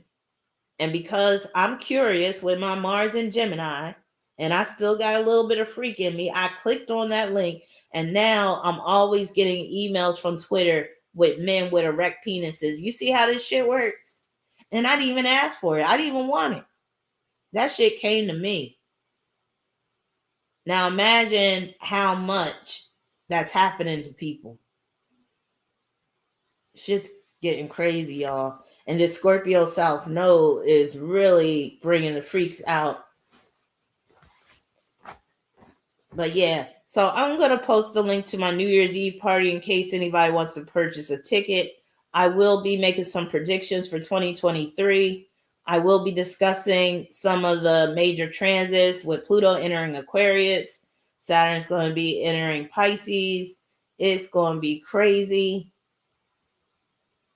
So I think we got a wild year ahead. And then that damn Bill Gates, he's already talking about some what he call it, some contagion shit. So yeah, so think about purchasing a ticket. It's going to be really fun. I've done New Year's Eve parties in the past. I didn't do it last year because of my surgery, and I don't think I did it the year before because of the pandemic. But we're back on track. We're going to have fun. New Year's Eve party. Again, if you're a patron, you can come for free. If you're a Diggable Planet, you get in for free. I'll be doing readings for everybody, all the attendees. If you're not a Diggable Planet, think about becoming one. If you're not a patron, think about becoming one so you could get free admission. Otherwise, you could just purchase a ticket. You said, but Billy cannot stop a virus on a computer. God said we gonna make it. That's right.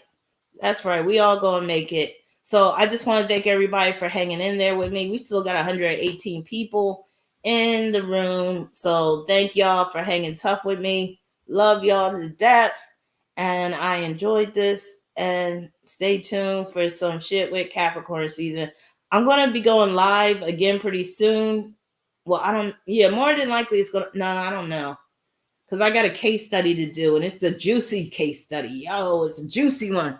It's another sponsored one. I'm almost finished with it, and I think I'll be recording it, and I'll probably make it a premiere video in the next day or so. So stay tuned for that. Again, it's very juicy, and yeah, I'm looking forward to that.